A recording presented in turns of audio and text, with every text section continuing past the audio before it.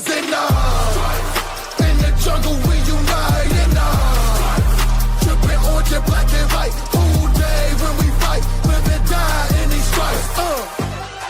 Now who gotta move rockin' on? Now who wanna move crossing on? Now who wanna move bottom? If you got stripes and you let the city know you rock 'em, yeah we got 'em, yeah we fought 'em. Like that black and orange up on 'em, bingo ball 'em, never stopping till the beast of Easton on 'em. Who they rockin' with the diamond stripes, flossing on the ring. Cincinnati, she's our queen, we gon' show the world who king. Orange in the day, black in the... What's up, everybody? This is Ted Karras of the Cincinnati Bengals and the Cincy Hat, and you're watching Bengals and Brews.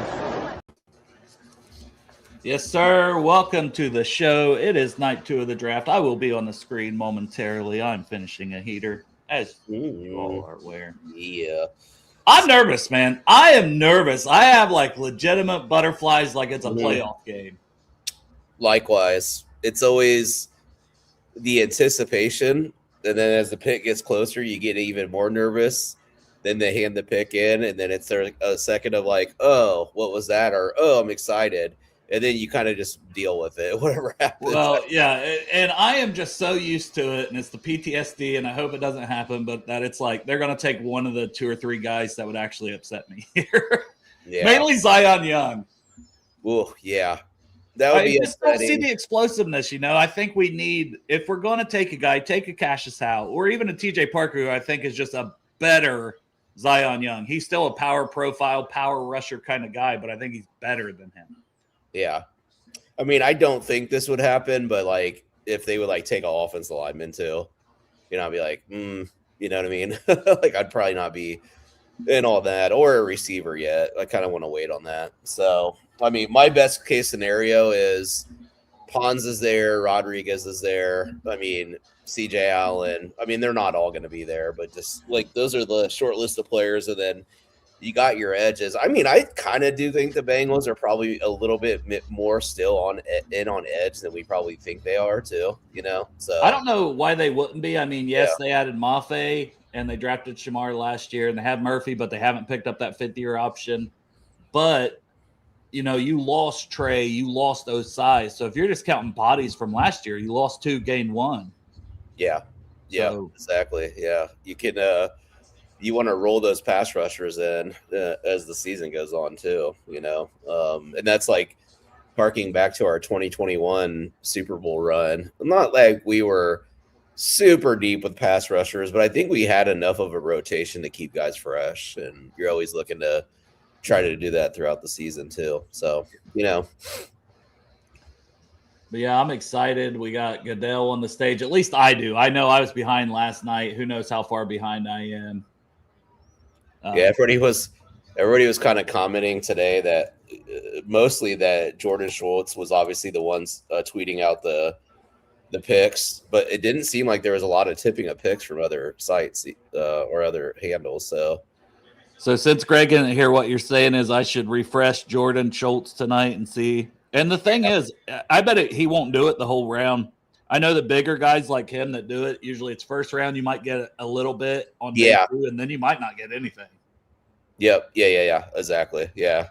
Yeah. He probably had some players to zero in on too. He was like, you know, kind of tweeting out some stuff. I mean, there's I don't know like directly how this could help us, but you know, Thibodeau possibly being on the move. The Saints are interested. I don't know if like they're going to get a deal done before this second round starts, but yeah, and he's probably going for a 3rd or a 4th. I mean, it just seems like his time's done there. And they added, you know, Reese, who's versatile. So yeah, I definitely think he's out the door. Mm-hmm. Schultz did say 4 minutes ago, the 49ers are picking, not trading, source says. So okay, well, I didn't know there was any buzz around their trading. Maybe I think it's just normal when you get to this day 2. There's a lot of trades, and I could see them taking an edge, and there's some good ones on the board. And I could see we talked about that earlier. Yeah, I could see a little edge run happening a little bit with Parker and Young and Howe and R. Mason Thomas, Gabe Akis. Like there's 5 guys right there that a little mini run could happen at some point, you know, within these first 10 picks, and we might be one of the teams that take one of them. Yeah. Yeah, I'm thinking for San Francisco here. Either, I mean, you know, they're always finding pass rushers. Yeah. I can see that. Somebody in the secondary. I also see like offensive line as well, beefing that up a little bit. So I think the left guard position is a huge concern. I We think got the man hopping in. KB Art. What's up, gentlemen? Look at that beauty behind him right there. That's a recent one. That's a new one. That's he's teased tight. here soon enough. Yeah, that's awesome. Dig it. Obviously, I got my Burrow in the background. I got my Yeah, that was last year's. yeah, that was the one from last year. I've got my McPherson. I got old Burrow in the house that's kind of similar to that with the different jersey styles. Like KB's my dude, man. Tell the people where they can get if they're wanting anything, a print or I don't know if you're still doing magnets. My fridge is just full of KB Art magnets too. Yeah, so everything is still the same. I sell everything either through X, Instagram, or Facebook. It's KB Art Cincy. I really appreciate it. I'm trying to cut down on the amount of shoes because the turnaround as far as trying to get them all done it's a pain in the butt, baseball season and football season. But I do cleats, I do magnets, I do art, as you can see here. Lucky enough, this one's going to end up going to T himself, but I do sell Awesome. canvas prints of this one, which the canvas prints usually go for about 125. But it looks like the real thing. It's artist signed, everything like that. So I appreciate it. Dale, you've been from day one, one of my biggest supporters, and I appreciate you. And that's I told you that last year and I mean it again this year. Yeah, man. You've been here since day one. Yeah, you're my dude.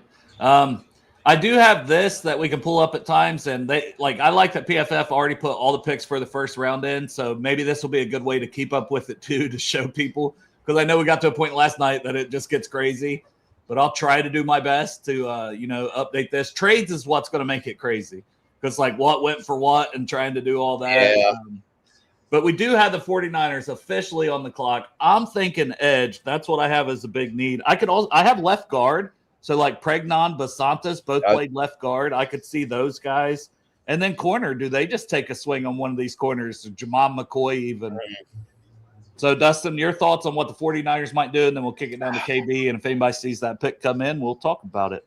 I think I'm in alignment with you. I can see Pragnow definitely being on their list. I think their interior offensive line has got some issues there, so maybe shoring that up, and then edge, corner. I mean, the 49ers are getting old in a lot of areas too, so it's kind of like building up some depth as well. So that's what I'm kind of thinking as well. Yeah, I wouldn't doubt if I could see them trading this pick, just being the first pick, and everybody's hunting for that to get back the guy that slipped right out. So I would not be surprised. But if they do pick somebody, I mean, I could even see them going with the center from Iowa, I think, is available still, who's either arguably behind the kid from Georgia Tech. I think he's probably the second best center in the draft.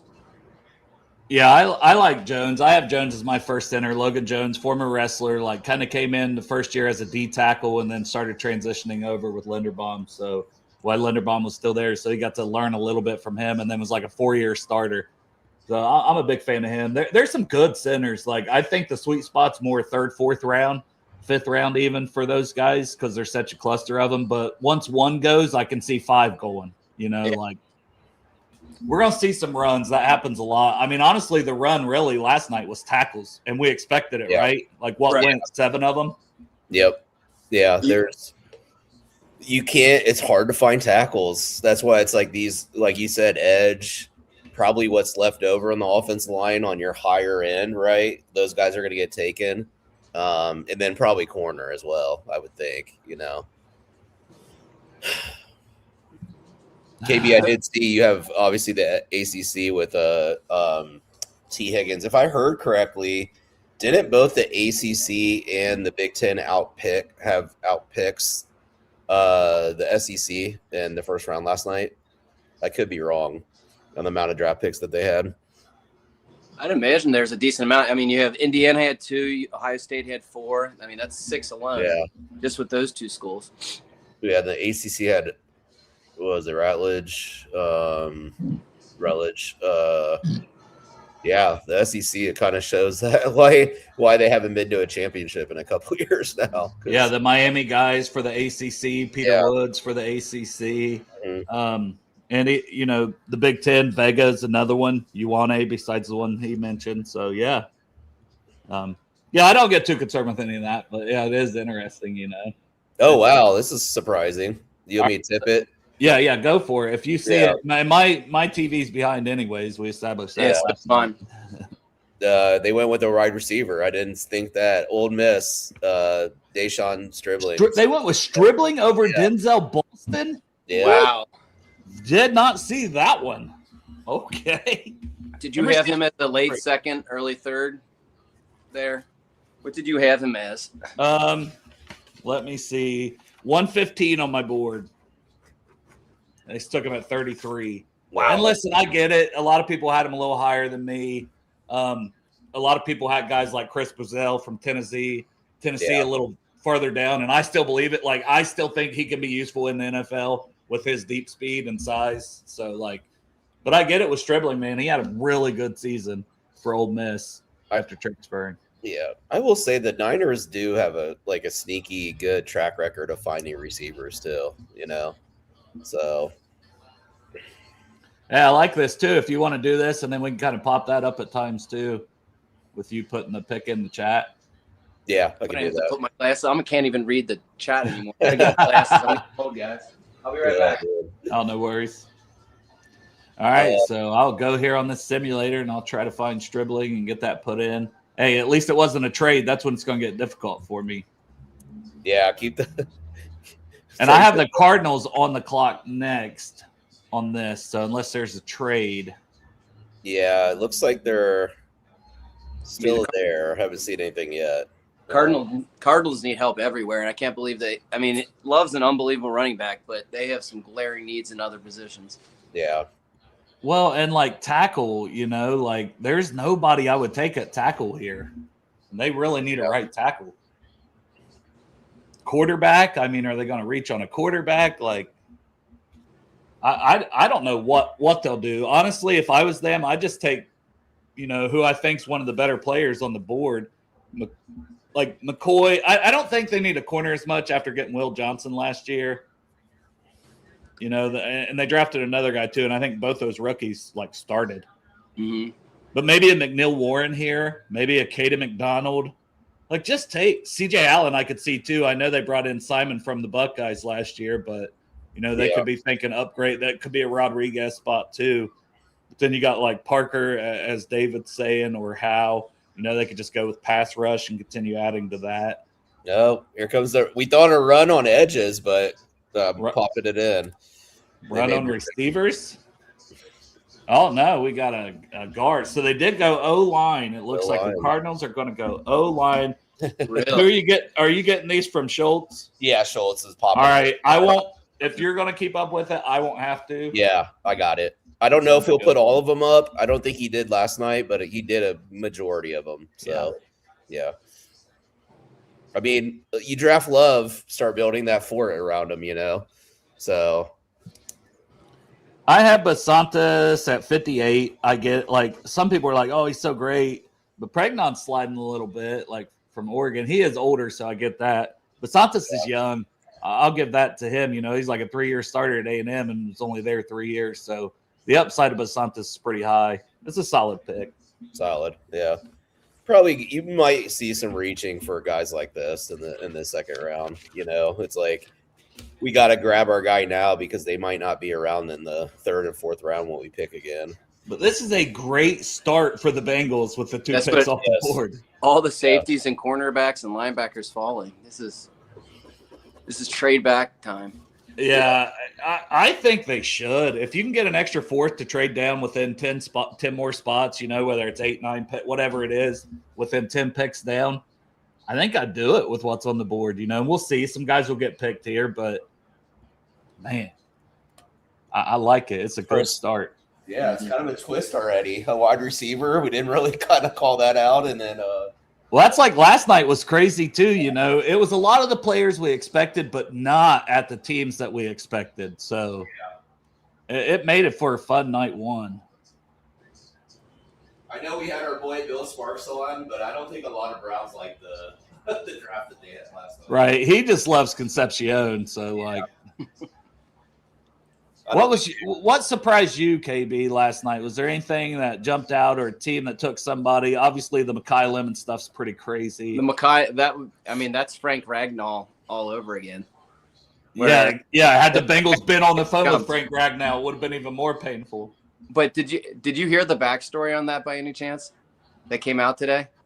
I just seen a little bit of the video.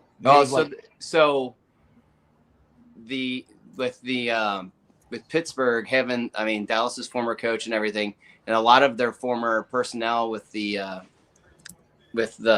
Cowboys are now over with the Steelers. So apparently there was a conversation. They were talking about who they would go after and stuff like that. And somebody had tipped off to the Cowboys that they were going to end up going wide receiver and that they were going to go for Makai Lemon. So they took that and they called Philadelphia like, hey, if you really want this guy, you better come trade with us now. And they jumped him while they're on the phone with him. And apparently all the Steelers brass are butthurt about it. Yeah. And they had multiple sources confirm the story that somebody tipped it off to their friend with the Cowboys who wasn't exactly their friend. Yeah, clearly not their friend. Use the information to make that trade and screw them over. I think the Steelers are going to end up being a dumpster fire this year. I really do. Yeah, I could see it. They don't have a quarterback as of right now, No. I think the Baltimore will still be a challenge. I think Cleveland will be a little bit better. I think they're getting good pick. I was happy. Their draft's pretty good yesterday, but I'm not a huge fan of what the Steelers have and what they're drafting. Ben said Dan Buffalo. So do you know if he hasn't posted it yet? Does ESPN obviously says the pick is in, or ABC? My guess is it's probably like CJ Allen, maybe for both. They need a linebacker, and that's somebody I would mock to them when they still had a first-round pick. So like go into the second and get. Oh, damn it! TJ Parker's off the board. Parker, yeah, to Buffalo. Yeah, to Buffalo. Well, we knew it. We probably kind of figured he wasn't going to be around. Why couldn't it have been Zion Young? Yeah, I know. That's why I'm like, please, someone take him. Don't do this to me again. That's got Bengals written all over it. It does. It so does. So, Dale, I have a good kind of question for you regarding, let's say, Peter Woods and TJ Parker in your evaluation or how difficult it makes it. So both of these guys, as an example, started their career on probably more of a high note, and then it kind of tailed off towards the end of their career. And, obviously there's a lot of stuff at Clemson. Maybe they're not being used away. Like, how do you take that in consideration? Like when you're doing your evaluation, does it give you pause, or kind of how do you handle that? There's just so many things. And I would say that Parker's production was down, but his pressure rate wasn't. Like, he was still very disruptive. And even though he's like 265, and that's something even through summer scout, I just always the tape the most, right? But if a guy's 25 to 21, that'll give a little bit. And the athletic testing. And Parker killed the athletic testing. Peter Woods didn't. That's why a lot of people thought Peter Woods might fall. We don't know how much that was injury related. But yeah, when your team is a shit show, it's like you don't want to knock the player for that because of their team's record. And you can kind of understand maybe their performance being down a little bit, especially as the year goes on, you're playing for nothing. Right. But at the end of the day, you still have to watch the tape and see how they perform in those losses, how they're doing, and I, specifically for Parker. Yeah. I thought he was pretty consistently good as a pass rusher. Now we got a trade. We got a trade. I was going to say that kind of dovetails into a little bit of the discussion on Dexter Lawrence where they're like, oh, production's falling off. But we've all probably maybe had a shitty place to work in our lives. And you try to be a professional, but you're not, you know what I mean? It's hard to get your full effort. So you could see the smile on his face since he's joined the Bengals. So, I think we're going to get a lot out of him. So who did you say was trading? Because I'm on the other screen. Yeah, the Texans are trading up with the Raiders and will pick 36 per source. Man, did they take a D tackle? Because if not, Caden McDonald is out there. No, I know. It's crazy. Caden McDonald is still not out. And Houston needs a D tackle. I could see them taking Kristen Miller even over him. We talked about that last night, but I wonder who that's probably who they're trading up for, right? And they're only trading up, I'm guessing. They're trading their 38 to get to 36. They're just jumping the Giants. And Giants would definitely take McDonald after losing Lawrence. Yeah. It has to be Caden McDonald. And they're gonna go sign DJ Reader afterwards too. Do we have any idea what they gave up? That's what sucks doing this because like it Yeah, don't really doesn't- matter unless it's a second or third round pick. If we're being honest, because I'll reset this tomorrow. Right. So it doesn't. It usually comes out a few minutes later, I believe. So They're not going at 2 spots. They're not trading a third. So I'm just going to put something else in to try to make the trade happen. I'm not seeing it yet. Trade not accepted. I'm going to force it. I just gave them. we were right. Katie McDonald's off the board. Yeah, jumping the Giants. Dude, the Giants almost got Katie McDonald at 37. They're So probably once next. again, sorry Giants, you were close to really doing something there. I don't think the Giants fan were too crazy about their I don't know, offensive tackles. I think some fans don't get excited about, but I think they wanted Caleb Downs as well at 10. But Pick is in. As Dustin put on here, I'm back on this screen. I got the trade done on the simulator.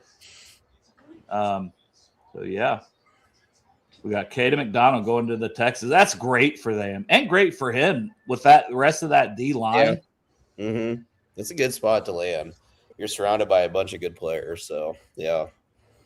Yeah, a lot of these prospects sometimes it's just where you gonna go if you're gonna have a good career or not. Unfortunately. So that puts the Giants on the clock, and we can recap their picks here on this as well.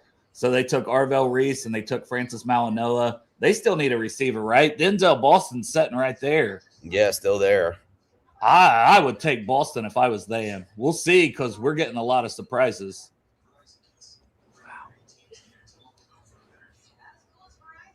Oh, Dennis Sutton. Honestly, man, I don't know. Young or Dennis Sutton. I don't think you take Dennis Sutton here in the second. So to me, it'd be like Young in the second or Dennis Sutton in the third. Sign me up for Dennis Sutton in the third. I think it'd be a great pick there. Yeah, I'd love him in the third.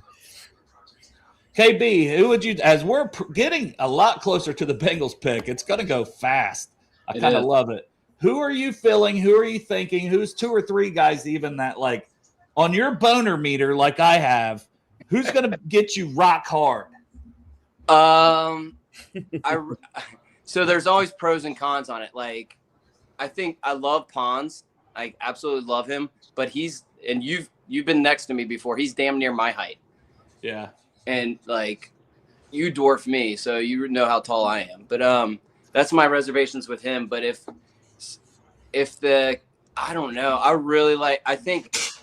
I think Rodriguez is the second coming of oh my gosh, I'm having brain fart right now. St. X kid that went to Carolina. Keekly's favorite linebacker. Right. I just would love to get a guy that's plugged. I really think he's an awesome linebacker that we will have to move one of the other 2 around. I think Golday fits better for the Bengals system, but I don't think you pick the best player. For me, that's going to be Rodriguez with the porn stash. You got to. if we're talking boners, we got to talk the porn stash. Everybody wants to get a Rodriguez mustache ride. Oh, you know what kind of shirt that Chop's going to be make with that. Chop will be all over. Chop has probably got a giant boner about that. Oh, for sure, man. He's so many shirts.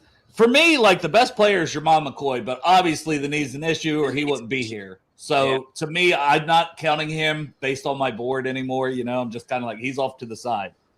The next guy for me is Avion Terrell. I know he ran the 4.6, but he pulled his hamstring. Yeah. He's not a 4.6 guy. And if that's all that teams are worried about, come on, man.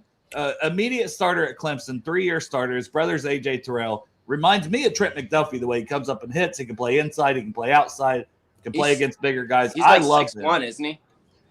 He might be 6 foot. 6 foot or 5'11". I would have to look exactly. Yeah, maybe even 5'10". Pons is 5'9". Yeah, he's 5'8". Let's be honest. That's like saying I'm 5'8".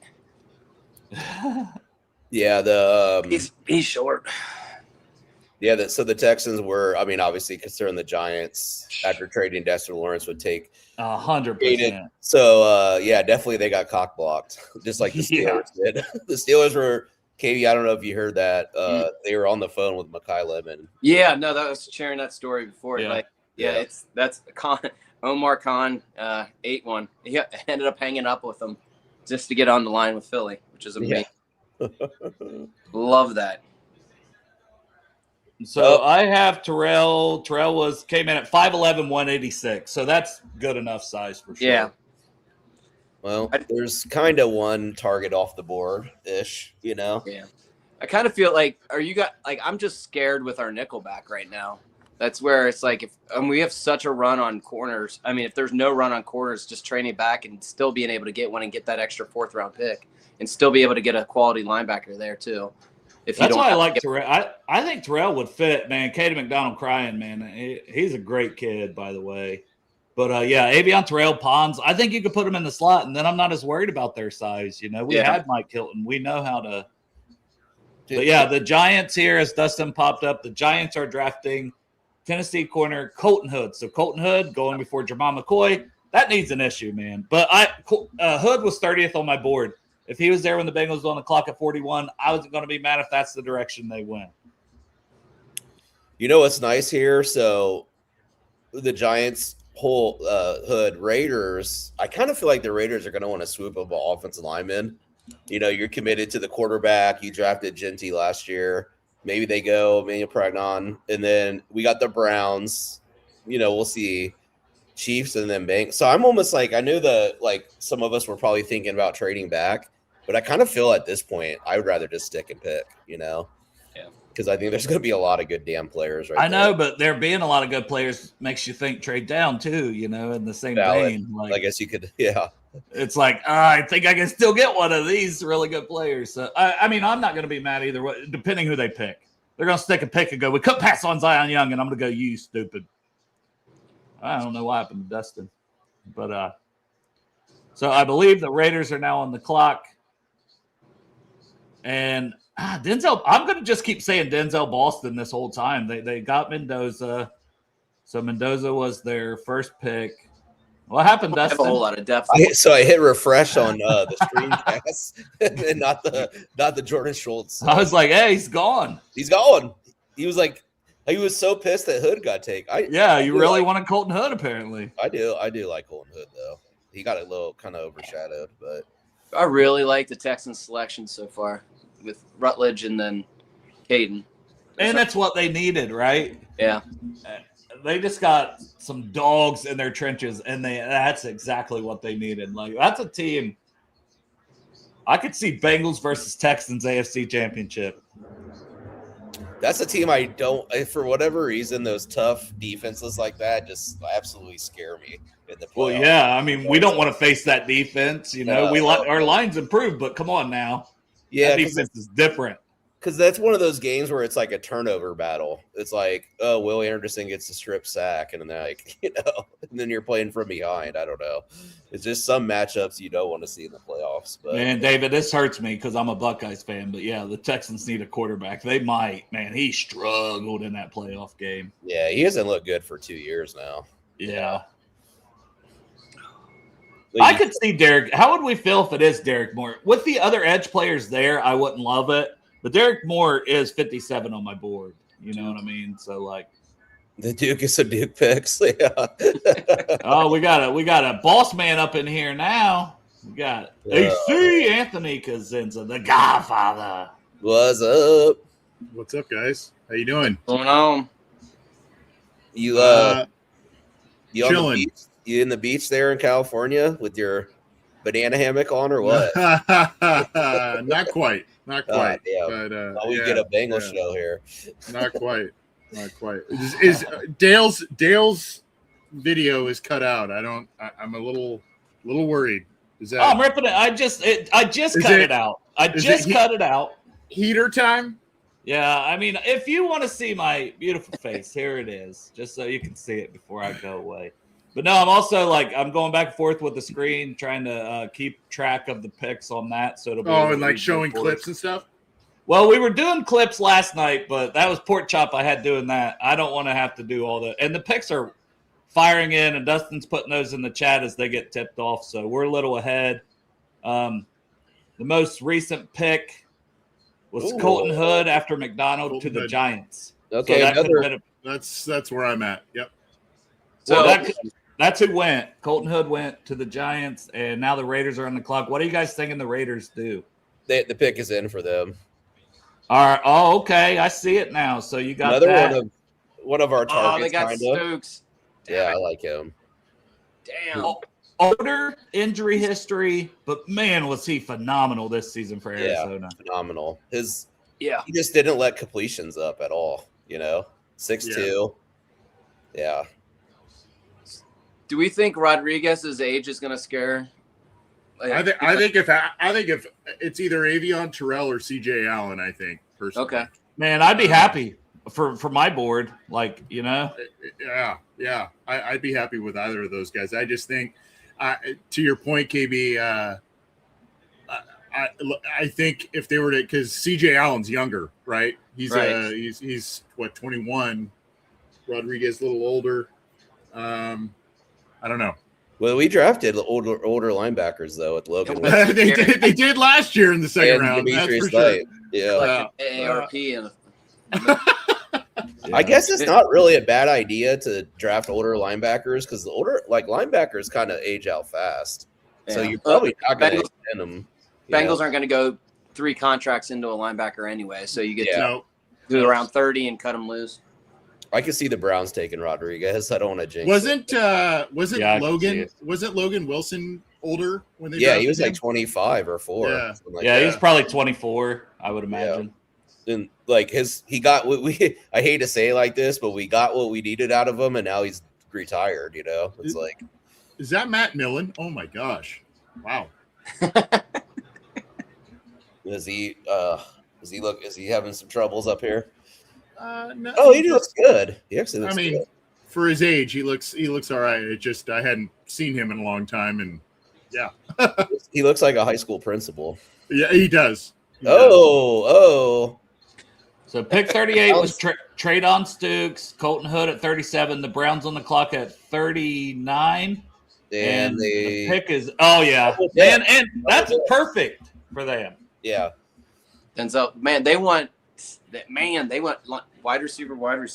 Double dip. They need it. I mean, if we're being honest, they need They it. get the kid from Washington. Yep. Yes. Yeah. Ends up- Oh, It's funny. I like him better than KC. He was 29. He was 29th on my board. Yeah, he was Yeah. higher than Concepcion for me. That guy's a personally. good player. That's 2 good receivers. Yeah, I mean, Concepcion is a dog in the slot, man. Dang. that's 2 good receivers for Arch Manning.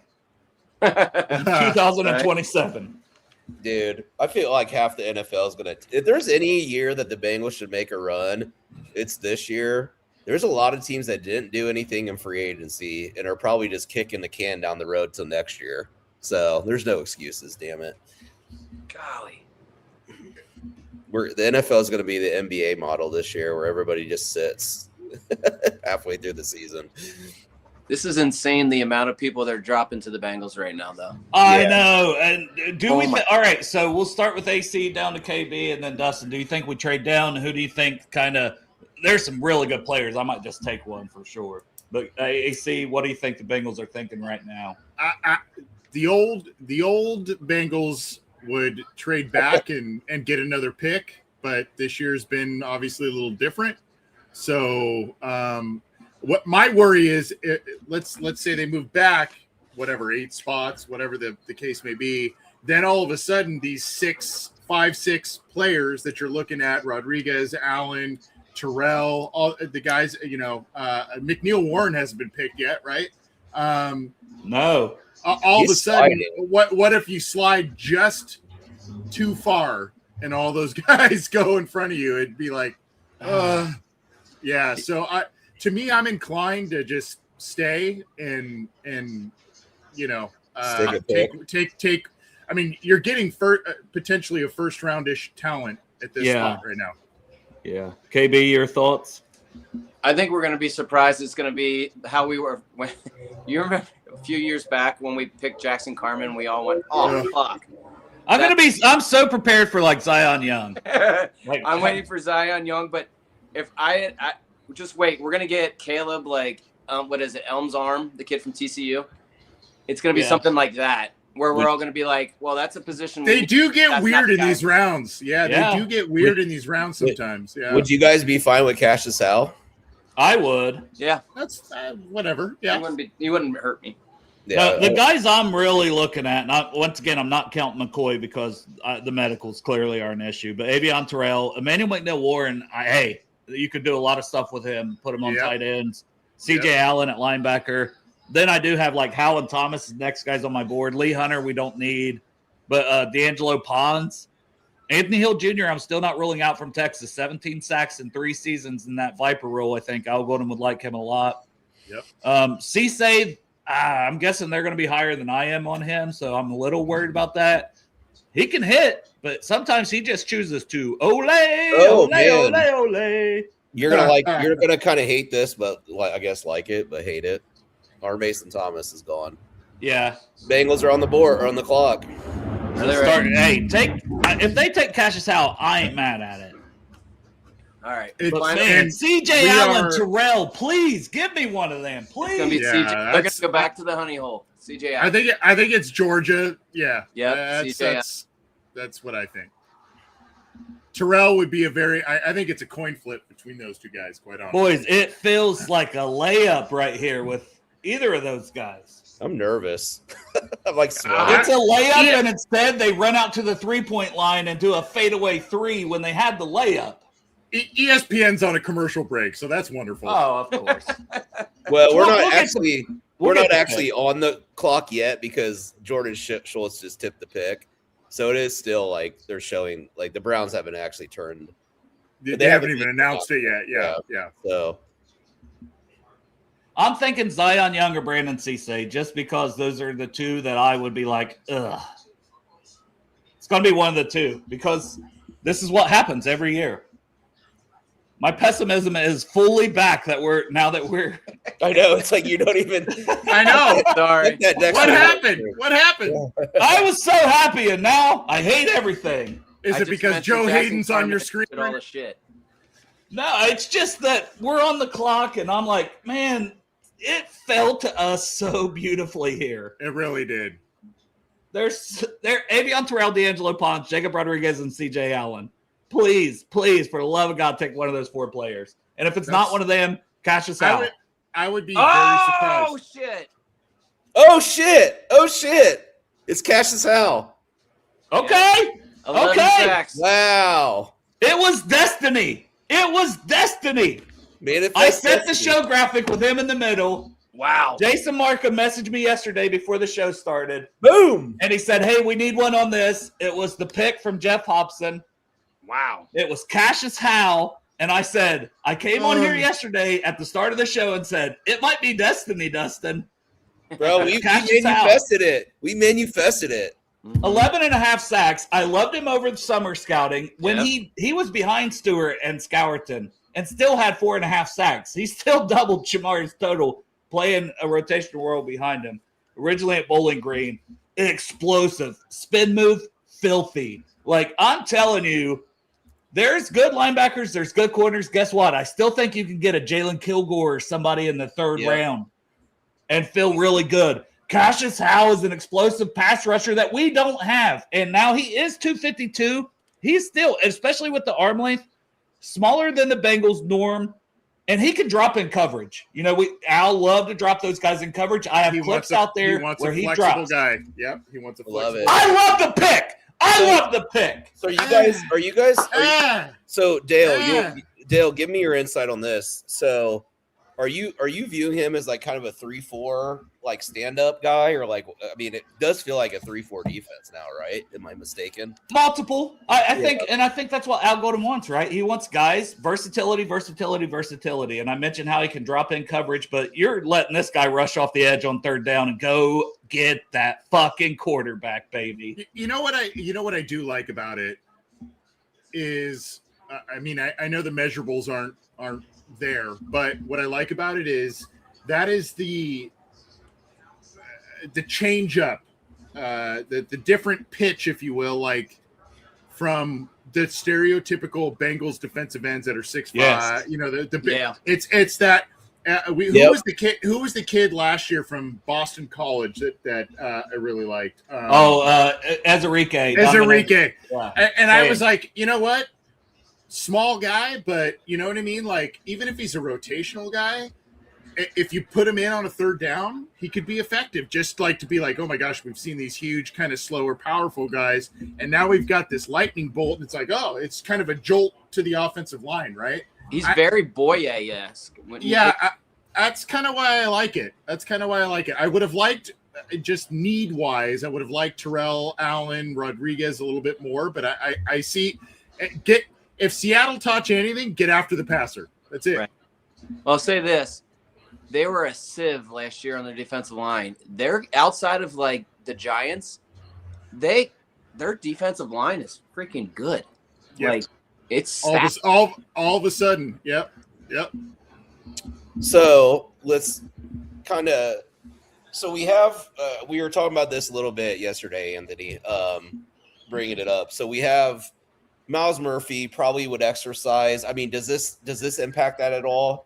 Exercising his 5th-year option, and having him come around for another year, or like what are your thoughts on the trickle down? Or are they preparing to kind of like if Murphy has a big year, he's going to get a lot of money?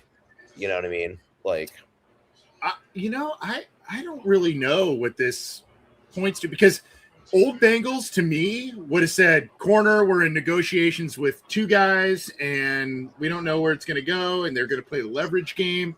I would have thought I was pretty sure this was going to be Terrell or Allen. Allen, yeah, I just really did, but I don't really. I think it's just like, quite honestly, it's like somebody's got to show up here. We don't have Trey here anymore, right? Like somebody's got to. You have to have the presence off the edge, and here's Kenny to say the pick here, but yeah, I think it's like just kind of duke it out. Who's gonna show up? Who's gonna make it? Who's gonna make the most impact? You know. Well, look at who's been winning Super Bowls, Dustin. You talked about it last night. The rotation of these D lines with Philly, with Seattle, and we've got a rotation, and we've got some dull. I have never felt better about them improving the pass rush than Cashius Howell and Dexter Lawrence to start this draft. You know what? You know what's fun about this? This is what I like about it. This is like a Steelers-ish player. This is a Ravens player. This is a guy that where they would just say, "Hey, you know what? Measurables be damned. Tape is awesome, and you can do a little bit of everything, and we're just going to let you play ball, right?" Like that's kind of what I like about this pick, because it's just, again, it's not very Bengalsy, right? Like, yeah, they don't. It's not a 6'6", 280 guy, right? Like we have enough of them, you know. Like, yeah. At some point, get this guy. And I'll read what I have in my notes for Hal. 6'2", 253. Variety of pass rush moves, including a lethal spin move, great bend around the corner, quickness off the snap, high motor in pursuit, ability to drop in coverage and not be a liability. 28.8% win rate on true pass sets. Mel loves it. Mel Kiper loves it, by the way. 11.5 sacks. It's a great pick. It's a smart pick. We love BPA. He had to be BPA, right? Like, for the most part. Come on. He's close. He was 35th on my board. You know what I mean? Like, premium position. Yep. Look, the Bengals didn't wait but a minute to put that pick in either.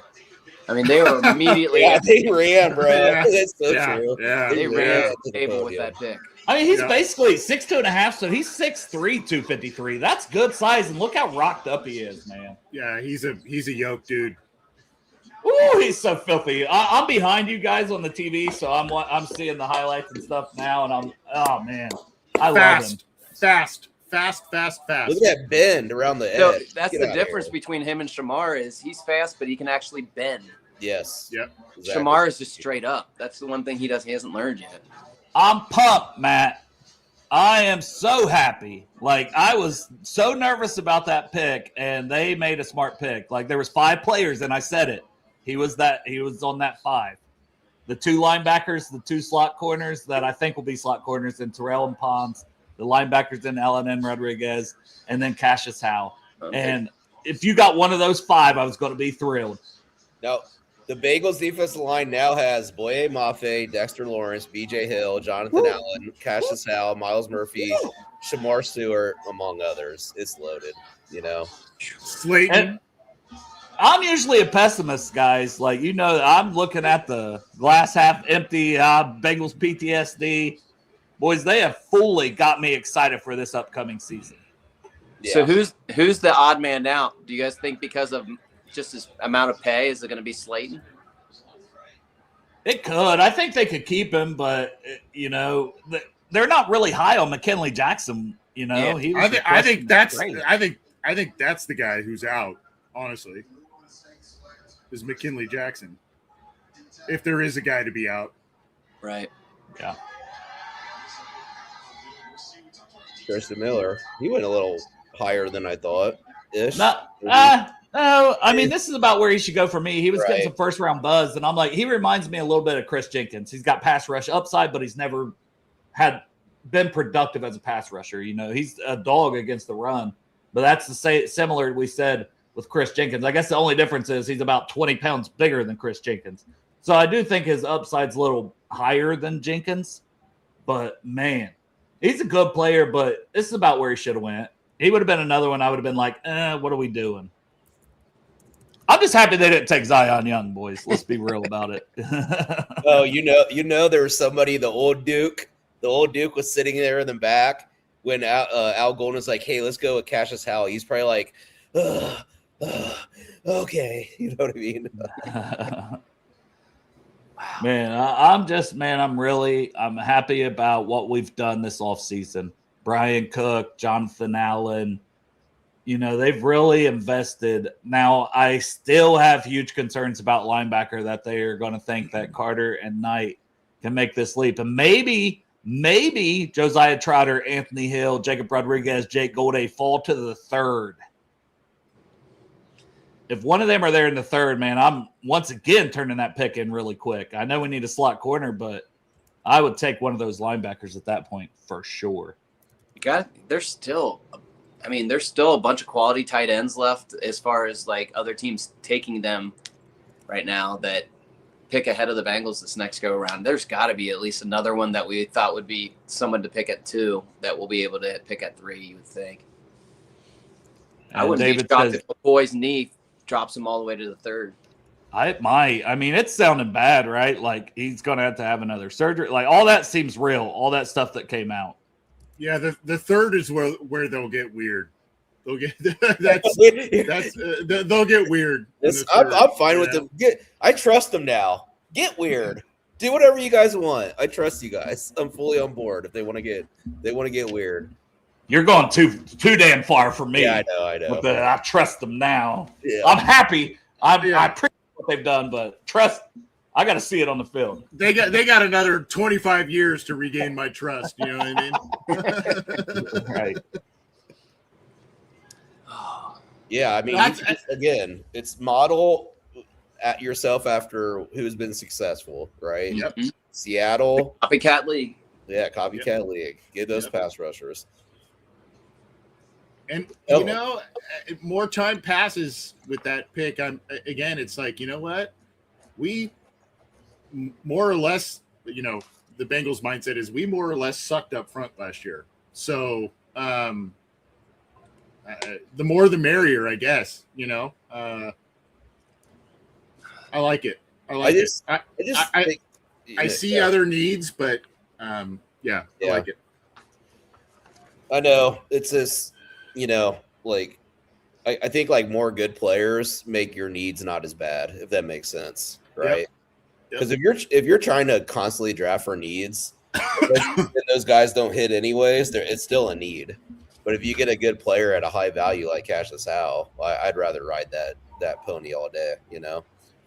Would you go McCoy if he's there in the 3rd? Yes.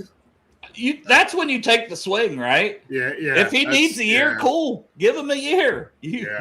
That's a nice like a safety device if one of the two corners we end up becoming cheap and not paying for him. Like if one of the two corners go, then you got him. He might be there actually in case of emergency pull. I mean, so yeah, what was it? But who did the Ravens take and he sat a year? Not Adolfo. Who's the other pass rusher? It might have been. Ojobo. Oh, Ojobo. Yeah. Oh, David. Yeah. Look at this, boys. This was the boner meter. Yeah. That I put earlier for 41. Rock hard was Avion Terrell, C.J. Allen, and Cashius Howell in that order. Boys, you know what it looks like underneath there. I'm glad the camera is on your upper half, buddy. Was that your tertiary boner there? Your third pick? I'm surprised this table hasn't flipped over. Very nice. Oh, I love it, man. Oh, man. Oh, don't. Oh, God. Talking dirty to me. Pons falls to the third. Trotter falls to the fourth. There goes Rodriguez. Rodriguez is gone. Yeah. Porn stash is gone. That was bound to happen. He's going to enjoy that mustache in Miami. Oh, Lordy. The Lions are trading up to 44. Lions trading with the Jets. Yeah.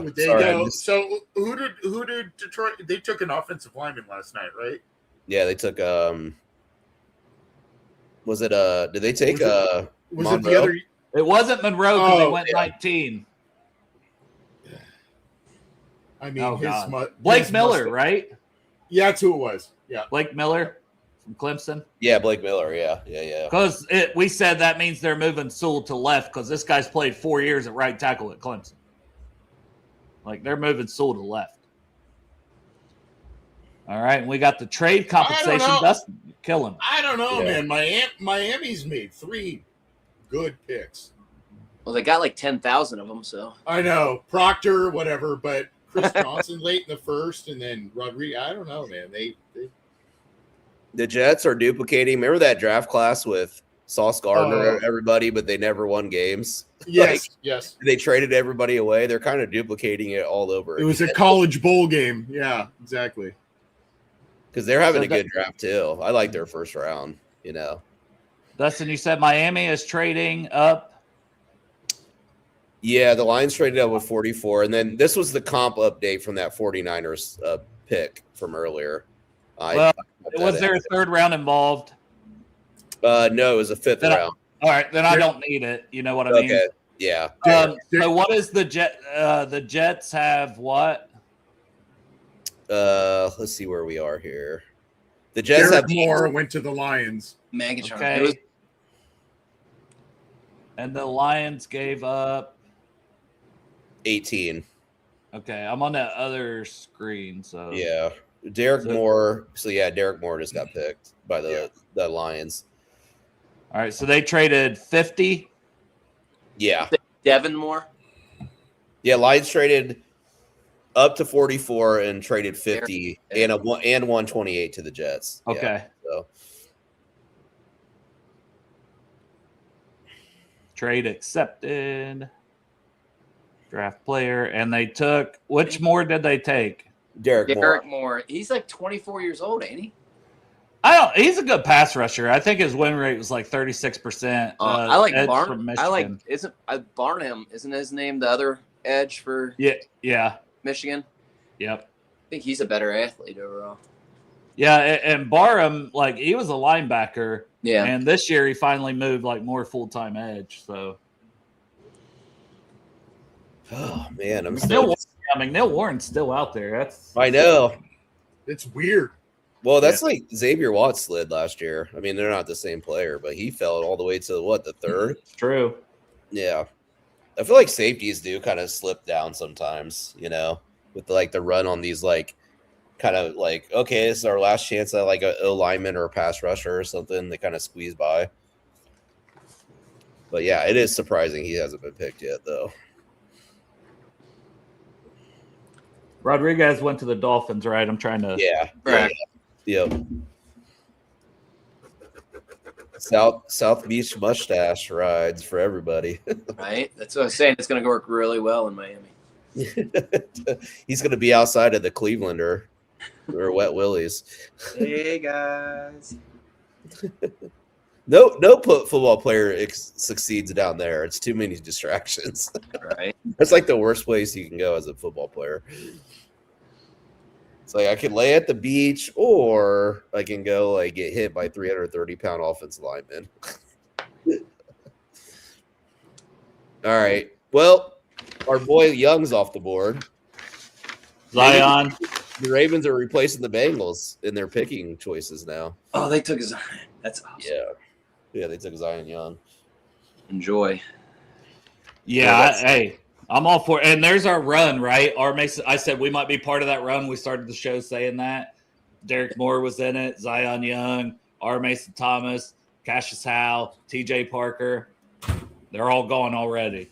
I mean, outside of Parker, I think we got the second best of day 2, right? Do you guys think if Parker was there, he would have been the guy? Oh, I do. I could see it. Yeah, I could. But I don't know, because Howell is just so much more explosive. So maybe they really, with Al Golden, was like, let me get the more explosive player. Yeah.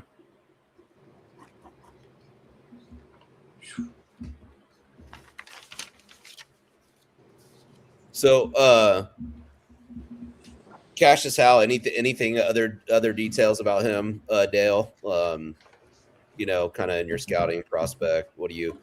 I mean, the arm length, obviously, like if we're talking questions, because I talk about all the strengths, how explosive he is. Yeah. Really good arsenal moves. The spin move is filthy. But yeah, it's the arm length. It's the run defense. But we're probably not going to ask him to do a lot of run defense. Nope. He's not a good run defender. Like, I'll say that flat out. Mm-hmm. He's not. But hey, third downs, go get the quarterback. I'm here for it. We need it. Director of College Scouting Mike Potts on Howell's pass rush skills. I thought it was second to none.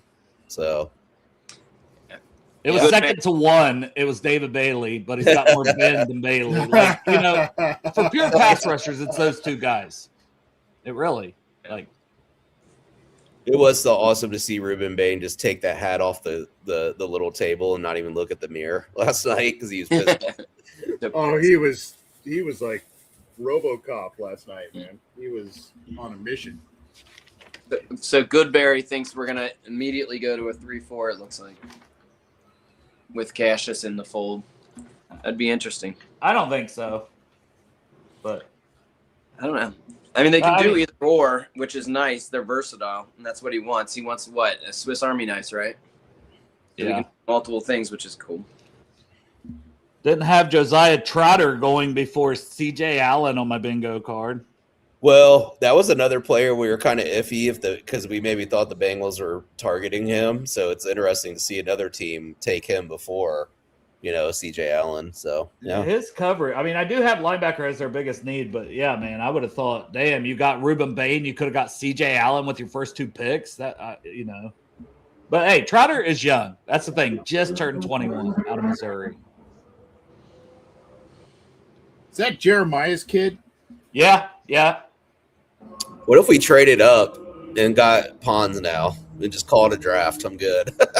I wouldn't be mad at it. I mean, we do need some offensive line depth, though. That's my only. Yeah, a center, and I think we can get one, or a swing tackle in the 4th. Like, there's some good options there, too. Do you think Burke's going to be there in the 4th? He could be. I mean, honestly, like, Memphis is still a small school. Right. Oh, my God. All right, so we got the Colts. Colts have to take a linebacker here, right? Mark Ingram just said Steelers still suck. When he was announcing the pick. Hey, did you guys see there was over, I don't know who's counting, they said over 300,000 people there last night? Wow. That's crazy. And it's a sea of humanity. Like, I don't want to go to something like that. No. I want to. It's nuts, man. It's nuts. I would, because the beers are like 19. Somebody posted on Twitter yesterday, the beers you're still paying like $19 a beer, they said. So it's like you're waiting in all this massive humanity to pay $19 to stand how many miles away from the actual stage. That just seems horrible. I mean, I'm getting anxiety just looking at all those fucking people. Oh, yeah. that area is pretty congested too. I was just there. One of my kids was playing at the Pittsburgh Convention Center like a month and a half ago, and it's where they have the whole setup at over by on the other side of the river in between the two stadiums. There's not a whole lot of room there, so to even leave the area that they have this is pretty freaking congested. Like I would get claustrophobic. And it would be that way if it was in Cincinnati, right? It would absolutely. be so clustered. Dang. I don't know if we mentioned this, but Mike Potts thinks that Cashius his pass rush ability is second to none. Yeah. Yeah, That's awesome. That's exactly what they're looking for. So. he can get after it. I mean, he just took games over last year, and he was like punking dudes on LSU last year too. I know LSU's offensive line was terrible, but still. Well, I'm pretty sure Austin Barber is still having nightmares. Austin Barber probably does not want to be picked by the Bengals as their swing tackle to have to go up against Howell in practice. Like, dude, do you guys think Teddy and Dalton and are kind of sitting around like, fuck, we got to go against Dexter Lawrence in training camp? you know Ted can't love it. Yeah, that just makes my knees hurt thinking about it. You trying to anchor against Dexter Lawrence? They probably should just not even have those guys go against each other in training camp. Well, I think wasn't he the one that said I freaking hate that guy, but I guess he's on my team now, so I really like him. So I have to go against him. Yeah. You know, a guy I'm surprised is still out here too is Gabe Backus. He was getting some first round buzz. He's 50th on my board, so like I know we're 46 or whatever, 47. So it's kind of the range that I had him, but I know there was a lot of buzz from some of the national guys. Like Todd McShay was definitely like pounding the table for him as a first round guy. Can I say something? I wish the draft was maybe a week and a half earlier, because it was funny last night. We got done with the draft, and it's always football all the time, favorite sport, especially the draft as well. But I look up, I'm like, oh, damn, the Cavs got beat by like 30 last night in Toronto. I know. No, I saw it last night because I'm a Cavs fan, and I was like, son of a bitch. Yeah. They were up 2-0 in the series, not 2-1. Oh, man. They ruined my night, Dustin. Yeah. Did the Bucks make their pick yet? It's Trotter. Josiah Trotter, linebacker, went to the Bucks, and I've got that on here too. So Trotter to the Bucks on. I'm just using the PFF to update the board. Got a trade. It's the Colts' first pick, and they're not even going to make it. And the Steelers fans are getting excited. Yeah, they're in their home crowd, and they got punked by the Eagles moving up. That was a Pennsylvania hate crime, right? So I have, oh man, is this Pons? I have slot corner, quarterback, like linebacker as some of their needs. CJ Allen, because I think they could move on from Queen, is why I have linebacker, but I still have slot corner as a need. Yeah. The Steelers move up and take Pons. I'm not going to like that. I'm not going to. I don't like would that be at pissed. all. Maybe they take McCoy. Nah, I think they need more of immediate needs right now with an aging quarter. Well, chances are they're going to have an aging quarterback. They're in win now mode. I do think maybe corner, because Atlanta, they're jumping up there above Atlanta, and there could be other teams they're jumping in front of, obviously. Who are the good receivers right now? Because I mean they Chris really Bell. Chris Bell's injured, Lemon. but I love Chris Bell. I mean, Lemon was on the phone with him last night, so Yeah, like You a don't slot. like Antonio Williams, do you? I do like Antonio Williams a lot. I do. A little That would early be right bad. here, but yeah. I mean, are you going to go Zachariah Branch? He just had an off-field issue too. Uh-oh. I mean, I didn't see Stribling going with the first pick tonight, so this is some crazy stuff. Where going did you have him? I was curious. What 115? I mean, Oh, I like shit. this. I like this guy somewhat, but I'm also like, I don't know. He's not my favorite who the Steelers just took. So Oh, who did they take? I'm on the other Bernard. screen. Bernard, Jermaine Bernard. Oh, that makes Yeah. sense. Yeah, Yeah. yeah. That's the kind of Slot receiver. Yeah, he's 76 on my board, but I know a lot of people were higher on him. That makes sense. Because you have Michael Pittman, you have DK Metcalf. You're going to put this guy in the slot for Aaron Rodgers, we're assuming, another year. They are desperate for a slot guy, apparently. Yes. I mean, they are just from Alabama. Yeah. Okay. Yeah, he's at Washington originally, came to Alabama with Coach DeBoer. God, Washington had all these wide receivers over the last handful of years, man. Yeah. So Bernard was like the receiver's favorite receiver. Like a lot of like OG receivers are like, hey, he's the guy. So, you know. Is he kind of Boydish, Tyler Boydish a little bit? I feel like he's got a little more juice to him, you know. A little more boundary stuff. Yeah. He can get upfield. So that's a good pick for them. I think he can be a thorn in your side for sure. Yeah. You know, but that's it's showing him shoving guys around. I mean, that's Steeler football right there. That's we don't need another Hines Ward. Screw that guy. Ugh. Do we have any comp before I? Because this could be. They moved up from 53 to 47. Falcons picking. And they have 76, 85, and 99. So I'm kind of curious, like, what the Steelers gave up there. Kind of flying through these picks tonight, aren't we? Yeah, this is, I don't know. I like that it's not, like some of these, it's not a 4 or 5 hour thing anymore, but it's almost going a little too fast.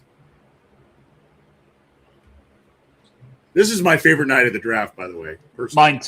Mine too. And that's like, I love Project Game Day, but to drive 2 hours and 2 hours back, like, it's my favorite night of the draft. Like, I just want to have some fun and chill out and enjoy it. Do you have any updates on the turnout or anything, Dale, on that? Yeah, I know they sold like almost 100, like right at 170 tickets. That's awesome. Yeah, I know DJ Turner had to back out, but Miles Murphy stepped in like immediately. So awesome. That's rad. Yeah. All right, hey gents, I have to go pick up a kid. I will be back on hopefully before their next KB. draft, If I don't see you, man, I appreciate your work. You do awesome work, man. Hey Anthony, same with you. I enjoy listening to you guys. I don't know about that, but thank you. I appreciate it. Thanks, buddy. All right, guys. I'll see you, KB. brother. I want that T. Higgins print behind him. Damn it, dude! Buy it, dude! Get one. Yeah. Dude does some killer stuff. He does some killer stuff. I kind of like those multi, because like I have enough Bengals stuff, but it's kind of cool. Like he had the multi, like the Clemson, the logo. Yeah, that's the first thing I bought from him. I bought it before we drafted Burrow. It was that year. And he had already done one where it was Burrow with the Athens in high school. Yeah. It had LSU and it had Ohio State. It didn't have Bengals yet, And I was like, sign me up, though. I loved it. This makes sense for the Falcons. They got our boy Terrell. Yeah.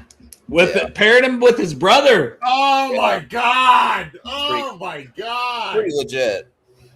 Yeah, that's cool though. That's cool to get to go play with your brother. It is. That's dope. I hope they show the family like that would be, I don't know if they've got cameras on that, but that would be a pretty cool thing to see. That's awesome, man. I can't be mad at that. Like, I would love to have him on our team, but that's awesome.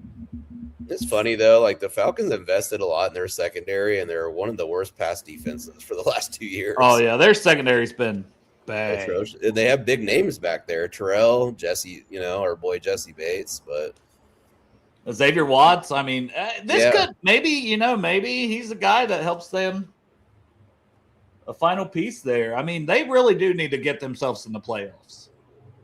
Like, this feels like a kind of win now mode, or we're looking at a quarterback again, right? For Penix. Yeah, I mean, Penix did not. He just didn't deliver last year. He had a couple decent games here or there, but just, I don't know. I'll check on my dog. I'll be right back. Yeah. So, Dustin, remind me, you're from San Diego, right? No, I'm actually from Ohio. I live in Salt Lake City now. Yeah. Oh, but I thought you lived out here for a little bit. No. I did actually lived up in the Bay Area for. Oh, that's what it was. yeah, That's yeah, what it was. Okay. Yeah, I'm more of a NFL Sunday ticket guy now these days. I make it back for 2 or 3 games a year, but there was a bar in San Francisco in the marina called Bus Stop that was a Bengals bar. It was pretty. Oh, really? It was so I started going there like Tyler Boyd's rookie year. And it was like just crazy. Like we had the whole back room, a bunch of TVs. People would bring in Skyline chili. So No way. How cool. Yeah. It was What precipitated the move, if you don't mind me asking? Yeah, so I got a job working in tech, and I do digital marketing. So when I went to Ohio State, I graduated, I moved out there, and then I had visited a friend in Salt Lake for multiple years, like snowboarding, and then I was like, man, this is such a chill place to live. It's At the cool. time, yeah, it was Cool affordable. So yeah, I moved here in 2018, and I kind of just have stayed. So Nice. yeah, my girlfriend and I purchased a condo downtown, so we live downtown. It's pretty cool. The downtown it's decent, it's a very chill place to live. There's a lot about it that we like to see improve, but for the most part it's not shabby. I've only been out to I've been to Park City. There he is with his bro. That's awesome. Yeah, that's really cool. Well, I hope not, because on my TV where I'm behind, it's two guys in the sauna. Jeez, that's I don't want to know what you're. No, that's actually awesome. The brothers are hugging and stuff. That's really cool. After Caleb Blue Moon his dance last night, he might have been getting naked with some, Bro, that dance was all over the internet. Yeah, it was. He was getting. I mean, it was awesome, but it was also kind of funny. It's like. David's asking you, AC, you're in Orange County, right? How close are you to Newport Beach? I'm about, depending on if you take a toll road or what traffic is, 20 to 30 minutes south. I'm south of it. It's not too far. I'm one of the.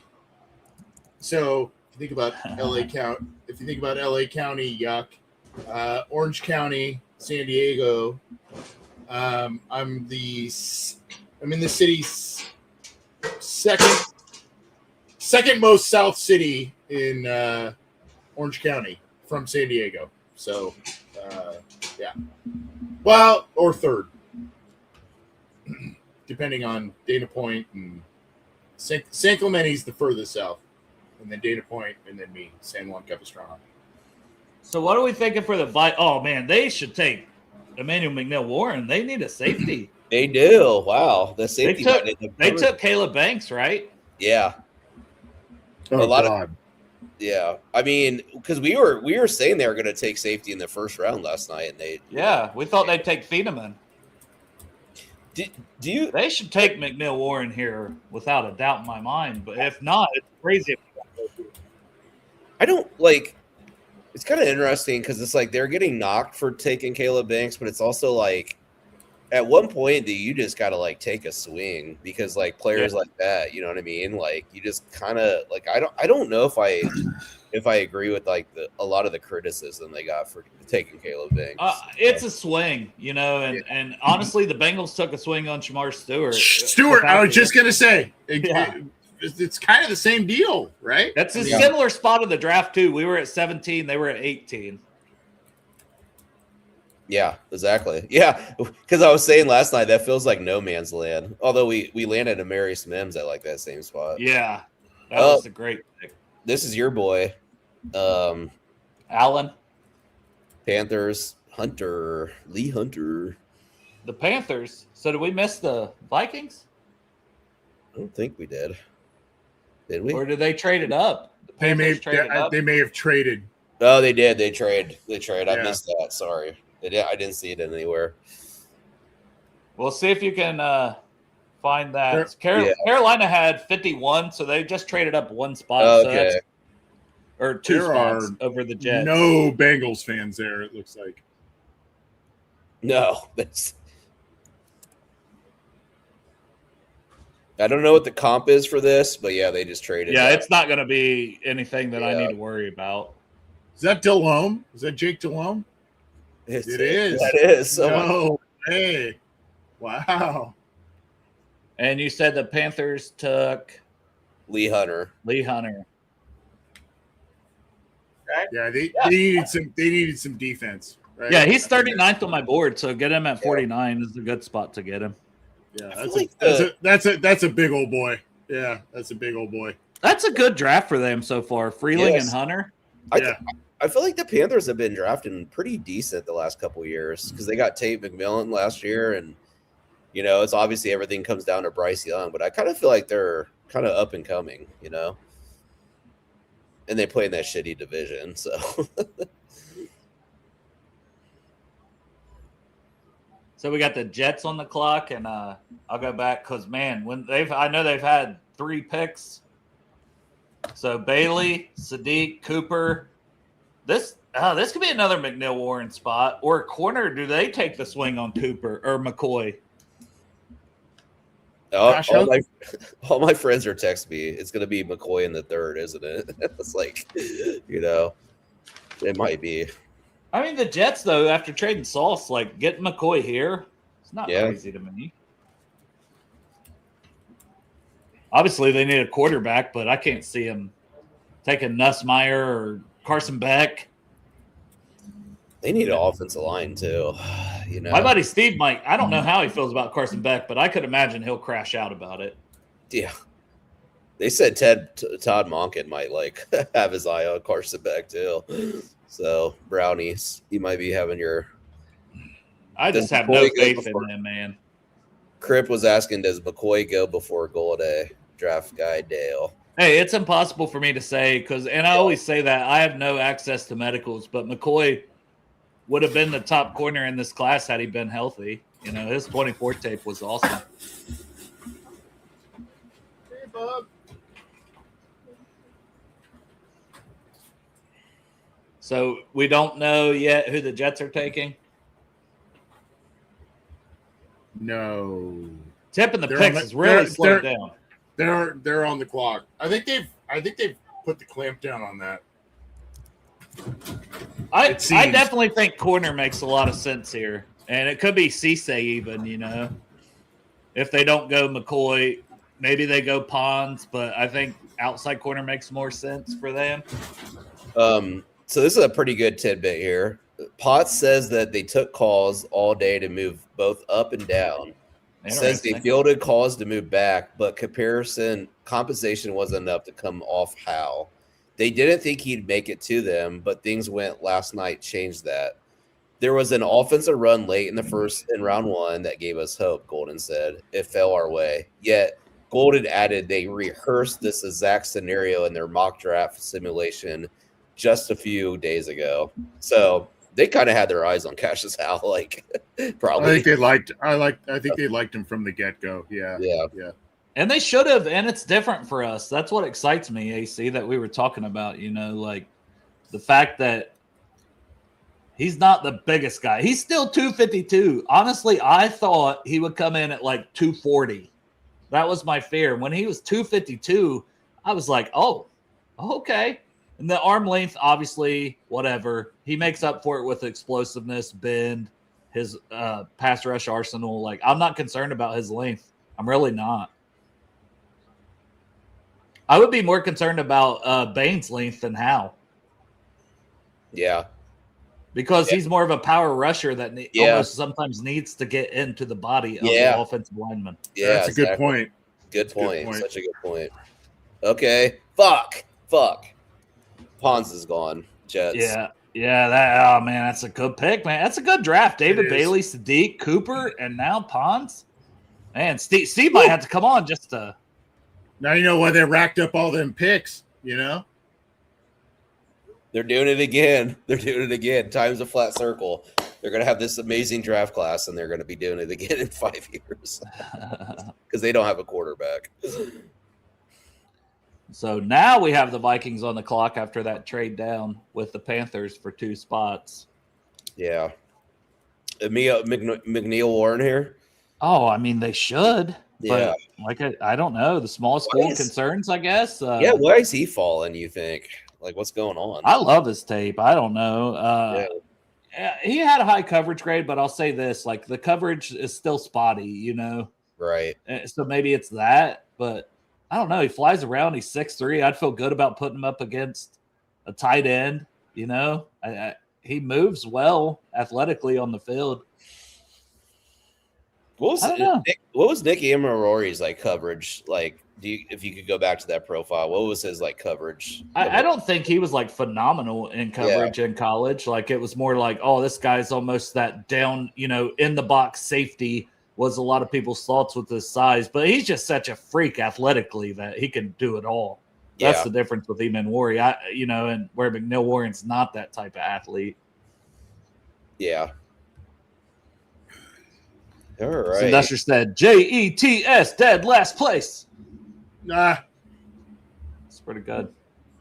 Thank God for Jordan Schultz. They must not be clamping down on him because he just keeps. They've had a good draft though. They've had a good draft. The Jets. Yeah. Yeah, I mean, I don't think you could have. I like the deep pick. Like tight end wasn't necessarily the.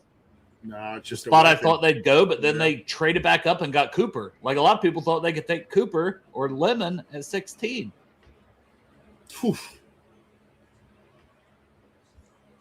He's a small dude, but he is just feisty, man. Tenacious, man. Oh. I love him as a player. So like I'll be hoping he does well just to continue to prove people wrong, right? Because he was a James Madison guy that came with Cignetti to Indiana, and all he did was be phenomenal. You know, like Jeremiah Smith beat him a little bit with his size, but he competed his ass off against Jeremiah Smith in that Big Ten championship game. Yeah, that impressed the hell out of me. Yeah, he's scrappy. Yep, this will be one of those. We'll stamp it back and look and see if the size is defeated him in the NFL, but and guys on teams that went far, right? It's 2 Indiana guys, an Oregon guy, and an Ohio State guy. You know what I mean? Like good programs. So you gotta like that. Yeah, Scott asked. Yeah, and I was actually just talking about it, Scott. A comparison with Bailey and Howe. I think both have the first step quickness. I think both have a really good spin move, good arsenal of moves. I think Howell has more bend. But Bailey, like the first step quickness Bailey has is unmatched. That's why he went second overall. You know what I mean? So but like Howell's is really good. And Bailey had his arm length was fine. Right. I think they're both good athletes. But Howell, it's the arm length and it's Bailey's elite first step quickness where Howell has really good first step quickness. You know, that would be maybe the difference in why one's where they went. But getting Howell at 41 is a steal, in my opinion. 35th on my board, but I always viewed him as a fringe first, second round player. A guy that I thought if he went in the 20s, wouldn't surprise me at all. 11.5 sacks this season, 28% win rate on true pass sets. Huge fan of Cashius Howell. And what's your formula for pass rush win rate? Like, what do you like to? What's that kind of? I know that you're always like a number that, for your edge players, you want it to be like 20 or higher. For me, your D tackle, I like 15 or 16. Golday's gone. Vikings. Okay, so McNeil Warren still sets out there. Jake Golday, Cincinnati boy. Gone. Anthony Hill still out there. CJ Allen still. The Bengals, man, if you want to go crazy Bengals and trade up and get CJ Allen, I ain't going to be mad at you. I ain't mad at you either. I ain't mad at you. I ain't mad at you. I ain't mad at you. Yeah, if a linebacker, if one of those guys are there, we have 20 more picks to go before the Bengals are up again. So that's not that long. It'll fly by. Yeah. So Golday goes to the Vikings. It feels like the picks have slowed down. Maybe it's just because we were tipping them earlier. Yeah, he's Jordan. He's fallen off a little bit. Oh no! Well, he posted Jay Golday 6 seconds ago, but they had already announced it on TV. So right. At some point, they're going to shut that shit down. I did have that as their third highest need, but man, they haven't addressed secondary at all. I have safety corner for the Vikings. Then I had linebacker.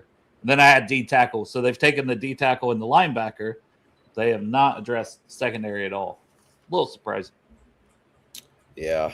Yeah, T. Brookie, you spoke it into existence, man. What do you think of the Bearcat linebacker for the next pick? Never mind. Whoops. Hal says he's a Chiefs fan, thought he would go there. Shamar is a Chiefs fan too. Man, what the hell's wrong with these people?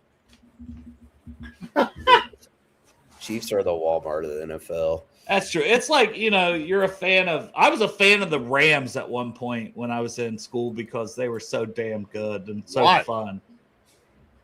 Are you talking about like the Jim Everett, Eric Dickerson, Henry Ellard days? Or How old do you think I am, man?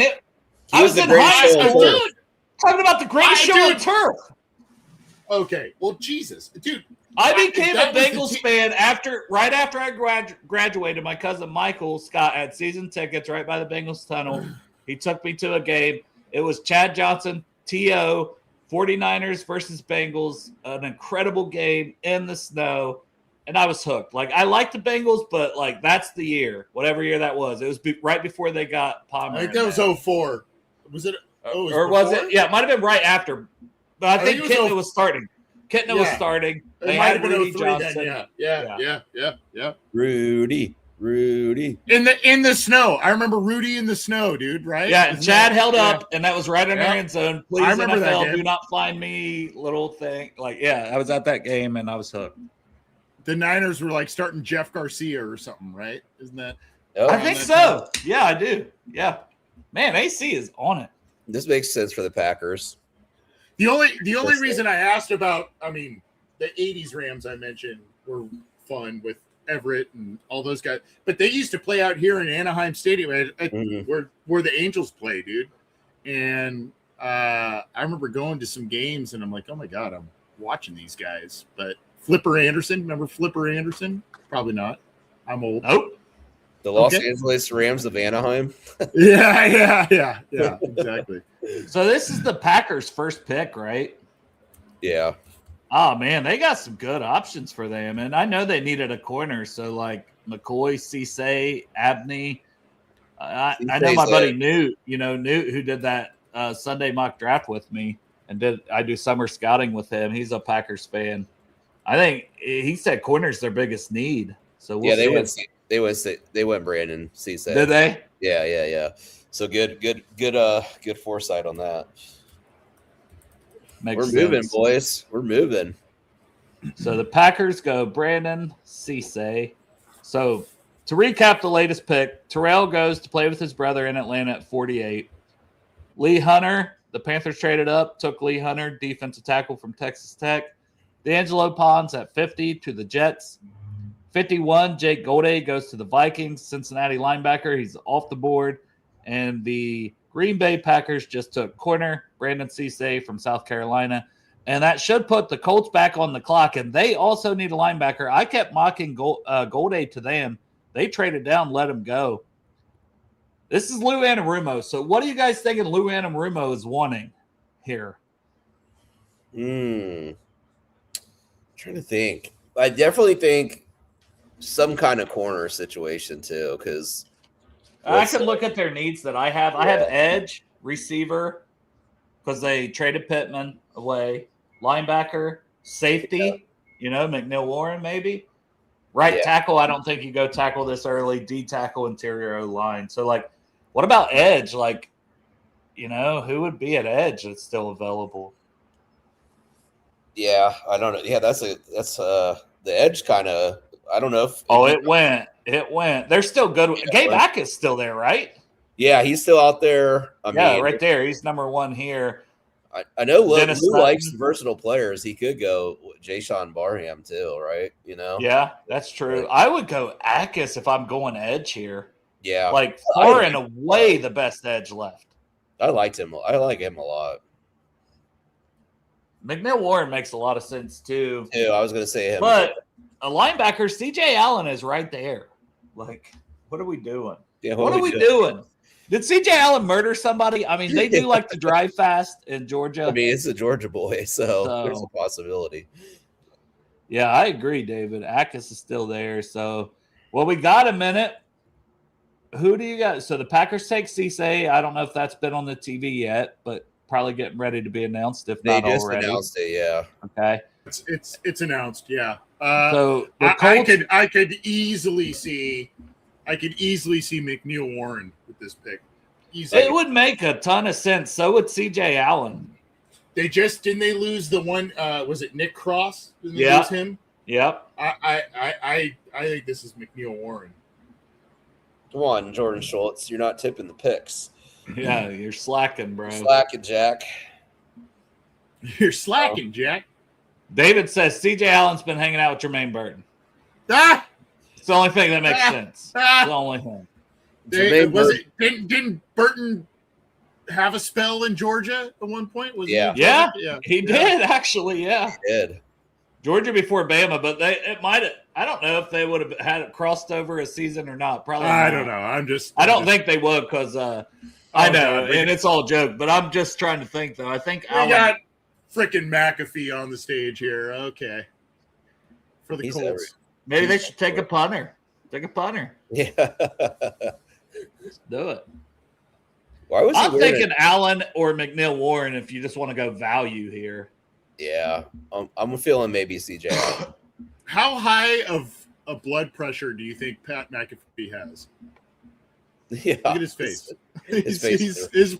His blood pressure's got to be, I can't, AC. I'm always like 2 minutes behind here in Portugal. 190 resting. You know what I mean? He- Like his. Why was he wearing that neck? Was that just like a stunt? Like the neck brace? I thing? don't. Probably. Yeah, it was from WrestleMania. Okay, that's what I figured. Yeah, it's kind of cool. He just kept it. He's like his studios are just in Indianapolis. He just stayed there. It's kinda Yeah, you got to nuts. respect that. And like Yeah. all the guys on his show are his boys, Yeah. He never sits, does he? No. No. The standing desk situation. Yeah. All David right, Gordon. Andy, who we taking? I think it is CJ Allen. Oh. Oh. Was it?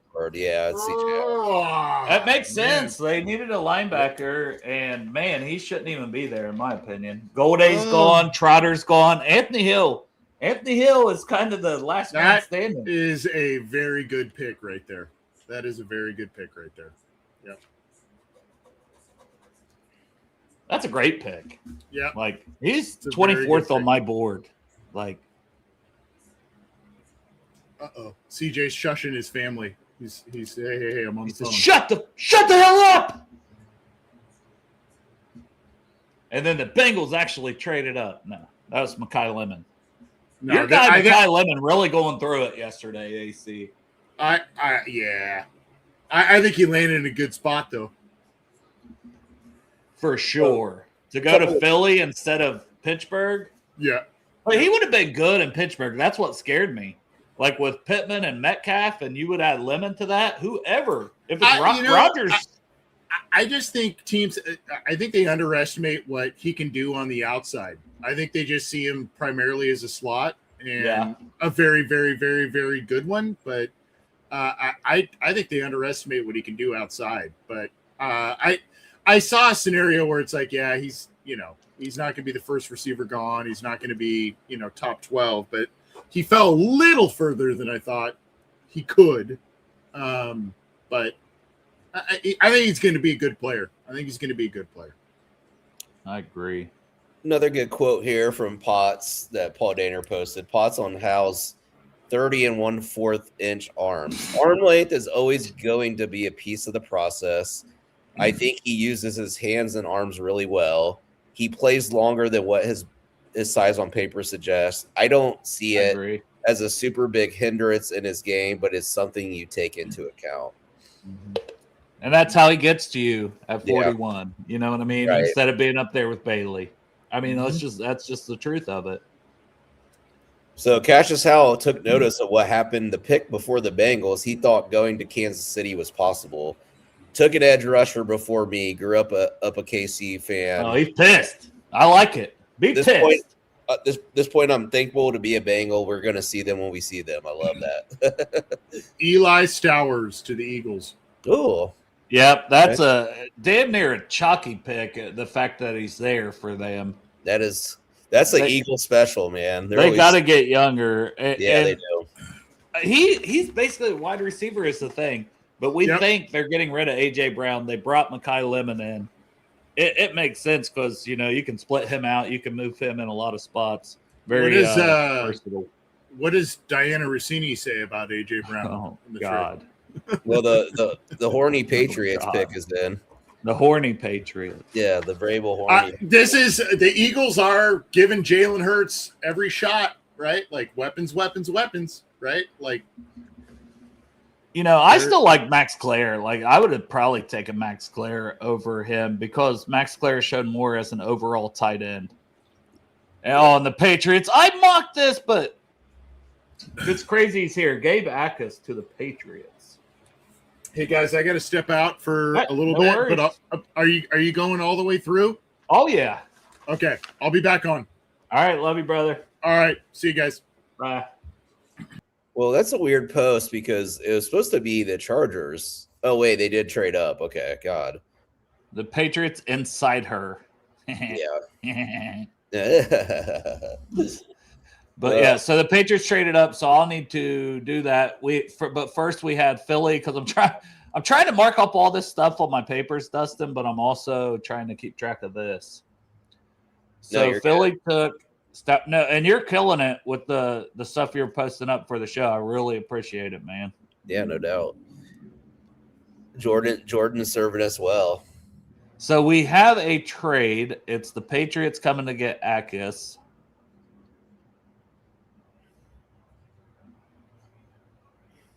They had pick 63 for 55. Can't imagine they gave up anything in like the third round. I wouldn't think they'd give up 95. So we'll just do 131. Mm-hmm. And that was accepted. So and whether it is or not, it doesn't matter. We're only going through round 2 here, and it'll all reset tomorrow. It'd be nice if they got the comp out for these picks faster, or like put it somewhere. Yeah, but hey, I mean, we're ahead of the TV already, so it is what it is. Gabe Akers, great pick, though, here. You're wanting an edge. He's 51 on this board. He was 50 on my board. Pretty in line, and you're picking him at 55. Just productive, man. 2-time state champion wrestler in high school. Like, he doesn't use his hands as well as he should, knowing the fact that he's that type of wrestler, but he's productive, man. And he, like Caleb Tiernan, who's my next offensive tackle, but once again, I'm not surprised he hasn't gone. 7 went yesterday. No tackles have gone today because they're all basically third-round guys, But he dominated Tiernan when they played Northwestern this year, and no one else did that. Right. Yeah. And they had Chase on go to the Commanders in free agency, so kind of had to fill a hole there. So who do we have up next? The Jags, that's their first pick too. Jags feel like they're kind of like they didn't really do much in free agency. They lost some guys. I feel like they're kind of like going to end up back in no man's land again. There's something about that franchise that's just needs-wise. I have D tackle, linebacker, safety, edge, center. The edge just went, which that's why the Patriots traded up. That makes sense because they probably would have taken Akis there. Center as well. Like, could this be the first center? Maybe, but I would still wait till round 3. I'm going to stand on the table for my guy Grayson Halton, who's 48th on my board here. If they want to go D tackle, go Grayson Halton. I like that. And then linebacker, they could go Anthony Hill Jr. to replace who's the guy they lost that we were hoping to get? Oh, Devin Lloyd. Yeah. So I could see Anthony Hill Jr. here as well. So I'm going to say this: if the Jaguars stick and pick, that'll be my 2 predictions. Do you have any for them, knowing the needs there? No, I think those. I think one of those are going to be the pick. It just feels like that makes sense at this spot. McNeil Warren, I had safety on that list too. He's still sliding. So if we just look at like guys they should consider. D tackle as my top need, Halton for me. Linebacker, AJ Hill, and then safety, McNeil Warren. That's her top 3 needs, and I think all 3 of them would be good picks here. Yeah. Yep. Trying to see here. I'm pumped about that Cashius Howell pick. Yeah, I like it. I mean, it's feels like, like Golden's getting his guys. It just sounds from like the little tidbits of what Daner was posting. Like he was like, that's a guy that they were really high on. I think when he made it out of probably the first round and those offensive tackles, like they said, started going, or those offensive players, they're like, oh, we got a really good chance. Because I wonder if he would have ended up getting picked if they would have just traded back, Right. Had the Chiefs taken him instead of Mason Thomas, Yeah. They might not have. I don't think they were as high on Mason Thomas from the sounds of it. That's always one of those, man. I would love, just me as a draft guy, to know what they would have done. Would they have taken Terrell? Would they have taken Allen? Would they have taken Rodriguez or Pons? Like, were they at least in that wheelhouse of my top 5 players, Hal being one of them, had Hal been gone? Yeah, exactly. I know it'd be nice to have like okay. I would love to see the old boards, even if they were from 5 years ago. They're released. Here's the team. Oh board. shit! Okay, we got a trade. Not a draft. Well, kind of a draft trade. I'm gonna post it because this is a guy that the Eagles doing their thing again. The Vikings are trading Pro Bowl pass rusher Jonathan Grenard to Philly in exchange for 2 third-round picks, one this year, one next year. Yeah, and Grenard's he's a solid player, but he was definitely on the trade block. So I feel like getting 2 third-round picks is pretty good for that team too. Yeah. But also Philly being Philly, we're making moves. Yeah. F them picks. Yeah. I ain't mad at it. Howie took a lot of swings at a like edge last year too, so I think he's kind of trying to right the ship a little bit. So we should still have Jacksonville on the clock, right? Yeah, they're still on the clock. There hasn't been any TV still showing New England, but we know they traded up and took Akis. Yeah. So they're saying on the ticker the pick is in. It might come on the TV before it comes on. Oh, is that for Jacksonville or New England? Yeah, the pick is in for Jacksonville. Okay, because I'm still showing on my TV. Lord knows how long I'm behind, but I got Patriot selection. Yeah, I might be on the NFL Network. Well, that's what I'm on. Oh, okay. We're on the same one. Yeah, and mine's still this slow. It's just, man, this is the world I live in down here in Portsmouth. That's why it's good to like during games stay off Twitter, because it's like you. There was a game that I pulled up my Twitter when Evan McPherson's about to attempt the kick and he missed it, and I saw it on Twitter first. I was like, "Fuck!" I should have looked at Twitter. David, we were just talking about the same thing. I think that with their needs, Hill at linebacker, and he's kind of the last man standing here. The linebackers makes a ton of sense for them. If they go D tackle, for me, it'd be Halton, but this might be early for a lot of other people, in NFL teams. But I just believe in him as a player, as a defensive tackle. And then McNeil Warren, they could use a safety too. Woo, man. Oh, wow. Pop that up too.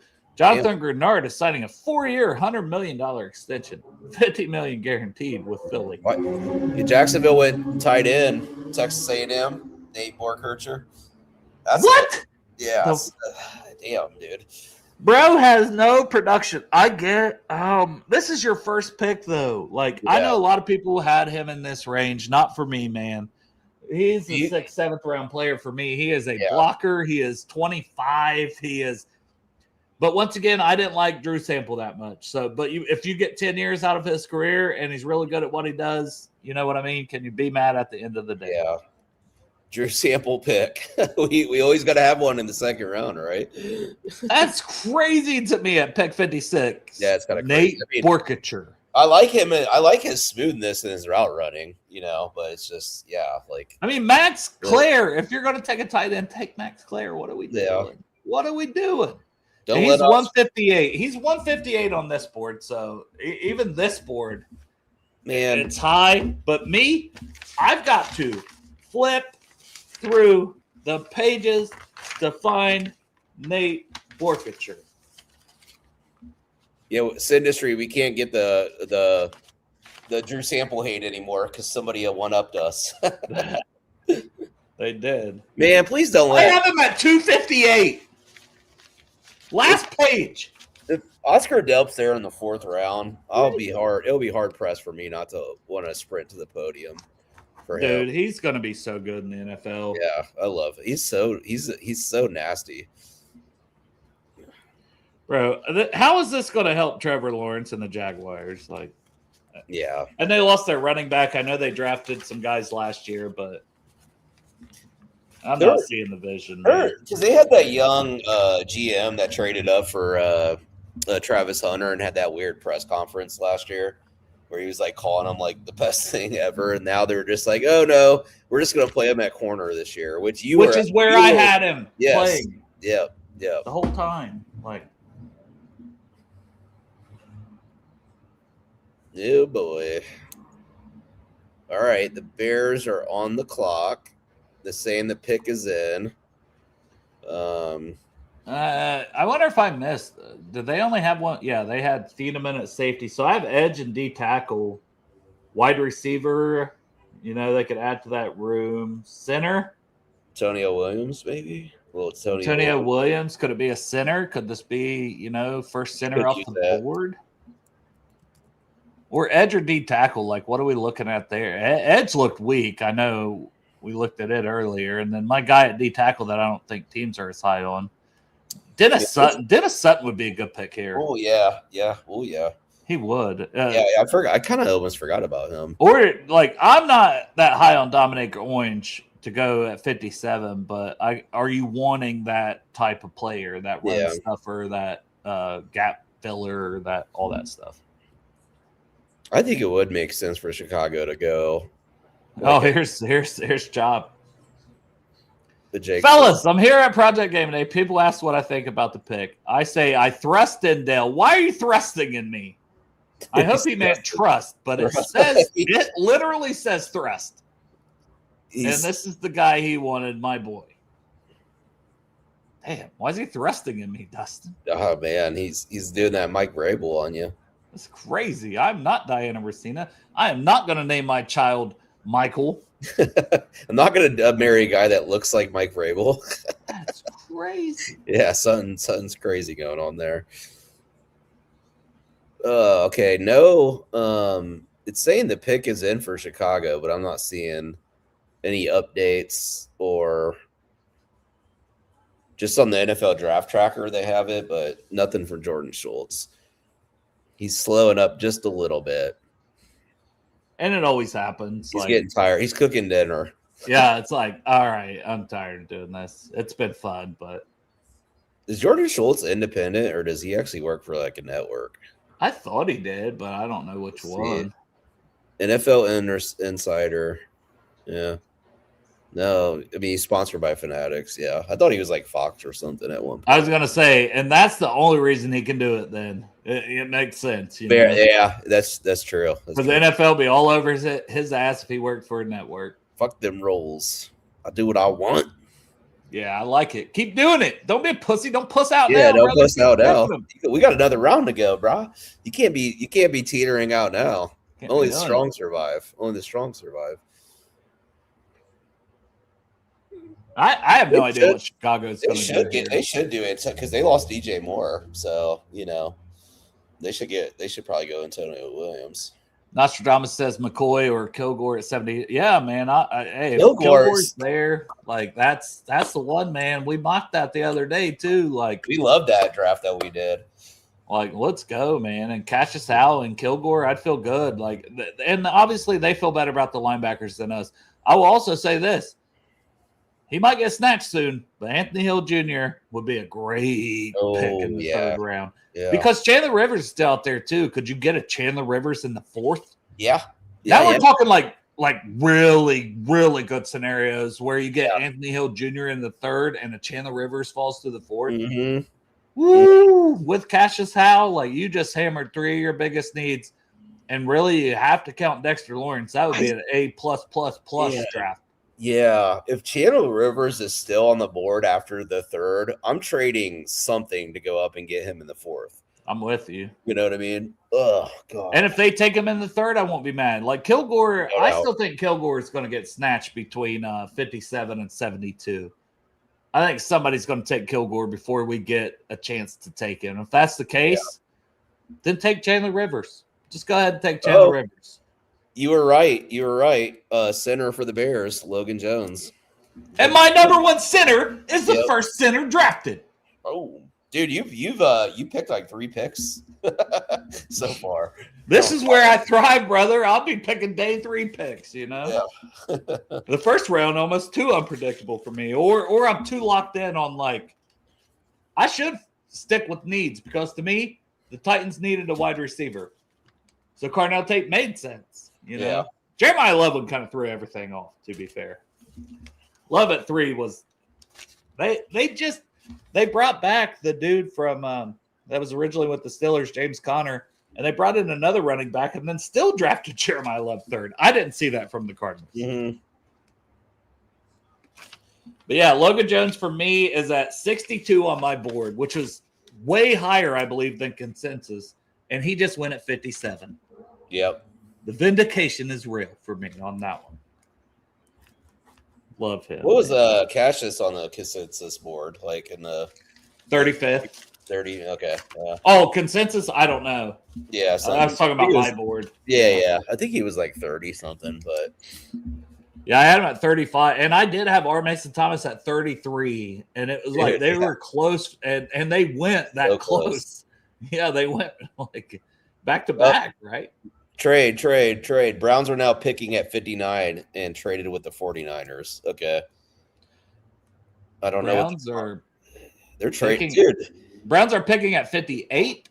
Yeah. So they moved up to 58, I guess. Yeah. Let me get Logan Jones first on this. I think it's a good way to keep up with it, especially as we get into the third round. I'm mainly doing this a lot for the third round. Love it. They took McNeil Warren. Fuck, the Browns did. Shit. I thought they could have taken him, you know, with that first pick they had earlier. Yeah. I'm not crazy about their day 1. I mean, I like Fanu, but their day 2 has been. No, that's a good draft. All right. So they traded up with the Niners. Let's do that. So they had pick 70. They came up from 70 to 58. You had to give up something decent to come up that high, but I'm still just going to assume 107 doesn't really affect tonight. If it's wrong, it's wrong, and we'll trade it then. You know what I mean? If somebody else is on the clock. And that trade's accepted here, so whatever. Works for us. And they took McNeil Warren, which, man, at 58, you just got my 20th ranked player at 58. He's a ball. He gets after it. And he's 21 on here. Yeah. So, like, that's a good pick for the Browns. I don't love it because it's the Browns, but it's a good pick. And that puts the Texans on the clock, who is having a very good draft. Yeah, they are. They're doing a good job addressing their needs. Yeah, they have hit the needs. All right, so I need to go here to the Browns. The Browns took a safety. Oh, shit. Damn, another trade. Another trade. So they're trading up to 60. The Texans are at 59, who are on the clock right now. And then the Titans are trading up to 60 while the Bears. Okay, so we still got the Titans first. I can't do a trade ahead, so we'll have to wait on the Titans for me to do that. Okay, and then the pick is in for the Texans. So the Texans are still picking, and I'm just going to look here. Linebackers, oh, man, Anthony Hill Jr., keep him in Texas. Also center, do they go center? Do they go Connor Lew? Do they go Sam Heck? I like Logan Jones just went off the board. I could see them taking a Slaughter. Or they could take Max Clare, you know. So that's a few names there to toss out here for the Texans. I love the center draft this year. There's some fucking dudes in there. Fill some time. I'll be right back. Yep. So chat. What do you guys think so far of the draft? How you guys feeling? Any trends that's sticking out to you guys? Love to hear from you all. Who you think we go in round 3, actually? Who are the Bengals targeting in round 3? I know a lot of it's hard to tell because the board is guys got to go off the board, but it'll be interesting. Kilgore is out there still.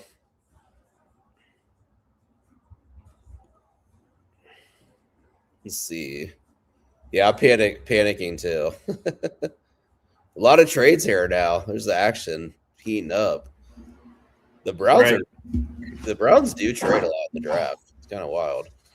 T Stout says AFC North is going to be the toughest division again. Oh yeah, I forgot about Keontae Scott. Yeah, he's 49th on my board. Look, how did we even mention his name? I would take Scott, and he can play safety. Okay. Your boy Anthony Hill to the Titans. Mm-hmm. They keep adding. Well, who'd the Texans take? Oh yeah, did I miss something there? Texans selection at 59. I got to get that one first before I can do the trade. It's on TV right now for me, which means it happened a couple minutes ago. Yeah, what happened there? Why am I You got excited about the trade, brother. Yeah. Okay, they went Marlon Klein. Wow. Oh my God! What are we doing with these tight ends? Yeah, what are we doing? Max Clare is there, and we're taking a guy who's had like 100 yards receiving as his most in his career. Bro, what in the actual fuck are we doing? Fuckery. This is the Drew Sample draft. Yeah, Drew Sample 2.0 and 3.0. Why wouldn't you? I mentioned Max Clare for them. Good God. Okay, now you said that the Titans traded up. And they took my guy. I did have right guard and linebacker as their next two needs, and they're taking Anthony Hill. Yep. So that puts. So they traded with the Bears. Is that correct? Yeah. And then that puts the Rams on the clock at pick number 61 now. Oh, how do you feel about that with Ty Simpson? Did you see the video today? Yeah, I saw Sean McVay and he not very happy. They're putting a little PR on today. It kind of felt like your body mechanics is usually not like that when you take a draft pick. Like usually people are pretty excited, it just seemed awkward and weird, So he said that he was involved in the process, but it's kind of one of those it's kind of like, you can be involved in the process, but still not like it. So, brother, this is ludicrous that they had Anthony Hill at 86. I had to really scroll down to find him. It's crazy. Yeah. So, all right. Anthony Hill was 42 on my board. So I think that's a really good pick for the Titans there. Especially there's no linebackers that you want to take. So Anthony Hill went to the Titans, and then I gotta really go back in my list here to get to Marlon Klein. Marlon Klein went to the Texans. Dude, I got so dialed in, I forgot to pour a drink of whiskey. I gotta do that right now. I know, man. It's so hard to do anything when there's two on here, Yeah. But I love it, man. I think it's going pretty smooth. Turned 36 last month, and every time I get up, my knees crack. This is not. I'm 41, dude. So you don't got to tell me. I don't want my life to start going like this. So the Texans took a tight end. The Titans took a linebacker. I think I'm all caught up with everything and caught up on here. And we currently have the Rams back on the clock. The Rams took Ty Simpson. The Rams next. This could be a Caleb Tiernan spot if they think he can be a swing tackle. Linebacker, that's why somebody traded up. That's a need for the Rams. Anthony Hill's gone. Receiver, safety, edge, center, maybe a running back. There's some good running backs out there like a Mike Washington, but T Scout, you're turning 35 tomorrow? All right, brother. Happy birthday. 36 last month. Oh. Yeah, man.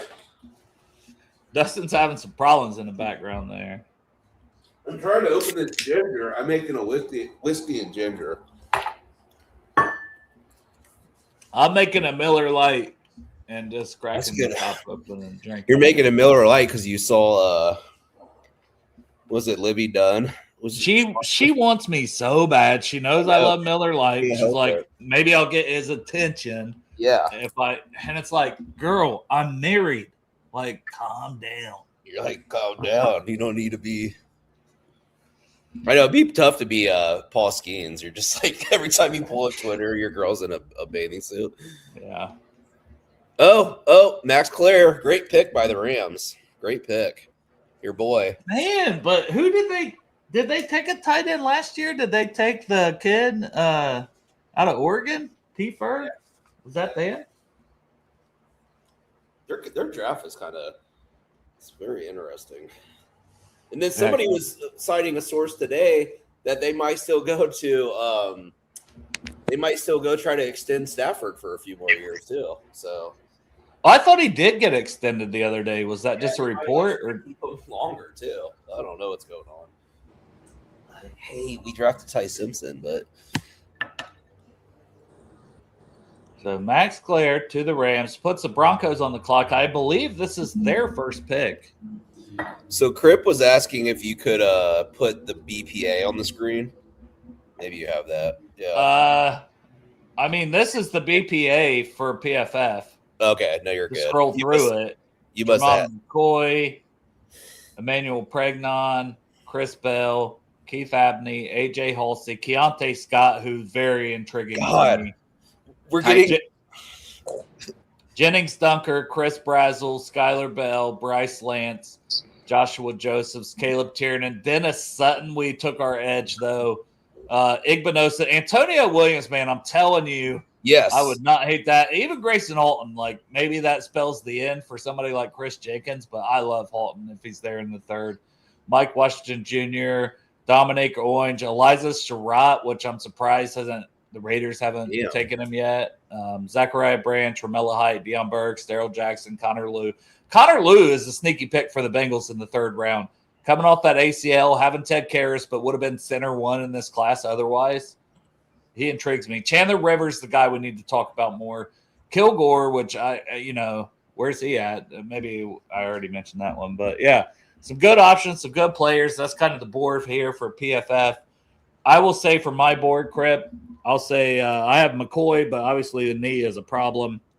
Then I have Pregnon, I have Keith Abney, Chris Bell, ACL coming off the ACL, Chris Brazel, Grayson Halton, Keontae Scott. Who did Akis go to? The Patriots. They traded up. I need to mark that one out. No shit. We got to trade again.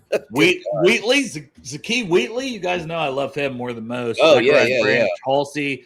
Derek Moore, who did he go to? That's another one I didn't have marked off. I know he went. Yeah, good. Michigan. Oh, he went. Oh, who was that? Was it the Texans? No. Lions. That's right. Yeah. Okay. I need to mark that one off just so I have it. All right. So that's where we're at. Welcome back, KB. What's going on, gentlemen? Oh, man. So what's been the conversation? What's the thoughts so far? We're just trying to survive. We're almost to the end of round 2, which is going to put the Bengals back on the board. Yeah. And we're trying to keep track of everything. Yeah, it's getting wild in these streets. There's been some trade action here the last few, and that definitely spices it up. What was the trade you just posted there, Dustin? Because where am I at? I'm with the Broncos. Yeah, the Broncos have not picked yet because they just traded with the Bills. So the Bills moved up to the Broncos spot. The Broncos have not had a pick yet this draft. And they're like, we don't care. And the Bills moved up 4 spots. So nothing crazy. Who did the Bills take already? Once they're on the clock, TJ Parker. Yep. Now that they're on the clock, I can pop up who they took here. Yeah.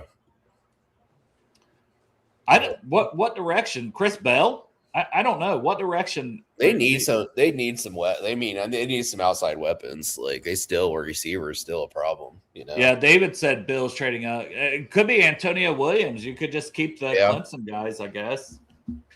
The best available is who? The kid from Georgia, Branch. wide receiver wise? Chris Yeah. Bell. I mean Chris Bell, but he's working back from that ACL. Okay. He could be a sneaky one in the third too. Dude, he's so Like, fat. He's 6'2", Yeah. 220, and he's like an Olympic sprinter speed. Yeah, he's tough, man. He's tough to bring down. Yeah, because his legs are fucking thick as hell. Yeah, he's a thick boy. Imagine having to guard T him and Chase coming at you. They're all just jacked. Chase in person is built like a linebacker. It's kind of insane. You would think if you didn't know football, you think that dude's a linebacker. He's just so thick. So have you got to keep up with this at all? Yeah. Oh, The only thing I saw that I was kind of, I mean, it's in the Central wise. I thought the Browns made a hell of a pick with the kid from Toledo. EMW. Yeah, I can't remember exactly when you left. Like, did you see Pons to the Jets? Yeah, I was gone, but I'm following as I may or may not have been driving and looking at my phone the whole time. Yeah, don't do that. I mean, come on. All right. Jake Golday, Cincinnati went to Minnesota. Cisse to Green Bay.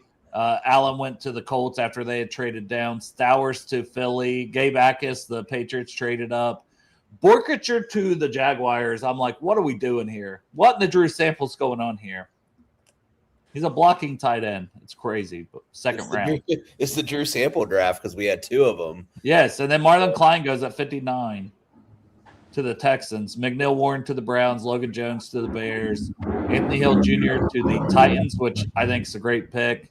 Max Clare to the Rams. A little surprising to me because I thought they had some decent tight ends, but good player, good value. And then I believe that puts the Bills on the clock, and we're still waiting for that pick. Oh, Davison Ingwinoza going to the Bills. That's a little rich, right? I don't know. Ohio State corner, yeah. Is it though? I mean, it's not. Yeah. It's not that rich because, like, I know a lot of people were completely out on him. I still had him at 73. I got tired of watching him. ESPN had him as 91. Yeah, I had him at 73. You know, I'm better than ESPN, so my rankings are usually closer. Fuck the worldwide. Fuck Scott Van Pelt. And honestly, they just took that corner Hairston from Kentucky last year. You know,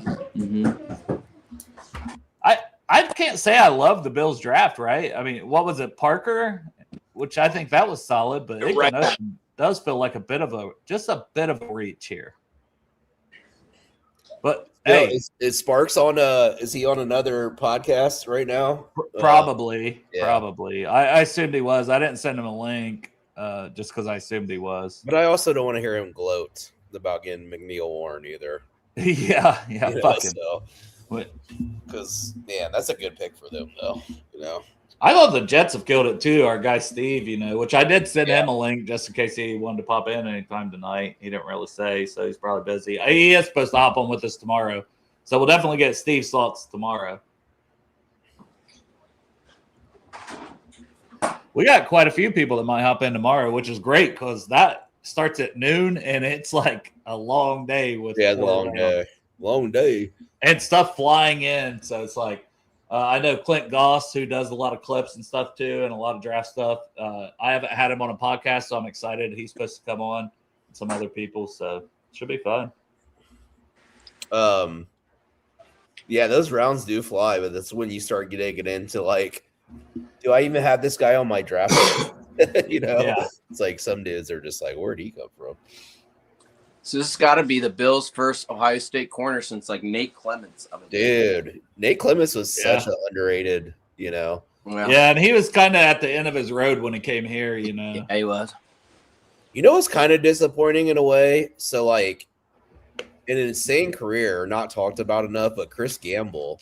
But he doesn't go back to Ohio State to do, like, any events. Like, when they honored, like, the championship team, I guess he's, like, really, like, low-key and just doesn't. You're trying to trigger me, though, because that's the draft. We could have taken Steven Jackson. We took Chris Perry. We could have also taken Chris Gamble.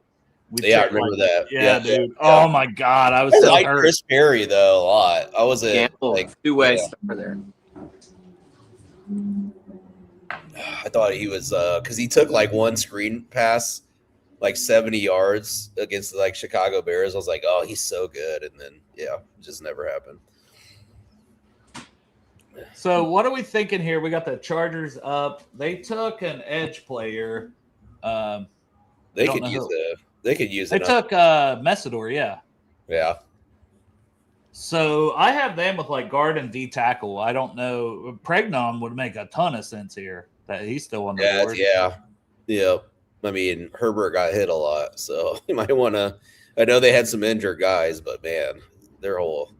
No, Royer won't go undrafted. Like, it's a good tight end class. There's going to be more tight ends than usual. On average, there's 14 tight ends drafted. I think we'll be closer to 20 or more this year for tight ends because the running back class is much thinner than last year, you know? Yeah. Wait. What? So outside of Love, there hasn't been another running back taken, has there? Or no, Price. Price went 32, but after that, there hasn't been one tonight. So there's got to be a run on running backs. No pun. Is this going to be Pregnon to the Chargers? Like It should be. So. It should be. I mean, he's one of the top, 2 or 3 guards in the draft. I thought so. Still- I had him at 41 overall. I had him at guard too, and then Rutledge went ahead of him, Basantos, but they were all in that second, third round range, all 3 of those guys. He's definitely the last man standing here. Yeah. Unless somebody likes Jalen Farmer, the kid from Kentucky, you know, and it depends. Do you want a right guard or a left guard too? That's always important. Yeah, and Cashius Howell's still going to be so good. That's such a good pick. Bro, I'm just glad for once we didn't fuck it Like up. that you know? bend, that bend is just unteachable. And his dude. hands, Oh. he knows how to use his hands really well. So Field Yates has your boy from Louisville rated pretty high as well. Yeah, dude, Bell's awesome. He is He's got a- 34th on my board, and that's with the ACL injury. He was a first and round he's the pick. all 7th day. overall left right now. Oh, another center off the board, Jake Slaughter to the. Hey, I don't love him. Like, that's one I know that you don't. Not get on board with. He looks stiff. He tested well, so it's surprising. His testing numbers and the way he plays doesn't match up to me. But very smart, like not just on the field, but off the field. Like, this dude's like all the academic awards, you know. And PFF loved him. Like, his grades were super high for them. But yeah, I'm more with them where he's around 90 here, but he's going 63. So, all right. Get Connor. Somebody get Connor Lou. It might be us. It might be us. Do you not like him? We could go like offense. We could go O-line in the third, to be honest. Well, I mean, Travis Burke, Markel Bell, Oh, Austin Bell. Barber, like those Yeah, swing tackles, if they go the swing tackle direction. I would love Bell. I'm still looking with David here, man. I'm with David on this. Keontae Scott, what are your thoughts, KB? Honestly, outside of watching him in the national championship game, I have never watched him really. I mean, he's rated pretty decent. He's got okay size for a corner. He's like, I think he's a hair under 6 foot. I mean, He's a hitter though too. Yeah. Like, I wouldn't mind it. We definitely need depth there, which we don't have. So he's had a weird career, like outside of the Miami area. He's Middle Tennessee, I believe, for 3 years. And I can't remember where he was last year. It was a bigger school, but he didn't perform as well as he should have. Like, might have been Auburn or somebody. I'm probably wrong on that. Ben says the Philly trade for Grenard. Yes, we had that in here earlier, Ben. So Philly traded for Jonathan Grenard from the Vikings, and they gave him a 4-year, $100 million extension after they traded. Big extension. Dang. Yeah. Why would the Vikings just put him on the trading block? Like, it's just that was like a one that he's still up and coming. I don't know. You know, I'm in on some trades. You know, We have the Seahawks on the clock, last pick of the second round. So Bengals are coming up, boys. yeah, we're round into the third round. I have corner, right guard, edge as their top 3 needs left. would you be upset if they took a beautiful flowing mullet with Dunker?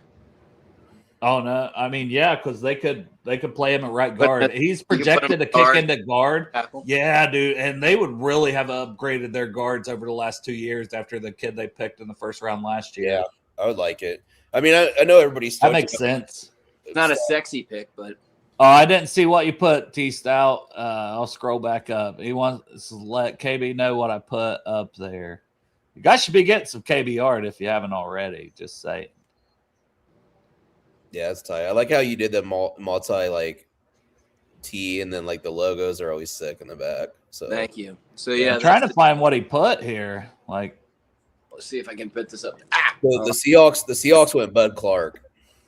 safety. Okay. Yeah, they need it. They lost the other Cincinnati kid, Kobe Bryant. He went to the Bears, right? Yeah, in free agency. So what is the true medicals on McCoy? Is he seriously have to get surgery, or is that just a rumor? I mean, there obviously is something going on because he's going to be probably. I don't know what you put, T Stout. Can you put it again, brother? Because I apologize, but Bud Clark. all right. So Bud Clark is a Seahawk. Hey man, Kilgore's still out there too. Dude, him and Scott, like, there's that's filling. Linebacker, I don't love. They should not go linebacker now. Yeah, please don't. Yeah, they've all been picked off, right? Yeah. I like Elam's Orr, but I like him if I get him in the 4th. God, if we get McCoy and he's healthy, that would be the steal of the draft, to be honest. Dude, Halsey's still out there, a little bit surprising. Yeah.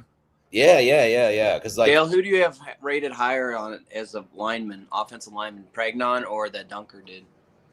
Pregnon, I have at 41 overall.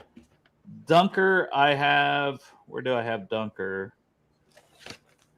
Oh yeah, at 90. Okay, well, that's Just because he's going to have to make the move to guard. Yeah. Mostly, you know what I mean? It's a bit more unknown.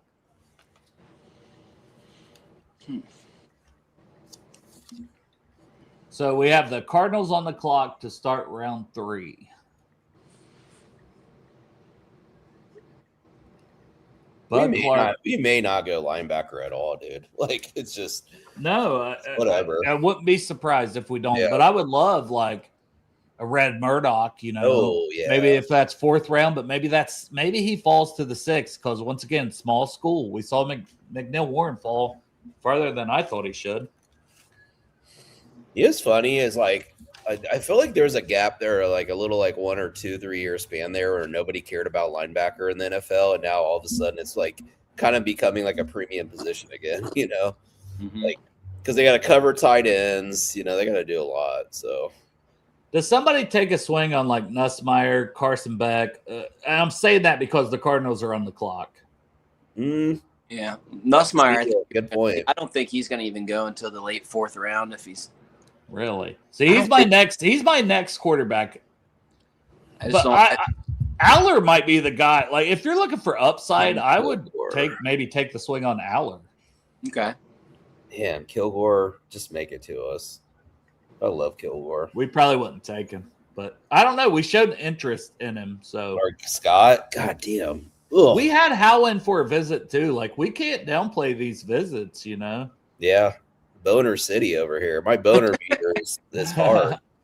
But we showed interest in Kilgore, so I do think if he's there. Oh shit! What you got? You got a quarterback. No way. Which one? Oh, I spoke it into existence. Bro, you're like 4. There's 4 picks. You're ahead of us. I'm not. I'm behind. Bro, you're Back to the Future. Michael. It's a guy that got offered $6.1 million to stay in college, and he said no. Who's that? Carson Beck. Oh, he was a 6-year guy. He couldn't have had any more years left. I was told that he was offered a ton to come back. Oh, he couldn't have. He was 6 years already. For sure, 6. Okay. Yeah, I'm positive on that. On ESPN radio, maybe I was completely. Damn, Carson Beck spoke it into existence. Hell yeah, let's go. I love that for us as Bengals fans, you know. Let's get some quarterbacks off the board. Let's get Drew Aller and Garrett Nussmeier off the board. Come get your quarterbacks. Trade up for quarterbacks. I mean, everybody's gonna always take a swing on a quarterback, so fuck, you know. 100%. You got to kind of just try to do it. even like a lot of quarterback picks never really kind of make sense if it's like actually top 10 guys, but it's kind of like I'm starting to get it now. Like you just got to like take a swing. You know. Where do you think I had Carson Beck in my top 300? 289. 176. So okay. and he went 65th. So it's not crazy with the quarterback tax, if we're being honest. Is like, but it is still crazy to me. But you know what's sad? His first year at Georgia, he was elite. Like he just seemed like he processed well. That arm injury just kind of that's what I was going to say. It was like a UCL surgery on his throwing arm, and he does not have the same juice at all in that arm. He doesn't. Yeah, David said Arizona might be having the worst draft I've seen in a while. I feel bad for Love. Arizona's never going to be good. Love is dead. Love is dead, boys. I mean, they got the guard, but it's kind of like, yeah. Who does Arizona the coach? I can't remember. Who's the Arizona's coach now again? Oh, I don't know. Yeah, I forget. They hired. So this will be Denver's first pick. I have D tackle, linebacker, tight end, running back, edge, left guard. I have no idea. No idea where they're going to go. Antonio Williams. Antonio Williams finally. I think they need a receiver. And they could take your boy from Louisville right here. The fans are going to love it, Nostradamus. They're going to love. You know what I mean? He's going to sell jerseys. He's going to at least get them excited. But they're going to be picking in the top 5 next year and looking for a quarterback still. So they still need what? Didn't they just pick up Waddle, if I'm not mistaken? Denver, yeah. Yeah. Yep, Denver traded for Jalen Waddle. My Miami Dolphins buddy, he's kind of stoked about their draft so far. Crip says, besides McCoy, who do you think is falling the most? I'm trying to Pregnon, honestly, is my highest guy on my board. So I would say him, and maybe he goes soon. And then Keith Abney the second. If he's there in the 3rd round, the Bengals should jump on that from Arizona State.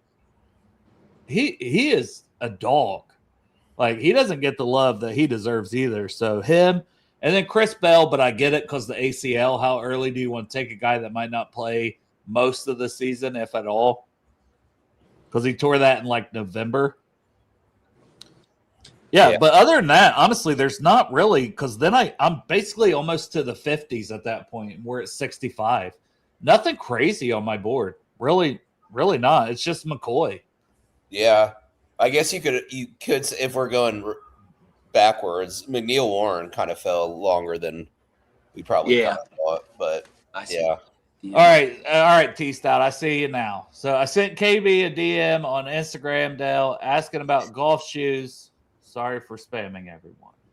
Tell Stout I will look at that when I am unfortunately using my phone right now to talk to you guys. So I will check that over here once I'm done. But I'll look at sometimes if I'm not friends with you on there, or if I'm not following you, it doesn't come up immediately on my DM. So Timor Dave Portnoy, he'll get back to you. So KB with that, he lives in New England, and there was a person who at one of the tailgates this year, because he came in for a game, him and his wife, and the lady's like, Dave Portnoy?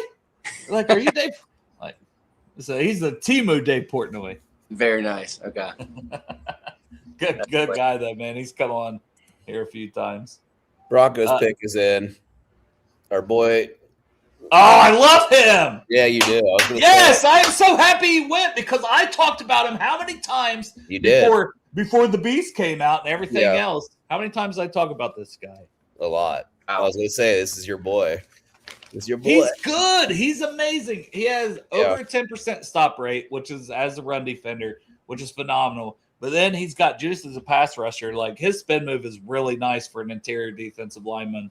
And he was at Iowa State for 4 years, 1 year this year at Texas A&M. Man, hey, Hey, I love that, man. I like his juice. He's got a lot of juice. So Texas A&M has got a sneaky, large amount of guys in the first 3 rounds. they do. They do. Man, I'm happy for him, you know? It's like, you know what else I'm looking forward to? Like, especially as we get in tomorrow, and maybe one or two of them will go tonight.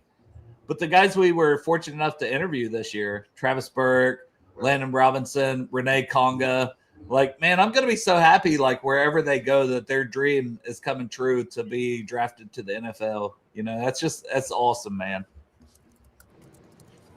Shout out all those guys. Landon Robinson, you know. Do you kind of think Landon Robinson probably will end up just not getting picked until like the sixth or 7th round? You thought I think it's Colin, very man. possible because of his size. Yeah. Who was the kid we loved last year as the offensive lineman that went undrafted? Oh, Willie Lampkin. Yeah, the Yeah.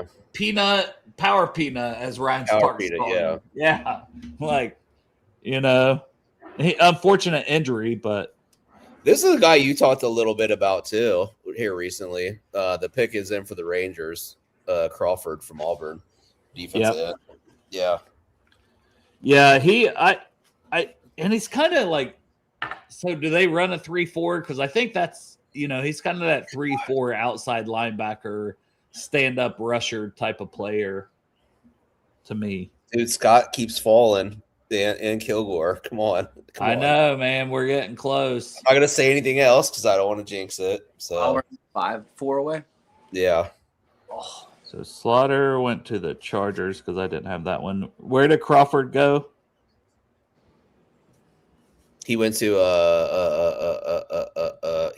Raiders. And then the Broncos. and Tyler. I need him. Yeah, I still need to get that one in. That was Raiders. All right. Once again, thank you to the chat, always participating in Bengals. I love our chat, man. Yeah, I love you guys. Just kind of popping in, and I know these streams are long, so you know, get a drink. Don't take the dog out. Don't let the house burn down. That sort of thing. Who did the Broncos take? What? Like, why am I? The Texas A&M defensive tackle that you love. Yeah, Tyler Owen. Okay. Yeah, I wrote down the wrong team. That's why I wrote down Eagles. Raiders. The Raiders was Crawford. Okay, that's where I messed up. The Eagles are on the clock. Oh, they took. This is a good pick for Markel Bell. Went to the Eagles. Oh, Bengals are probably not happy. Yeah, I think they liked him. I think the Bengals liked him a lot. Damn it, Duke Tobin's son worked for the Eagles. He should be telling him not to take your boy, you know. That's up, man. It's our turn to win a Super Bowl. Come on now. Tyler, I need him at 244 on here. Like, come on now. Told y'all you were sleeping on him. PFF, you ain't got nothing. Yeah, And then I got Crawford. I got to get this caught up. Markel Bell has so much ceiling to go still, too. Dude, his improvement from year 1 to year 2, because he was only at Miami for 2 years, was incredible. You know? 6'9", 346, 36-inch arms. 36 plus 36 inch plus. arms. It's Bro. like it's some of the longest arms in this class. Eagles are having a good draft, actually. You know. It's what they do, man. He's gonna fit so well there. Yeah. Oh my god, that's They added Hollywood Brown. They added some decent people. that's good. That's a good pick. The interesting thing with them coming up is just like how many of their defensive draft picks have hit at the same time. So they're gonna have to like figure out who they keep, who they, you know what I mean? Like They already had to make that decision on some of them. N'Kobe Dean left. yeah, N'Kobe left. Cooper. I mean, they'll because they're gonna have Quinion Mitchell, Cooper DeJean, and Jalen Carter because that was all the same. They're gonna hit all at the same time. Yeah. So,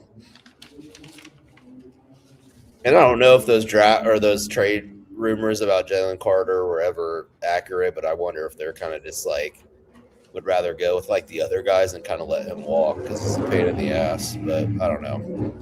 We'll see.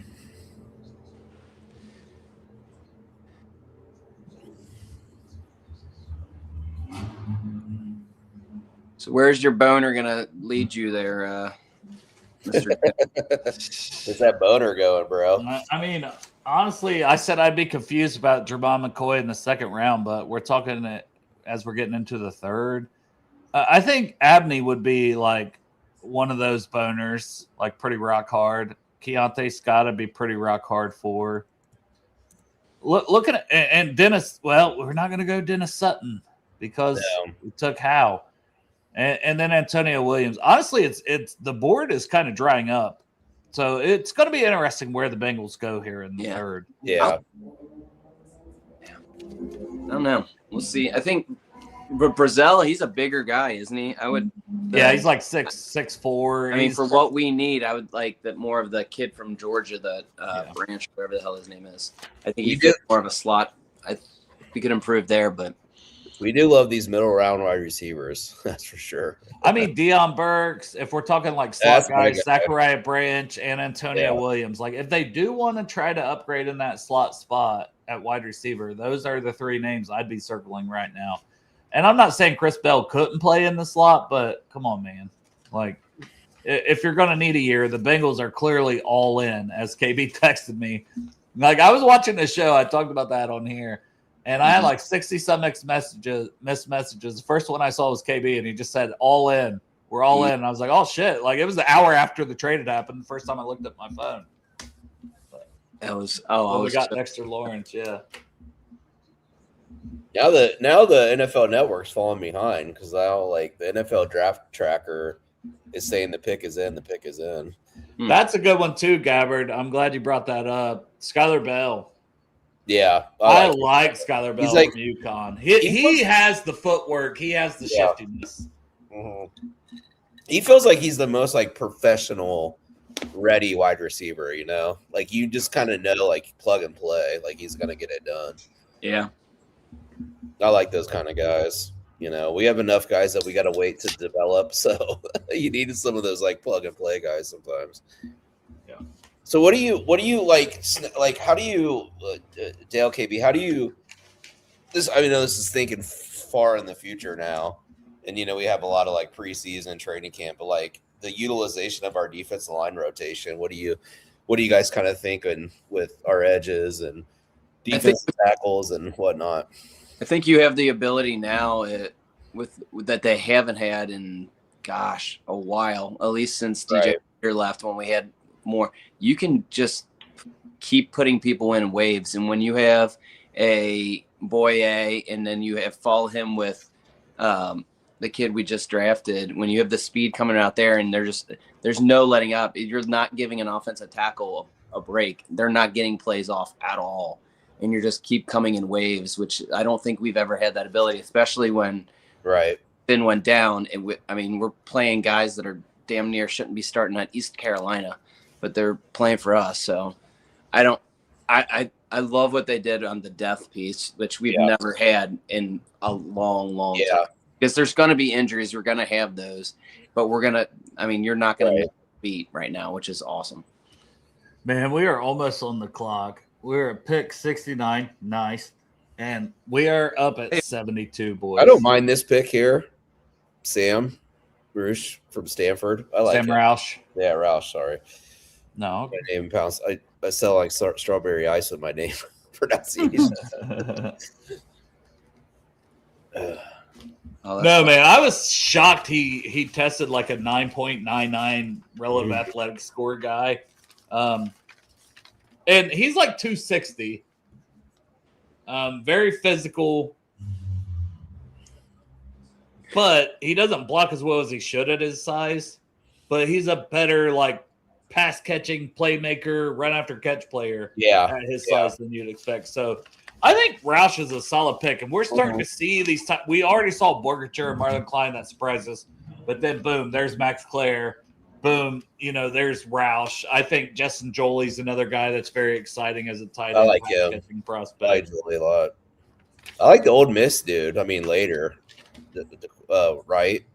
I like him too. Are they going to trade their other tight end? That's the question. Right. Because Roush and Loveland's a nasty combo, but they still have. Why am I blanking on the name? You guys know who I'm talking about, right? Yeah, he's been there for a minute. Yeah, I'm blanking on his name too. Yeah, if the chat pops it in, we appreciate it. Good player, man. He's a good player. Like Cole Kmet. They have yeah, Cole Kmet. Yeah. There's Sam Roush at 87, win at 16. Yeah. I mean, we're coming up, guys, because 49ers pick is in. Commanders are on the clock. I haven't got the 49ers pick yet, but man, Jalen Kilgore and Chandler Rivers are screaming my name. Keontae Scott screaming. Keith Abney. Like, if you want a corner, you've got 4 good options. This has worked out really well for the Bengals because they held. If they do it, we'll see. I mean, what would piss you guys the Bengals do? Niners Romello Hyatt. It's interesting. He's small, man. He's so small, 6-year guy, but once again, explosive. You know, you're talking about a guy who really produced, and you know, can he be Cashius Howell? That I think Howell's better, but you know what I mean. If we're talking about tier 1 of those just pass rushing juice guys, David Bailey. Tier 2, Cashius Howell. Tier 3 is probably Romello Hyatt. Yeah. It's like, hey, you're in the 3rd round. If you can just get a guy that you play like limited snaps and he just rushes the passer on 3rd and long, like fuck it, you take it. You know. Well, and they needed an edge because they went with Stribling. Shocked everybody. Shocked me at pick 33. So I like that based on, you know, what they needed. Edge was my number 1 need, so at least they're addressing it. But if it was me personally, I would have took Dennis Sutton for them. Cool. Above Romello Hyatt. We're just going to double dip. I mean, you know what I mean? Honestly, he's that good to me. Yeah, he's that good. Really good. He's really good. So I wouldn't be mad at it. So we got one more pick, and then the Bengals are on the clock. Yeah, fingers still on the clock. Hop clock. off of here for a second and be right back. It's ahead. All right. Like a commercial when the Bengals pick. Dale's like, I'm out. No, Dale. KB, you'll like this. I got my Jay Dilla sweater. Oh, very nice. Yeah. Yeah, I had to go with, if you can see. I dig so I always got to go with my birds. Yeah, all my Bengal stuff. Like I'm kind of in between a move right now, so yeah, I had to like have its own little special box. Where are you at that it's broad daylight out right now? I'm in Salt Lake City, Utah. I'm from Ohio though. I was born in Cincinnati, lived there for a while, and then we moved to Lima, Ohio when I was like 11. So yeah. What part of Cincinnati are you in? Born and raised in like downtown Cincinnati. So sick. I was a Price Hill kid, and then I was about to say you have to also name your high schools, guys. Oh, well, that's easy, yeah. So I'm an Elder kid. So anytime you talk about an Elder kid, like maybe a tight end coming out, I would love for the Bengals maybe to get old Joey Royer, but we'll see. But I live up north of Cincinnati. I'm up by Kings Island now. Oh, nice. Yeah, that's what's up. Yeah. Yeah. I mean, I run into so many people that like make trips to Cincinnati for work or whatever, and they're always like, dude, I had so much fun, and like I was like, dude, it's a cool city. Like, there's a lot to do, but you don't have all like the hassles of like a big town. So who are you picking if you have your choice now? Ooh, man, I think for me, I'm really looking at Keith Abney. I'm really looking at Keontae Scott, and I'm really looking at Jalen Kilgore. I'm sticking with one of those corners. Yeah. Because and Chandler Rivers, I'll toss him in too, because I think all 3 of those guys can start in the slot immediately. And I know Abney is the one who's played the most outside, but he's the highest on my board as a corner in general. So I wouldn't pass on him. You know what I mean? And his size says he could probably kick inside too, which is similar to Chandler Rivers, who's played on the outside. Right. I honestly won't be disappointed if we go and get Pregnon on here. I wouldn't be upset with it. Yeah, I wouldn't either. So David says the Bengals are on the board. I don't know who Washington took yet, but on the clock. Hasn't popped it yet. What if we go Chris Bell? Yeah, we could. I wouldn't be mad just because I think he's a first round talent. Yeah. I mean, if you're going like off your board and you trust your board. Commanders have taken the 71st pick, and they take Antonio Williams, wide receiver, Clemson. Okay. If we I've been did want asking him, for he's him. gone. But they needed a receiver. Like that was their biggest need. Yeah. I like that pick for them. Yeah, quite a bit. he's a good separator, man. He's Mm-hmm. always getting open. He'll be a problem. He can play inside. He can play outside. Yeah. He's a return man. Like his hands are pretty reliable. Like I really do like Antonio Williams a lot. And he was 69th on this board. He goes at 71. The Bengals are on the clock. Oh my God! Here's our last pick. Let's see if they sprinted to the podium this time. You know, like they did with Cashius Howell. Yeah, is the pick in? Are we trading down? What are we doing? What are we doing? Let's do a little trade. Can they actually make me like really happy? Because round 1 pick was Dexter Lawrence, so I'm happy. Round 2 pick was Cashius Howell. There's not a linebacker I would take here. Round 3 is always the WTF pick for the Bengals. Yeah, that's why I trade down. Do they go tackle here? Do they go with like an Austin Barber? Do they go with a center? Do they go with a Connor Lew? I wouldn't hate Connor Lew if we're being honest. Yeah, I was going to say Connor Lew. I could see them going there too. But if it was me, I go back to I would take Keontae Scott, Jalen Kilgore, Keith Abney, or Chandler Rivers. I would take one of those corners, and I would feel really good that I added again to my defense with the guy who's going to play a lot in the slot. Well, Jordan Schultz is really connected to the Bengals. Yes, so so why is this pick not in? Yeah, that's what I'm saying. Maybe we're fielding offers. They're taking. I guarantee they're getting feelers right now. Yeah, they have to be because there's a lot of players like that. And Gabbard said Tiernan, and you know what? I hadn't even thought about Caleb Tiernan. Yeah, he is the highest rated tackle coming into today that I still had on the board, and I do have him at as a tackle with this 32-inch arm length from North. He's such a technician. I think he can hold up as a swing tackle. He's played left tackle for Northwestern. Yeah, that I wouldn't be mad at that either. 8, another man mountain. That's a big dude. I would take the swing on McCoy. Yeah, I wouldn't. I mean, like if they do, I won't be mad. But I think there's other guys. But we're just looking at this, and I know what he is on my board, and I know what he is my 12th overall player. Like, dude, that knee escalated quick. It was like a week ago, and all of a sudden he's just falling. You know, it's like, wow. Because he just had his workout. When did the knee like flare up? Did it flare up afterwards? You know, because his workout was impressive, McCoy. At least his 40. You know. Yeah, and he did like a lot of the drills, right? Or am I wrong? Or did he just run the 40? I can't remember. But I just think Jalen Kilgore makes so much sense that they had him in for a visit. And if you're looking for a safety and a corner, man, both, yeah. A trade down would be crazy. Like David says, they're not going to trade down, are they? I don't know. I just mentioned 5 corners if you throw in McCoy that I would be okay with. If you could add a 5th round pick and they don't have one, the pick is in. All right, so we're picking. On the NFL tracker, I'm looking for Jordan Schultz. Come on, baby. Come on, baby. Tell me. Give me some news. Give me some news. I'm trying to think, how can they hurt me? Like, who would they take that would hurt me? I don't love AJ Halsey, but I would understand it. Dominique Orange, I'd be like, what are we doing? We traded for Dexter Lawrence. I don't know. I'm trying to think how they can hurt me. Because Brian Parker, Sam Heck, if they went center or Connor Lew, none of those would hurt me. How do they go Kyle Lewis from Pittsburgh? He's a playmaker, but he's 220. The linebacker. He's the highest linebacker left for me is the reason I mentioned him. I like him.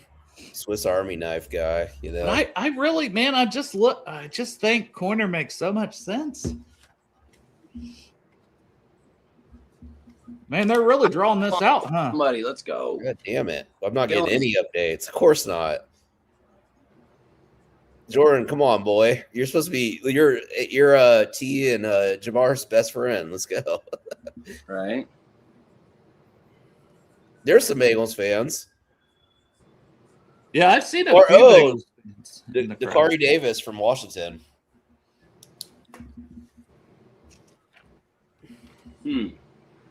What? That's who they took? Yeah, that's who they took. Cornerback. 6'4", a big dude. Yeah, it's okay. Reek Woolen, tall, long, ideal press corner. So Reek Woolen. that just tells me that they're gonna fuck around with Dax and An oft injured cornerback. I named 5 corners and they took the 6th one. 134th on my board. I don't love it, man. I'm just gonna be honest. Well, third round we know is kind of a What the fuck? KB said that's what they do. Mm-hmm. It's the what the fuck pick every time. Davis can struggle to change direction on sharp cuts or double moves, which makes him better suited in zone coverage since he can disrupt at the line of scrimmage, then drop back into coverage. AOR draft room looks excited though. This is going to be a Jermaine Burton moment. Yeah. Why do we reach like this in the 3rd round when we don't have to? There was so much, like Kilgore, who they had in for a visit, made so much sense. He can play corner, he can play safety. Scott, same thing. Corner can play safety.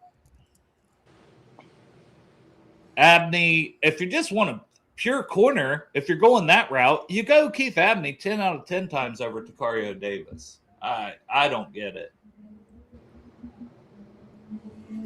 Hey, maybe like one of those guys will still slide, into the 4th. Probably not, but I know he played in like 7 games this year. Like he's an Arizona transfer. He was really good at Arizona. Finalist for the Thorpe Award in 24. yeah. Like 3 years ago, he was really good at Arizona. He was not good Last year, he was not good at Arizona. This year, he transferred to Washington. He was good when he played, but like I said, 7 games, he was injured. Yeah. Well, he's big. Yeah. I think there was better players on the board. Like, yeah. I'm being honest. Like, I could lie. I could like pretend to be excited, but I mean, Abney, Keontae Scott. I would have swung on Jermon McCoy and his injuries before Tacario Davis and his injuries. Well, Saints knew who they wanted. They went right away. Dang. Oscar Delp. Yeah. They didn't waste any time. Well, we knew they were going to go corner at some point in the draft. So, I will trust, Golden has some good corners at Notre Dame, right? So maybe I'll trust his evaluation for what he sees. But yeah, like you said, Dale, there just felt like there were some better players to take there. Kilgore would have been such a good pick there. Like Yeah. that, I really thought that would have been the pick. And like I would have felt good about Kilgore and Howell. All right, got to lock back in for the rest of the show. That one hurt me a little bit. I ain't gonna lie. Let's see how far he is down this PFF board. I'll just go to corners because I know he ain't that high. Yeah, of course. I said, how can they hurt me? And I never mentioned Tacario Davis because that's how they hurt me. I didn't go far enough back. Damn. All right, fellas. I'm going to put 2 little girls to bed. You guys have a wonderful night. You too, man. I give this one I'll give it a solid B. I have an A with a C, so B for the day, but you got an A+ on day 1 getting sexy deck. So ain't too bad. You're at a solid B+ for the draft still. Absolutely. Because your first 2 picks are your more impact, but yep. They had a shot there. All right, brother. All right, guys. We'll see you. See you, brother. And you said they went Delp? Delp, yeah. The Saints went Delp. And then the Giants just went Malachi Fields, which I like him too. I love the way he blocks. Yeah.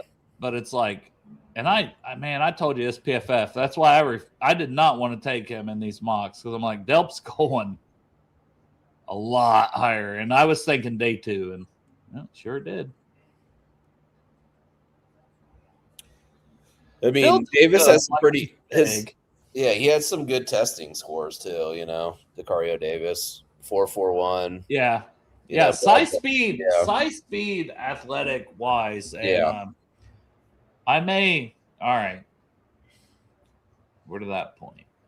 So started, 2025 started 7 games, 19 tackles, a TFL, 2 interceptions, 3 pass breakups. Man, I should have brought my this stupid computer, man. I can't do a lot of stuff. Like I can't do a space bar. My computer, or well, So I have to bring, which I don't use it, but Marissa does when she uses this computer, is like a keyboard, you know? yeah. And I didn't bring it. Twitter is like some profiles are showing up for me and others aren't. Like it's weird. So I'm going, at least I can do that. I wanted to pop, which I hope Chop can do it tomorrow. Tomorrow is going to be a big day to do this for like prospects, especially. Like a lot of people aren't going to know any team, let alone the Bengals. Like, who's this player? You know what I mean? You just don't. You get outside the top 100. Yeah. A lot of people just, they don't know about these players. So I wish I could share my video because so Al Golden and Trey Brown are. You should be able to share your screen too. Yeah, they're speaking on the thing. On the thing, you should be able to hit share screen. Oh, okay. And see. share anything and like that. Yeah. Okay. So I'm going to pop up my Twitter instead of that. I'm going to share my screen, but you can add one too, and we'll pop it up next. So here is what I clipped from Takario Day, and just to get it, because I don't, hopefully he's great. 6'4", 194, athleticism 9.76, RAS score, man coverage ability 81.8 run defense grade in 2025 this year. Mm-hmm. The coverage grade you see is 2023. That was his really good year at Arizona.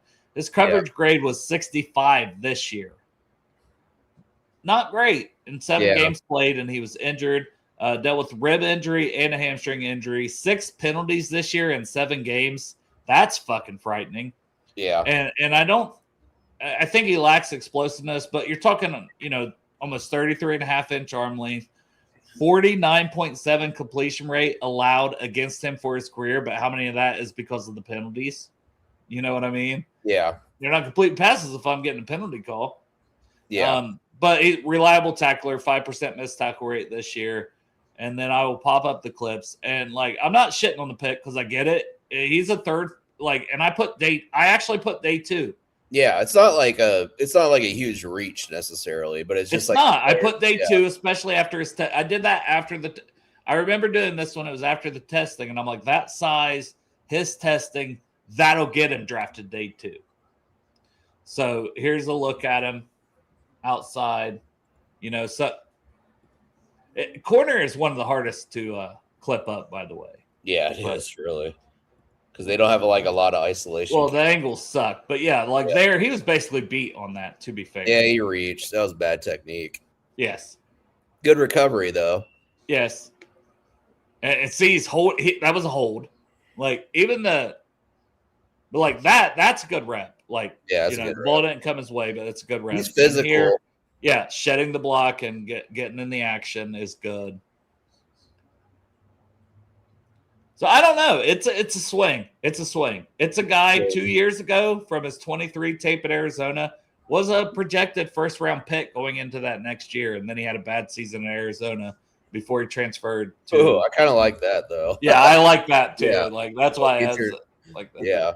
Yeah. The tackling corner sometimes is hard to come by. So if he's coming up there and putting his nose, long, athletic, and coach him up, but another thing I don't like is there's no possibility that's a slot corner. No. Yeah, no. I mean, no. We preach versatility, and then did not take a Jalen Kilgore. That disappoints me.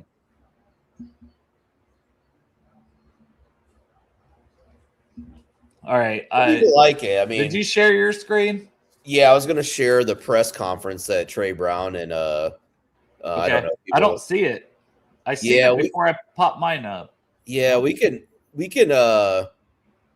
If you want to play that, I can. I didn't know if you want to keep up with what's going on in the draft. It might be. We'll get back to it. I mean, because honestly, the most people watching and commenting are Bengals fans. As much as I love the draft, we'll catch up with it.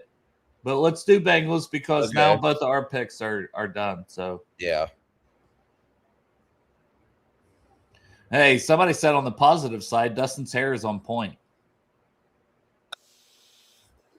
And now that the Bengals have had their picks, after we play The this, man with elite receivers in this league. put the link out. Yeah. Can you hear the volume when I play it? Yeah, I could hear it. Okay. We feel like we got an outstanding prospect, and we were definitely excited to get him off the board there. How did you evaluate kind of the consistency in the tape and weigh that with obviously the athletic upside he brings to the table? Well, when you look back, he's someone that actually has played a lot of ball in terms of started at Arizona, then transferred to Washington. He came in and played right away. Probably threw him out on the fire just in terms of high-end athletic traits, and then somebody that over the course of his career has gotten better and better and better. And we feel like with our staff, with Al's vision for the guy, he was the perfect fit. Like I said, he was a guy that when we stacked our board, you kind of have guys you got your eye on that you're targeting. And, to come out with him in the third round, a lot of these guys go really early in the draft when you put it all together. You talk about the position, which is a premium position.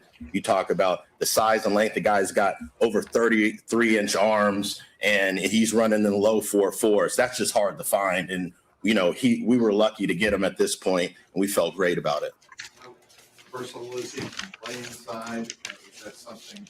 I guess Al, maybe this is a question. Yeah, I think Trey already hit on it, but when you get these size guys on the perimeter, they also give you matchups, right? So if you're playing a Metcalf or you're playing some of the more athletic, tight ends in the league, he can match up inside too on third down. So it gives you a lot of versatility. We did it with Trey Flowers the last time I was here. That for makes some sense. more athletic tight ends, but he just gives us great versatility. Man, and can we have struggled against player. tight ends, so Lateral, him saying that at least makes it more sense. Yeah, and I don't think this necessarily I think this is like a Swiss Army knife pick, right? Is versatility. I don't think it means that we're not going to re-sign Dax Hill and DJ Chark. Okay. Too, So Well, you always need depth. You always get injuries. Yeah. So we can talk. We're going to talk ourselves into it because we're Bengals fans. yeah. I mean, I could when when you hear the coaches speak about it, it gives because the scouts are going to give you the measurables and Yeah. What's your vision? And him talking about specifically on tight ends. Yeah. That excites me. Yeah. Yep. Yeah, I like that. So And the long speed to match.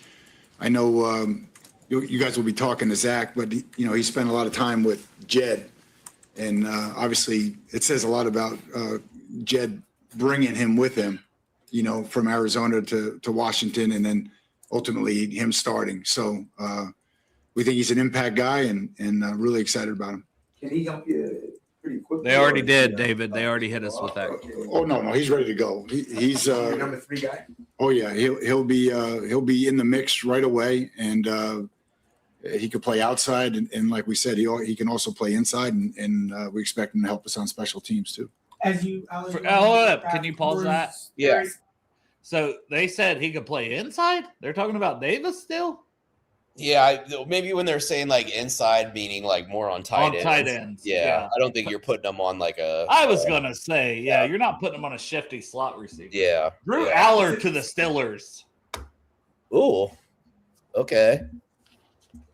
That's actually pretty good swing for them. All right. I'll cut this for now. No, I'm good with playing more. Do you Okay. want to? We can listen to more of it, and then we can all. I want to do Howls now. It makes me want to listen to the Howl. Yeah, I didn't go back to that. That's a good point. So But yeah, we'll listen to a few more minutes of this, and then go to Howl because Right on. as picks are coming in. Longer, yeah, we were looking to get longer there, and his age was great too because we were trying to get younger there too. So I think he's 21 and a half, 21 years old, something in there. So a lot of upside with this athlete. So really excited about him. Coach, how much do you appreciate these guys having 2 elite wide receivers in camp to help them prepare for the elite receivers they'll face? No, how much do I appreciate it? I do. It's first of all, they're great competitors, right? So they make everybody better. And I know our guys relish the challenge to go against the best every day, and we'll do the same with Takario here, getting him ready to go. Trey, you hit on it.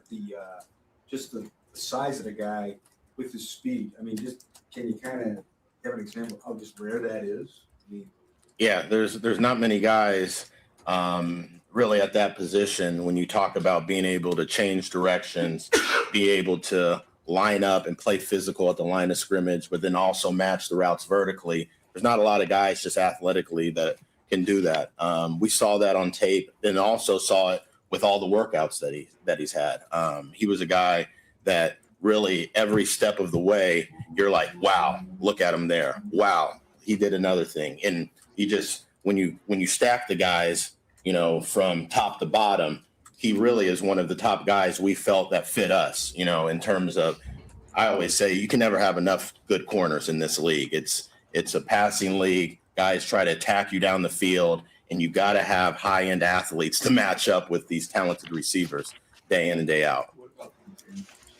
Well, we felt, you know, doing our research, this guy's a great kid, loves football. You know, he's passionate about the game. He wants to improve, is always looking to get better, and that's what we look for. I mean, we talked about the age thing. You know, you like to get younger guys there, guys that can also ascend and reach their high-end, you know, potential. And we feel like with his makeup, his you know, his drive, his football IQ, he'd be a great fit for where we are today. Chuck Burks, just to piggyback on that, Chuck Burks spent, you know, a day and a half out there, and the same thing. Like the happiest guy in the building right now is Coach Burks, without question. He really enjoyed this young man and felt a passion for him, which is great. When a coach is aligned with upstairs, it makes it easier for all of us. How important was it to leave today with a corner that you felt like could cover and play outside and match up with some of the bigger receivers? It's huge. You guys see it every day when we're out there on the field and then also on our games. I mean, like I said, you can never have too many of those guys. And we wanted to go in today feeling like, hey, we're going to go and address the cornerback position. And we did that with the guy that we had focused on throughout the entire process. So anytime you go through this draft, you know, things happen, you know, trades, moving up, moving back. But when you get the guy that you targeted from the start and you're able to bring him in today, we feel outstanding about it. Trey, there are some big names on Yeah. the board at corner still. You know, what made Davis kind of stand out above some of the other bigger names that were probably out there? Well, I think I hit it. He's young. He's an elite athlete.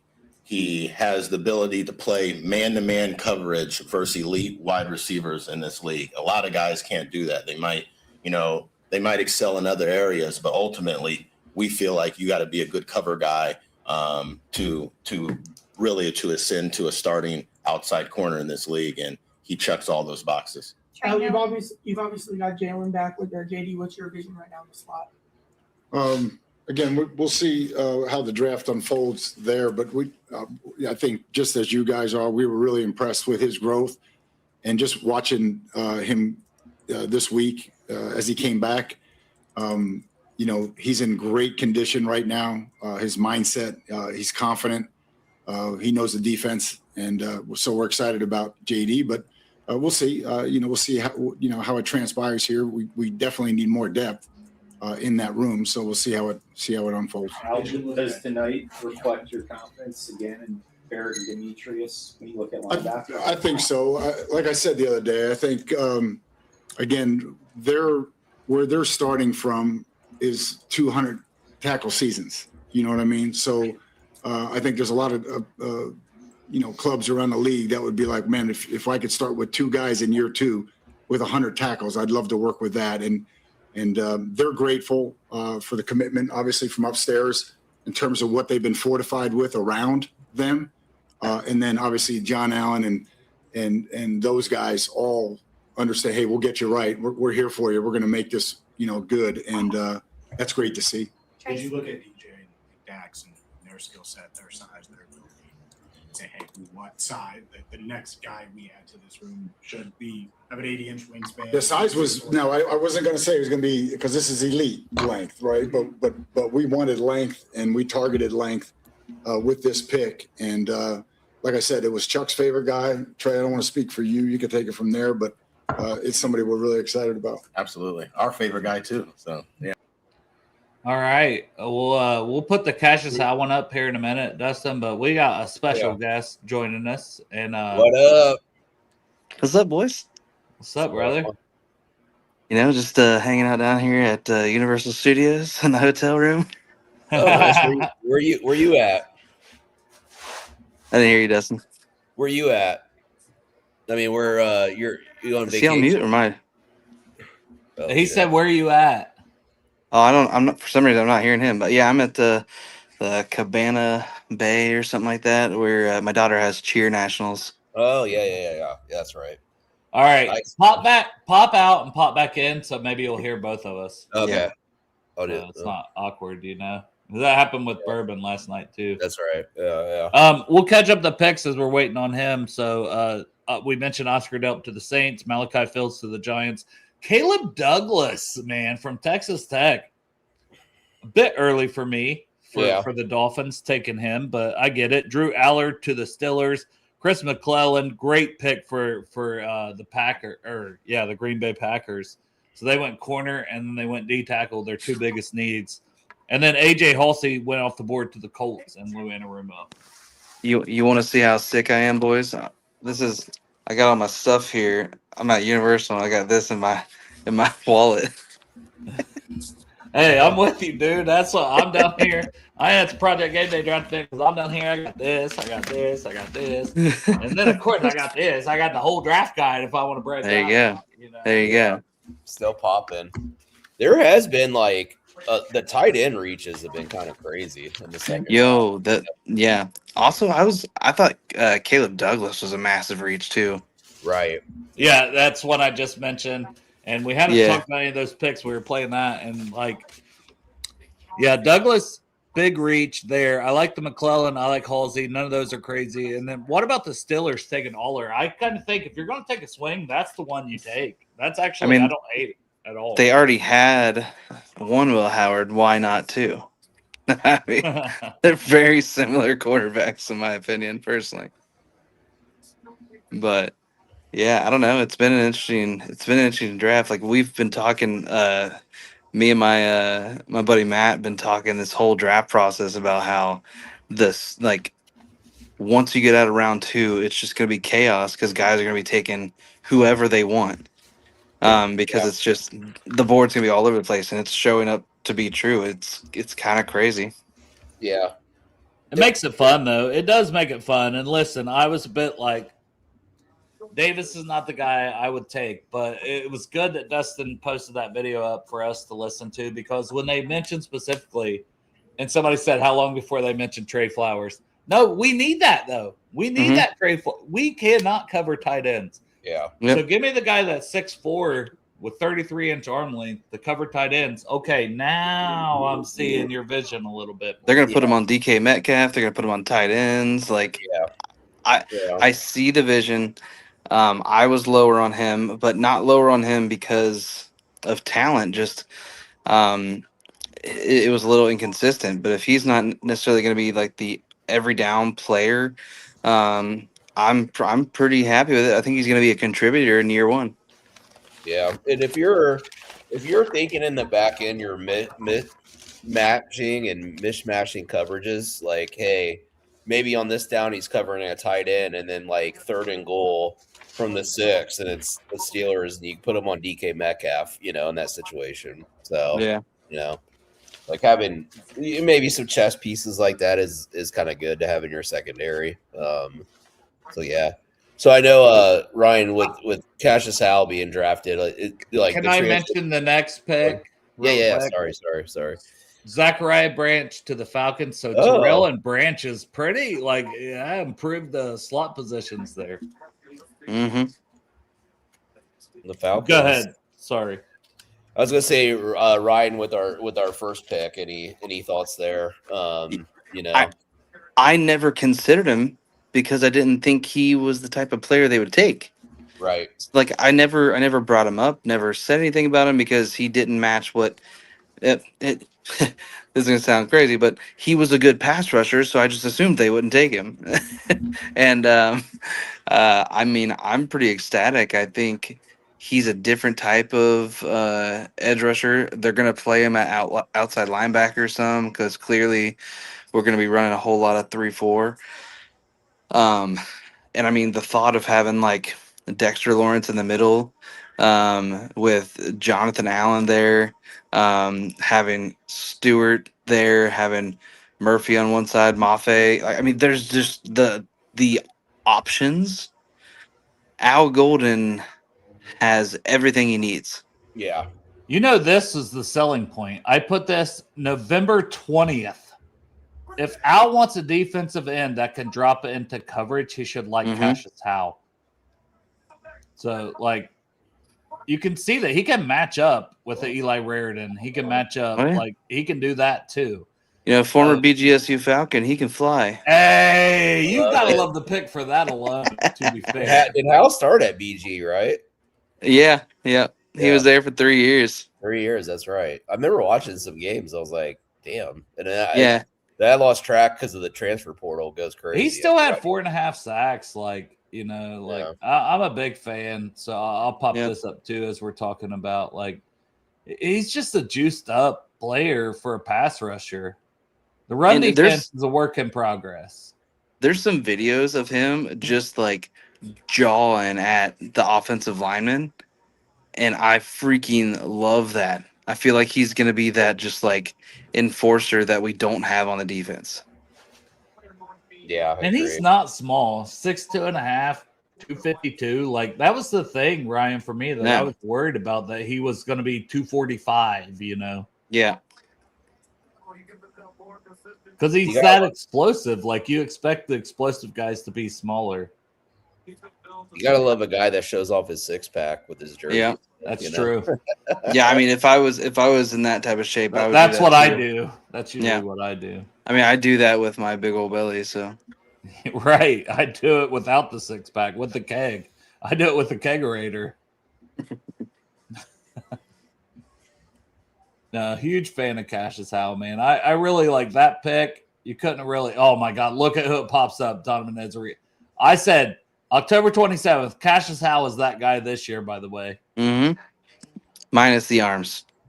How can I be mad? Yeah, oh yeah, completely different arm length. But the explosive pass rush wise, man, he's that guy. Like, the person I think I'm most surprised that is still on the board has got to be Emmanuel Pregnon. Kilgore too, or are you? Kilgore too, but like I mean, Emmanuel Pregnon is a guy I thought could have snuck into round Kobe one. Lane to the Ravens. Ooh, that's a good pick actually. As someone who does not believe in Jacoby Lane, I'm okay with that. Yeah, I'm okay with that. See, man, he's more athletic than you think at that. So the highlight reel catches, but you have to create separation, and that's the concern. And same thing. Malachi Fields went a little bit ago, Ryan. Like, those are the guys that don't create separation. You know, that does worry me. I'm not gonna lie. In general, I hope he sucks because he's a Raven. So. I'm trying to look. All right, and Ryan, maybe we can compare boards here because Ryan is really in tune. Draft to the Future, guys. Subscribe, check his stuff out. He has a lot of interviews. He interviewed Landon Robinson before we did, and got a lot of these guys even on my radar. Like, that's the fun part about the draft community, and talk about players that rise and fall and this and that. I'm not up to your level on 2027 yet, but I'm trying. Obviously, McCoy. It's the knee. That's my highest player. Beyond that is Pregnon for me. How about you? Yeah, it's McCoy, then Pregnon, then actually it's Keith Abney next. Same. 43rd overall. That I was begging for him to be I was like, there's 5. That I think that's the part that hurt me the most about Davis was I mentioned 5 corners I would have been good with him taking, and they took a corner, but it wasn't one of those 5. Yeah. I've got Grayson Halton. Yeah, I've got him at 48. I've got Chris Bell and Chris Brazel. Chris Bell, McCoy's still out there. It's crazy, dude. Like, yeah. Keontae Scott was another one of those corners. I'm a Zakee Wheatley guy. So that's my page 1. That's all the names on my page 1. Yep. 60 players. You know what's interesting though? So like we wanted Scott, Kilgore, blah blah Regis blah. just went to the Jaguars. Yeah, yeah. I'm pretty low on Regis, honestly, but Same. And my guy on Edom, who I was talking up a long time, but I had higher than him, yeah. went higher. And Where did I those are have the him? ones, dude. When you do this, you feel validated about, right? Yeah, I had him at 131. So Tyler, I need him. I had him at 96. I had him top 100. Nice, Yeah. nice. Yeah, I think the guy that I am not. I think the guy I had lowest that went so far, Nate Borcher. Same, same. Yeah, I had him at 250 something. He's a blocking tight end, which is great. But you know who's a better blocking tight end than him? Will Kazmarek from Ohio Will State. Kazmarek. Shoot, I would take Carson Ryan over him, honestly. Yeah.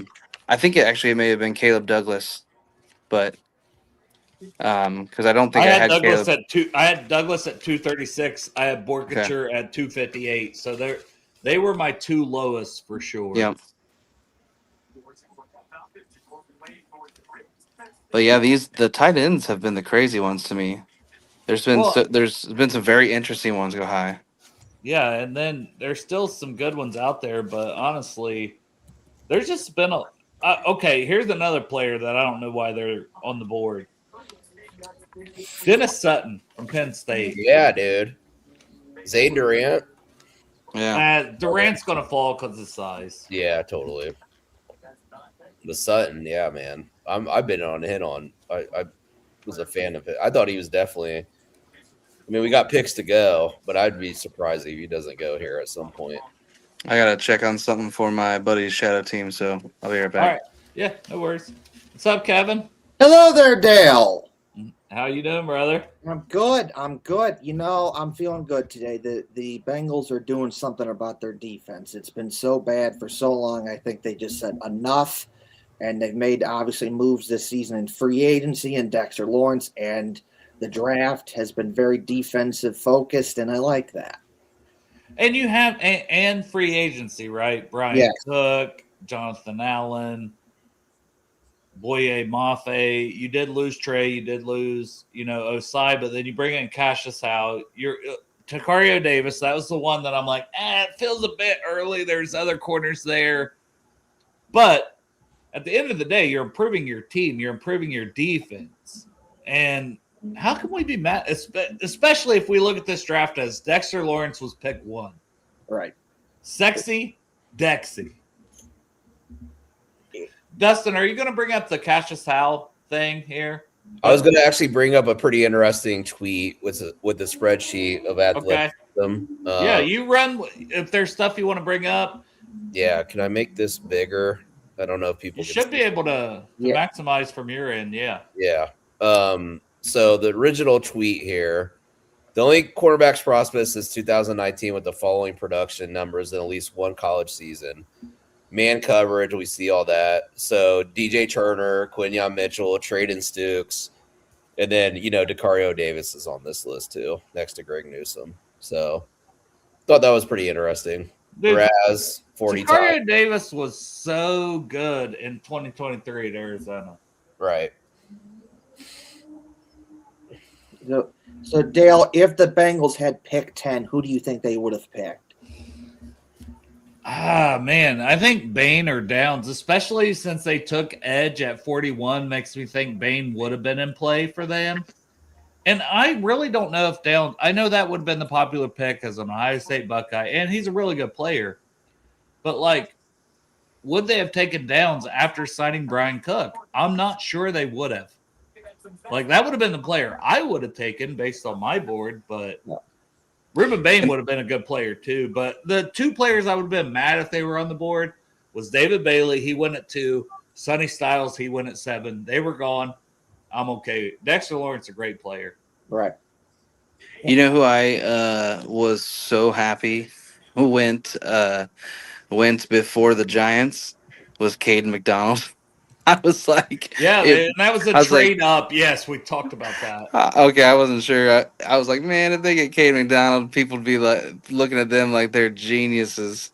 Yep. And I You bet you traded they would Dexter have and got too. Caden McDonald in the second, and one pick ahead of them, and then trade up. Yeah, I bet you they would have taken him. They would have been stupid if they didn't. Yeah, I took him there in my shadow draft actually. Dustin, you with us? Dusty? Yeah. Oh, Yeah, Army? yeah. yep. Hey, I'm with you guys. Can you hear me? Yeah. What up, dude? What's up, guys? Just wanted to swing by for a second and say, give a who day, and also, love what you guys been doing. And it's always fun sitting in there and listening to you guys talk. I'm not gonna be on here long, but All I, good. I love the Howl pick. Outside of that, I haven't had a lot of time to watch all the other prospects, but I like what they did rounds 1 and 2. So Yeah, Dexter Lawrence and Cashius Howell immediately improve your pass rush, and we needed it. And man, I'm so excited for this season. And I was a bit upset about the Takario Davis pick when it happened. I have to be honest. I'm like, it's a little bit high for me. Fourth round, sign me up all day. That's a good pick. Third round, I'm like, there's better corners on the board based on my board, not based on the Bengals board. And then we popped up the press conference and we're listening to Al Golden specifically talk, who's the D coordinator. And he says his length, his size, since Trey Flowers, and he was here with Trey Flowers when we went to the Super Bowl, and we haven't been able to cover tight ends. He's talking about him matching up against tight ends at 6'4" and 33-inch arm length. And Dustin, you mentioned DK Metcalf and guys like that, that he can match up with because they have Pittman now too. I like it. The more I think about it, the more I'm like, at least I understand your vision. Yeah, and the last guy we need to really fill his defense out, Landon Robinson. Yeah. Which I know they're not going to take. I know. I just think roster spots wise, they don't have it right. It's already crowded with Allen Hill, Chris Jenkins. We'll see if Slayton's still on the team, but I think Slayton might stay on the team because they might ask him to take a pay cut. But I think they believe in him more than they believe in McKinley Jackson. Didn't they save $5 million Didn't they save $5 million with the Dexter stuff? Yeah, his contract. Yeah, there's some money to work around a little bit, and obviously you could restructure Burrow. I don't think they're looking to do that. Yeah. So the Vikings took Dominic Orange. They took Caleb Banks and Dominic Orange, so they're trying to beef up those trenches. Well, now they have one that can stay on the field and one that might be there every once in a while. And then Panthers got another weapon for Bryce. Brazil, who we I like that. He was still 47 on my board. I like him. Just as that downfield weapon. Well, he fits so well. He fits so well as a 2, and they have Tet. They have Tet. So having him across from Tet is going to make him actually much better, I think. Yeah, I like that. That's a good pairing for sure. I do like that. What do we think about the opponents' drafts? And start with Kevin or Dusty or Ryan or whoever here.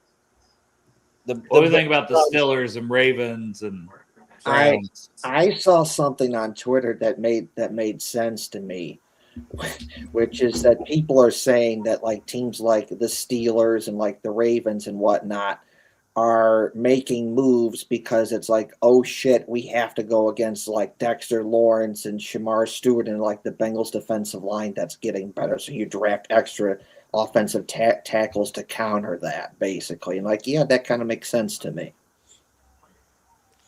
I think that the Browns draft is being overrated a little bit, personally. Dane Brugler loves it for some reason, but I'm not a hater on Denzel Boston. I do like Denzel Boston, but Casey Concepcion, I am a hater on. Not a fan of his. Fano, Fano's good, and I forget who they had their last one, but they got a McNeil Warren. Oh yeah, that's the one that I was like, are you freaking kidding me? Yeah, I That's the know, one right? where I was like, heck yeah, that's a great pick. But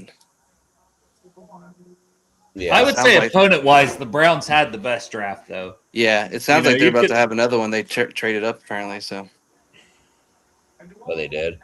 yeah, they traded up with the Chargers, I think, to pick 86. 86. All right. Oh, okay. They're on the clock then, huh? Yeah. Yeah. Ted Hurst went to the Buccaneers Oh, also, Did by he? the way. Yeah. dude. Tampa Bay just keeps drafting receivers. They're like the Bengals South. Well, they lost Mike Evans. That's true. That's valid. Heck yeah, I took him in my shadow draft, so that's exciting. That's a good spot for Ted Hurst. I like that. And then the Steelers are picking. The Browns traded up, but I don't have the Steelers pick yet. Do you guys? I don't have the Steelers pick. I have the Browns pick actually, but Oh, really? Who did the Browns take? And then we'll see who the Steelers. I got a Twitter notification that said Austin Barber. Okay. Which is a guy I thought we could take, but guess what, buddy? Guess your PTSD is real. You get to go up against Cashius Howell. I said he'd be terrified to have to face him in practice if we took Austin Barber. So guess what? He gets to go up against him in the AFC North twice a year. I like that. I like that for us because I think Cashius Howell will eat his fucking lunch. Yeah. Is there any certain guy that you want the Bengals to take, Dale? Oh, you're cutting out, Kev. Kilgore is still out there. He could fall to the fourth. You know who I want at 110 if he's there? Brian Parker. To me, that's the guy I want so bad because like he fits that future interior spot for us. Yeah, and I think he would be a stud to take over at center in another year. Is Connor What Lou? about Staley? Lou hasn't went off the board either yet, has he? No. No. Sam Heck still hasn't gone off. Yeah. So I wouldn't be surprised if the next pick is an offensive lineman. I also wouldn't be surprised if they do trade back there, especially if they can get a 5th round pick since they don't have one. Yeah. Yeah, that's what I was wondering about if they would take and mortgage some of them 6th and 7th round picks to get maybe up in the 5th again. Yeah. So 4 of the last 6 picks have been wide receivers. Yep, nice little run there. Yeah, crazy to me that Skylar Bell's still out there. Oh, the Steelers went Dalen Everett from Georgia. Dalen Everett, okay. Yeah. Where did I have him? I had to print this stupid paper so small to try to keep it in my little. Like I have this little fanny pack that I'm using around Universal, and I've got my draft stuff in there, especially for tomorrow since I won't be on a TV tomorrow. Is McCoy still on the board? I'm not looking at it. Yeah, he is. Yeah. Man, how bad's that knee got to be? Like, there's another surgery possible. It has to be that he's not going to be there next year. Like, it has to have been pretty much confirmed that he's not going to play in 2026. Man, but he's young. He's what, 20 years old right now? I think so. Yeah. It was just, I guess, like back-to-back knee injuries or whatever. It's kind of like, ooh. And the speed in which the NFL moves now, it's like, do they even want to wait to take a year off from a player? Yeah. I don't know. It's just like, fuck. I mean, at some point it makes sense to draft him. I just don't know. Like in this situation, do you just, if he's there in like the 6th round, like how far does he fall? It's like, That's what I'm looking at. Like, how far is this guy going to slide? If it's like round 4 and he skips a year in knee surgeries, they do them all the time. Like he still ran. What he run? Like he ran pretty quick the other day. So At least a 4.4 flat. I think some people had him a little earlier. My internet cut out. I don't know what happened, but I'm back. Sorry, guys. He's Welcome back, back. baby. He's back. He's back. You missed Dalen Everett. Dalen Yeah, Everett. I have my phone up too. So Everett's the one who went to the Steelers. I like that pick. He's 95 on my board. I think he can be a starting corner. I don't like that he went to the Steelers, but it is what it is, Within 10 picks of where I had him. Will the Bengals pick a linebacker in the draft? I'm thinking Feels maybe like not. feels like no. Yeah, feels like no now. Yeah, Well, not getting one this early, but I would say like maybe they would take a Bryce Betcher, a Caleb Elam's, or a Adam Fisher, you know, a Red Murdoch. There's still some linebacker actually comes back up in the 4th round more than the 3rd for me. Yeah, well, and also too, like the 6th and 7th round is going to be all about special teams players. Dude, give me Robert Spears Jennings, give me Xavier Nwankpa. Like, Yeah, some of those guys that can do some of that stuff later on. So, who knows? Red Murdoch. You know, I think really what they need is Harold Perkins. Where's hey, Chop, you know Chop, man. Chop would be so. I want it to happen. If they take him in the 4th round, He I would buy be that okay jersey with it. so fast. And I would be so okay with them taking him in the 4th, to be fair. Is he an LSU guy? Yeah. And Kyle Okay, Lewis. okay. Kyle Lewis is still out there too. Yeah, I know. Yeah, Kyle Lewis is definitely my highest safety. He's 79th overall on my board. But you know, we are getting in that like Harold Perkins, it's not crazy for me. Range. Especially in the 4th round, it's not crazy. I know I have him at 129 and we pick at 110. Because I know Pork Chop's a big LSU guy, so I figured that's probably why he likes him. Oh, 100%, Kevin. And like he would be so happy. Like, oh man. Who went? My future replacement for Drew Sample, Will Kazmarek. I love Kazmarek, man. I do too. Give me those. We're going meat and potatoes already. Like, I did not appreciate him as an Ohio State fan. Yeah. Did not appreciate him as a player. And then as a draft evaluator and watching his tape, I was like, oh, this guy's an asshole in the best way possible. Like, yeah. He's so good. He's set. Like, that's why I could not understand the Borkature pick. No. Because if you want the guy that's a blocking tight end, you take Will Kazmarek 10 out of 10 times in my eyes from the tape I watched. Yeah, there's so many good players out there still, you know. So he went to the Dolphins.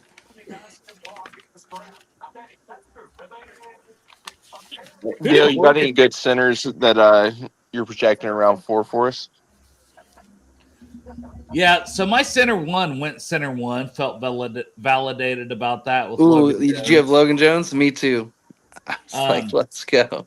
Yes, same. But yes, Connor Lew, obviously with the ACL, but like 20 years old. Man, 4th round, you take as I'm glad Jake Slaughter's gone. I wasn't as high on him. And then I would say the guys that are converted tackles to centers, Trey Zune the 3rd and Brian Parker the 2nd. Man, and I like Sam Heck too from Kansas State, so I don't want to like overlook him. He's my center too. But I honestly think for the Bengals, like the versatility of a Trey Zune and a Brian Parker the 2nd make a lot of sense for me. You know, I think the top tight end that they would consider, especially in round like 6 or 7, it's probably gonna be Daquan Wright. Yeah, because he's big. Feels He's big. Yeah. He can block. Yeah. He can move. He can catch. Like it would be a good pick. You got 4 picks there. I'm good with it. Yeah. So, Dale, if you got to run the draft for the Bengals, how would you do it? Who's that picking so far? I like the Hal pick. He was, like I said, 5 players, you know, that I would have taken there. Avion Terrell, CJ Allen, D'Angelo Pons, Jacob Rodriguez, and Cashius Howell. So the fact you get the edge first, cool. I'm cool with it. Now, what I would have done next would have been a little different than what they did. I would have taken Keith Abney the 2nd if I was the Bengals in the 3rd round. Same. I love him.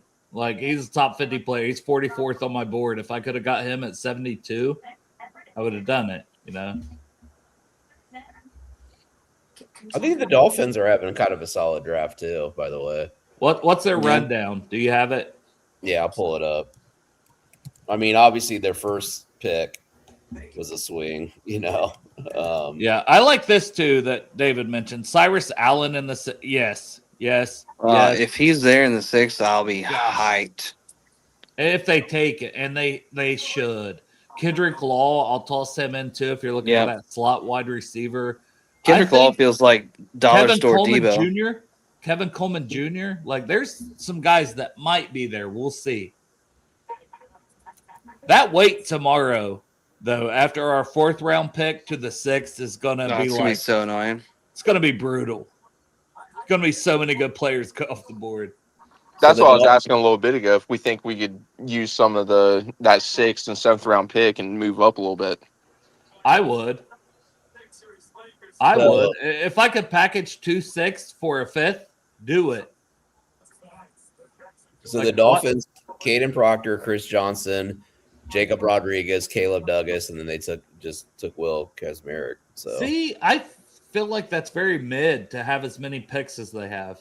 It's because of the Douglas and Proctor picks is what I don't like. Yes. Yep. Well, yeah, We're on the same page. I think probably the NFL might like Proctor, though, but I'm also kind of like. I'm sorry, but the Nick Saban interview where he basically said that if once he's outside of the building, he doesn't work hard was wild. Like, I remember Nick Saban at least. You know who he also said had work ethic issues? Probably Andre Smith, Jermaine Burton. Jermaine Burton. Oh, yeah. I mean, that's Jermaine Burton. He was like, "Oh, he's got to mature. He's got to mature." He's like basically shit on him on live TV. Yeah. His own player. Nick Saban was not very fond of the Bengals picking Jermaine Burton. No. Pregnon to Jacksonville. I can't believe he fell that far. Me neither. But if you would have told me the Bengals took him at 72, I'd have been pretty happy. But he's played more left guard than right guard, and he is like 25. I mean, obviously they believe in Fairchild. Yeah. I'm kind of curious to see if my guy Travis Burke does end up going here in these next picks in the 3rd round. Ryan, what would your thoughts be on a guy like that for the 4th round? If you're looking because Markel Bell's gone, Austin Barber's gone. If they took Burke or Parker, if I had to pick 2, because I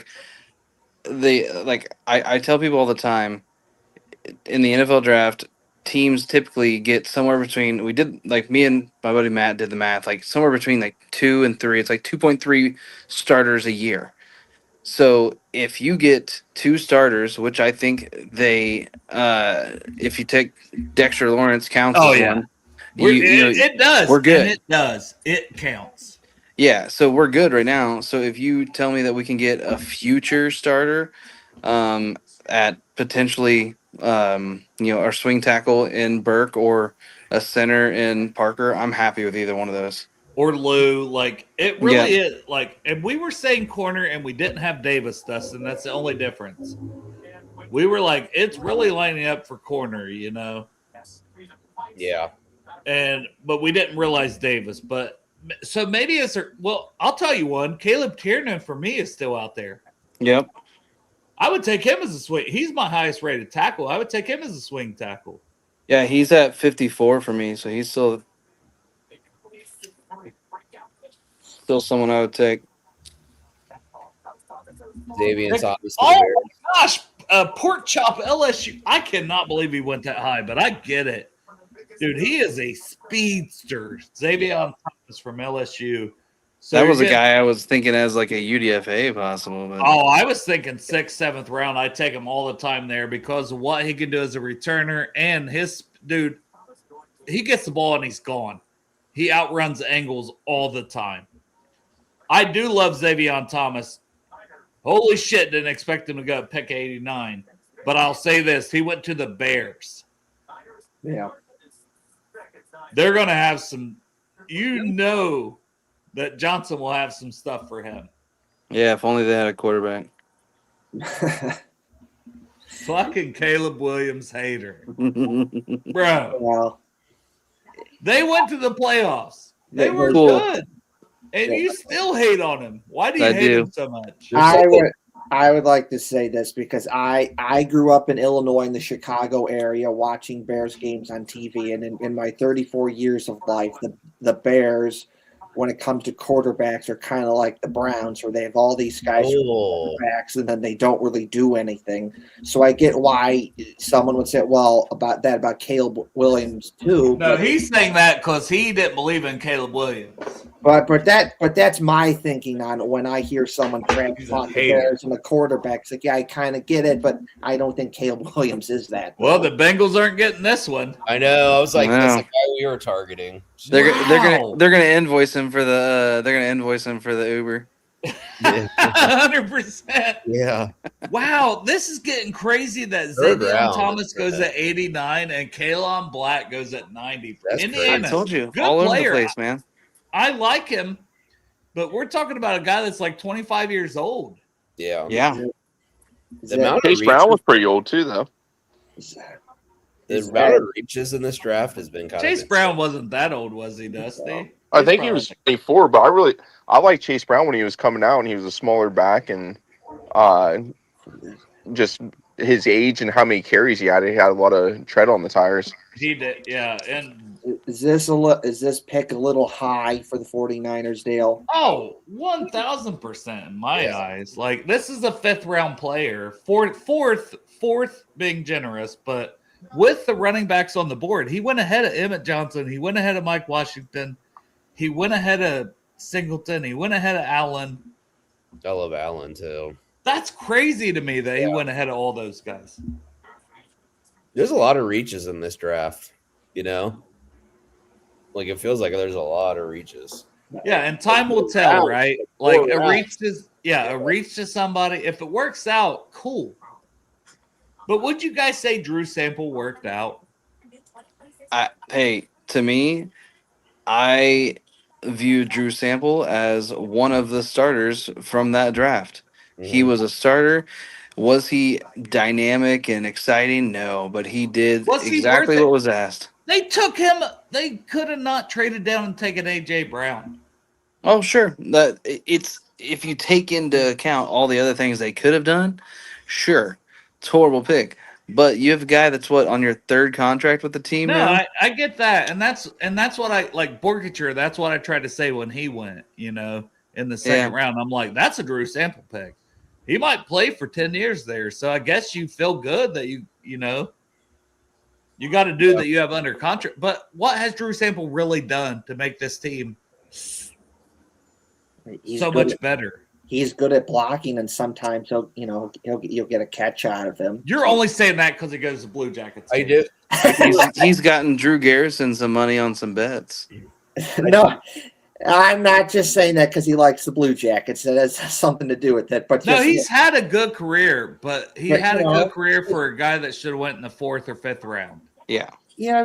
I've watched some Bengals games over the years, and you know what? He's good enough to get the job done. That's just how I see it. He's just good enough to get the job done. Real good at blocking, and sometimes he'll make a big play with the catch, but most time good at blocking.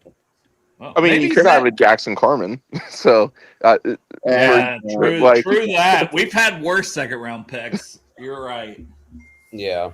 And Chase Brown was 23, so he was a little older, but he wasn't 25. He was 23. Yeah, so, huge difference. You know what's funny? So, like, obviously, we're upset about maybe the Bengals not taking Scott or Kilgore or any of those guys, but they're still there. It's kind of like well, the NFL maybe just has a different opinion on some of these guys too. You know, I can understand Scott because once again, back to the age, another guy's like 25. I cannot understand Kilgore.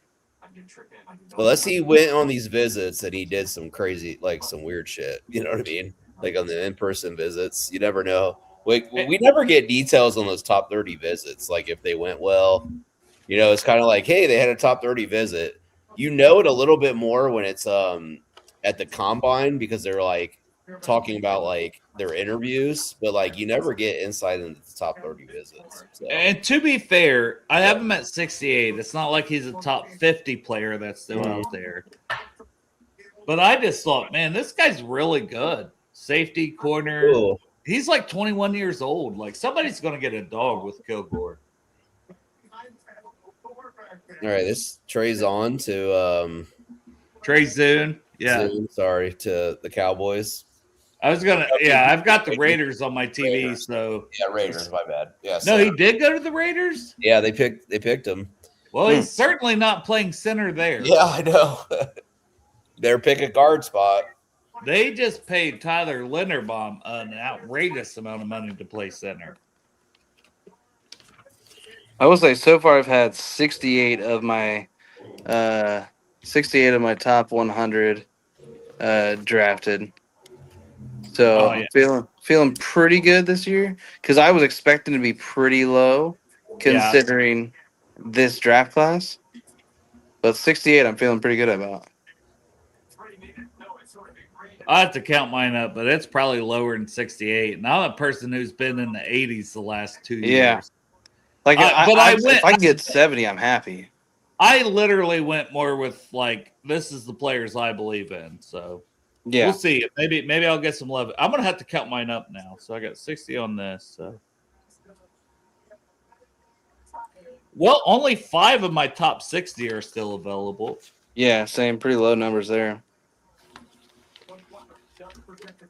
How do I have him? So, Dale, how do you think the rest of the draft goes for the Bengals?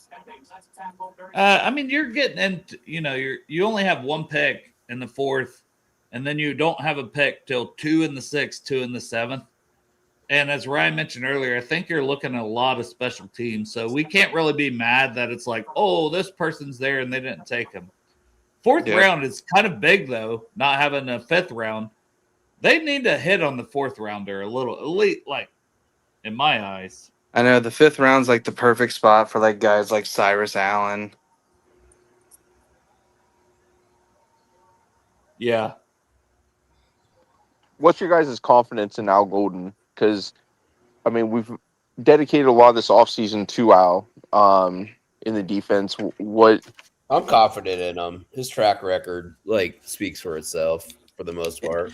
And year 2 is when DCs take the leap, man, too. So, I think he's clearly been given the keys and getting the guys he wants. I think it's going to be wild.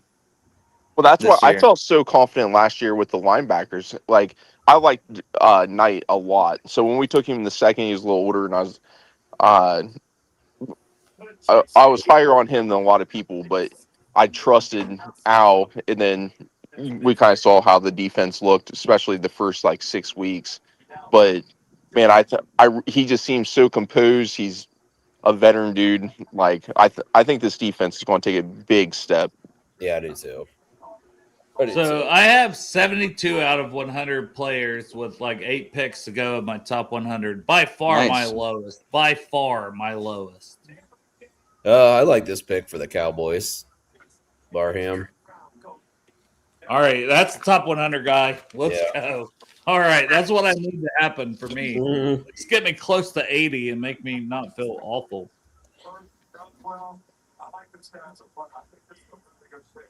But I'll go through some of my guys in my top 100 that are available, and Ryan, you can do the same.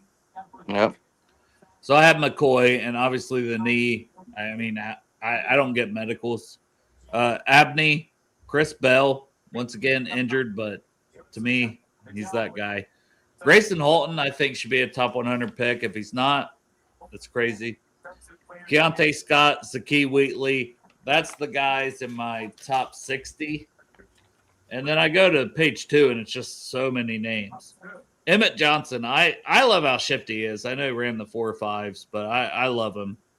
Mike Washington, another running back. Jalen Kilgore, though, he should be gone. He should be off the board.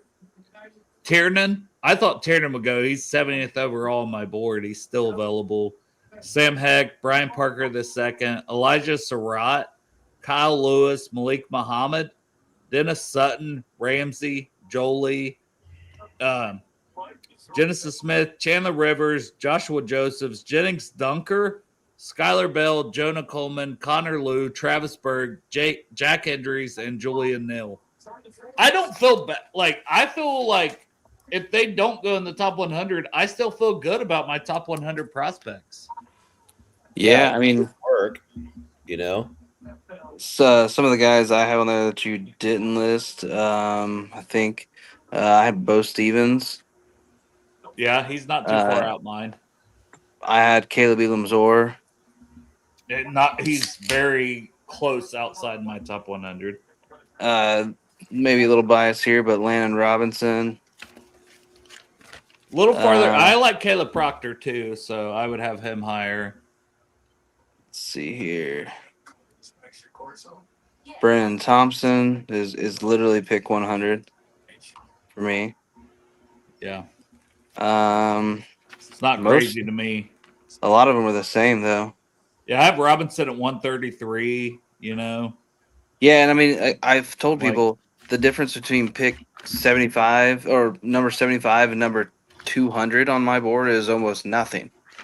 Yeah.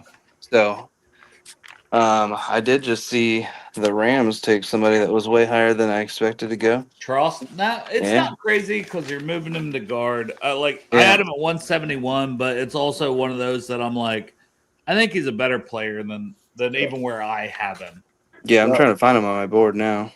So Dale, from your perspective, was it a little high for the Rams to get Ty Simpson? Oh yeah, he was 59 on my board and he went 13. I had Charles at 150. So that's one of the big topics I've seen on Twitter today is people ripping on the Rams for thinking they went a little high with that pick. Steelers traded again. They're going at 95. They traded up with New England. Number 94 is not in yet, but who do we think they might take? Dustin, do you know what they've taken? Like, I know they took a tackle. I feel like they've moved around a lot. Mm-hmm. Oh, yeah. Pull it up.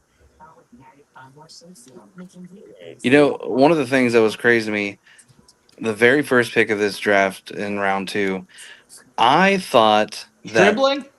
Well, Stribling, yes, I'm way lower on Stribling, but what's even crazier is that like I thought the Niners moving back from 30 to 33 and only getting pick 179 was crazy. I was like, are you kidding? That's so little to lose a 5th year of control. Yeah. And then so I was like, okay, you know what? This is why they know they're going to have a bidding war for pick 33 and they're going to get a haul. Yeah. But then they just took Stribling, a guy who I was way lower on. So I was like, what the 115 heck? on my board.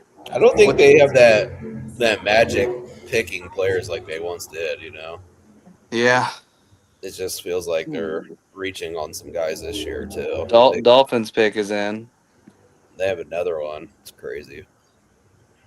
Do you want to know the Dolphins pick at 94? Yeah. That would be Chris Bell. Oh, it's a good pick. It's a good pick, man. Good swing. Start swinging. 44th. I mean, there's just not many guys that are 6'2", 220, and have legitimate like track speed. And let's be real, they're not going to be good this year. You know who he reminded me of when he would get in the open field? Ted Ginn Jr. I can see it. Like the way he ran. It was like his running style. And he's that fast. Like, if it wasn't for the injury. Man, Crip, you were trying to get me to go to the liquor store in the morning before the draft starts at noon. He wants Rumdell so bad on these drafts. Like, I gotta be coherent, man. You can't have Dale slurring those words. This guy's a good guy. I mean, I do that anyway. But usually what happens is I just start talking shit about people. Do you guys feel like there are a lot of like guys that have injury challenges are definitely slipping this year? It's like the teams aren't as like willing to take like chances with higher picks. Yeah, I think so. Yeah. Maybe they just got burnt too much. You know, it's like, all right, we gotta. Wait a second. Did the Steelers not trade? Hold on. Dale, Malik Muhammad and TJ Tampa. Do you see a little like comparison there with those guys? Because I liked Tampa a lot last year, and he slid. 2 years ago, I think now, but Or maybe it's been 2. Yeah. I can't. I don't remember the size for Tampa, but I feel like he was a lot thicker. Like I know that's one thing with Muhammad is he's like Smallish. 180 on a good day. You know, Yeah. I thought they were both around like 185, 190, so I might be messed up. But no, I mean I think that Muhammad might have weighed in at 183, but he was a lot of times listed like 178. And So TJ Tampa's 190. okay. Yeah. I thought, and honestly, Dusty, me and you both can say this. We love TJ Tampa, and he hasn't done anything yet, which Yeah, I'm yeah. glad because he went to the Ravens. But Yeah, he hasn't really even gotten on the field. no, he hasn't. But man, his tape coming out, I So like good. Tampa a lot. But Me too. well, I think their size, they're both around 6 foot, around that 180, 185 mark. So it's just seeing them both kind of slide a little bit I like Muhammad a little bit. I still would put that motherfucker in a locker crib. Don't you fucking get it twisted. Fucking, I ain't gonna say his name. I almost said it. Eli Raridan went to the Patriots. I love Eli Raridan too. I know. Like I do. He has to stay healthy, obviously. You Yep. know, 2 ACLs, but man, he looked so good at Notre Dame last year. The upside is through the roof. I love him. Yes. Yes. So that was my another buddies- top 100 for me, actually. Oh, let's go. See, I didn't have him because of the injuries. I didn't have him in the top 100, but do I view him as a top 100 talent? For sure. I had him at 153, so. My buddy that's a Dolphins fan, I texted him, congratulations on Chris Bell. That's a steal. He goes, well, the good thing about drafting wide receivers is that you can always sell yourself on them being good. Yeah. Yeah. So he's always kind of a pessimistic Dolphins. So the Steelers traded up with Seattle, so they're at pick 96 now. Okay. Who do we think the Steelers are coming up for? Dustin, can you look that up or anybody? What have they They've taken a tackle and a wide receiver, Yeah, and then Drew Aller and Dalen Everett. Yeah. It's not a bad draft. It's not a bad draft. The Aller is obviously the huge question mark. Yeah. Yeah. I wonder who they are taking. Like, needs wise? I mean, they still need offensive line too. You know. Well, because they took a tackle, they could still use a guard. Yeah, they can still use a guard. That's what I'm thinking. So who is that guard? I'm looking through my board here. Well, could they view Brian Parker the second as a guard? Could they view Tiernan as a guard? I hate Pittsburgh so much. Oh, I hate them. They got Cam Hayward. Oh, you can only announce the third round, bud. Jennings Dunker seems like such a Stiller. That could be, yeah. Tattooed, long hair. It's a dirtbag. As much as we hate the Ravens, what about Mark Ingram? Like, dude, that was his little speech and up there on the podium got me feeling a type of way. I love that. Dale, you're right again, dude. You're right again, Dale. Getting Dunker? Yeah. Yeah. Yep. Such a Stiller, man. I've nailed a lot of these picks tonight. Dude, bro, you've been like 8 for 8. I'm just Hayward. like predicting the exact picks. Hayward said the 6 times, soon to be 7 times. Like, bro, you ain't soon to be anything. You guys are a few years away. That's a good pick for the Steelers, though. That is a good pick. Late third, almost fourth round. He's playing right tackle. He can play either of the guard spots. Like, man, that's a good pick. I can't be mad at it. Cam Hayward, I used to love you. You were an Ohio State Buckeye. Good guy. And my I buddy hated Matt that took him pick. on the shadow team, so now I have to root for my buddy Matt's shadow team to be bad.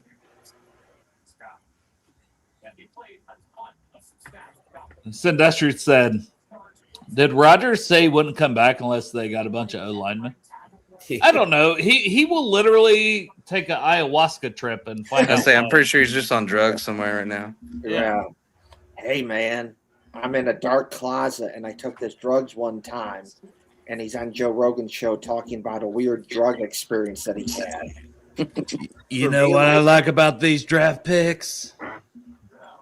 You know, for They me, stay the same age. For being a drug guy, hallucinogenics and shit, he still is grumpy. Like you think it'd cool him out, he's still yelling at people. Right. Yeah, But, he's not happy at all. Yeah, he's not happy. The fruits are not helping you be happy. Yeah, exactly.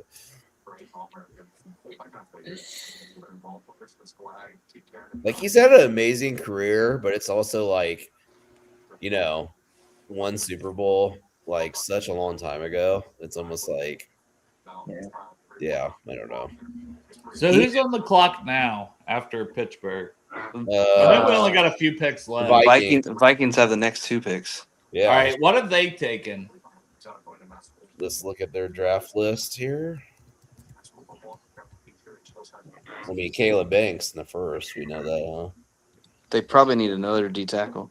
So they took Caleb Banks, Gold A, Big Citrus, and then they took Big Citrus. Yeah. So, I mean, I don't know. They went heavy defense. They went heavy defense, which I feel like they need more offensive help. Yeah, they need a lot, man. Yeah. Honestly, they made the worst pick ever, taking the Michigan quarterback. What a they're like, hey, come here, Kyler Murray, and then we're not going to draft anybody for you. You know. I'm trying to think what I have as their needs. Like I haven't broken this out, so I'll break that out. So Vikings, they still no secondary. No secondary. No. Keontae, like I have safety and corner, so like Abney, Keontae Scott, like those guys. Yeah, make a lot that could of be sense. that could be a spot right there. They're still sliding. They might be there for the Bengals. Fourth That's round, dude. Crazy. That's crazy. If the Bengals do go in the 4th round and take another corner because Kilgore or any of these guys that we're talking about fall, they're definitely not re-signing DJ Turner and Dax Hill both. Well, it's almost Probably like, not anyways, to be fair. It's also, yeah, I don't know. It's like, how many do you want to pay? Like, do you want to pay that much for 2 corners? Like, it's. I would pay DJ Turner if I had to pay pick, DJ Turner, obviously, right? Yeah. Like, yeah. The thing is, listen, like that, we still got 5 years out of Dax Hill. Like, it's like with last year he played well. If he plays well this year, it's like, go get your bag, man. We'll go get a Super Bowl this year, and then I don't give a shit. I don't give a shit. he can literally. I can care who. I don't give an absolute shit what happens. If we got to consider, like, we took Boye Mafe from the Seahawks. Like, teams just sometimes you got to let guys run. You know what I mean? Yeah. So I already told my wife, because we won't have moved back to Ohio yet. But I told my wife, I was like, just so you know, I was like, if the Bengals win the Super Bowl, I will, 1, be going to Cincinnati for the parade. I'll be there. 2, spending an absurd amount of money. Yeah. I will be spending so much on like memorabilia and stuff because it might be the only one I ever get to see. Oh, dude, it's not even a question. Like, and I thought we had that. I really did. Yeah. Like, I just need one. Oh, I was saying this in a space the other day. My dream scenario this year is the Bengals. Dexter Lawrence gets the game-clinching sack by busting through the O-line and sacking Stafford while Puka's wide open. Dude, yeah. Full circle moment. Just full circle. I hate to be this guy, but being at the Super Bowl for that, I was like, there's some fuckery going on. It's like the Lakers, I mean the Rams, like playing in LA, the first Super Bowl there. It was like they were set up to win. Like, Another top 100, Dale. Yep. For both of us. Caleb Tiernan. He deserved to go, to be fair.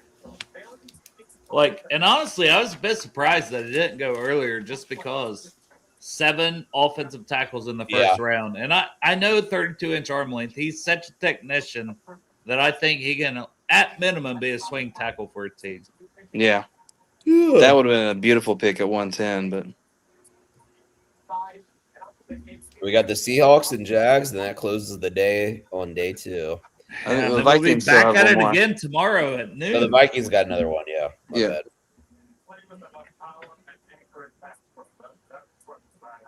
So Vikings have another pick.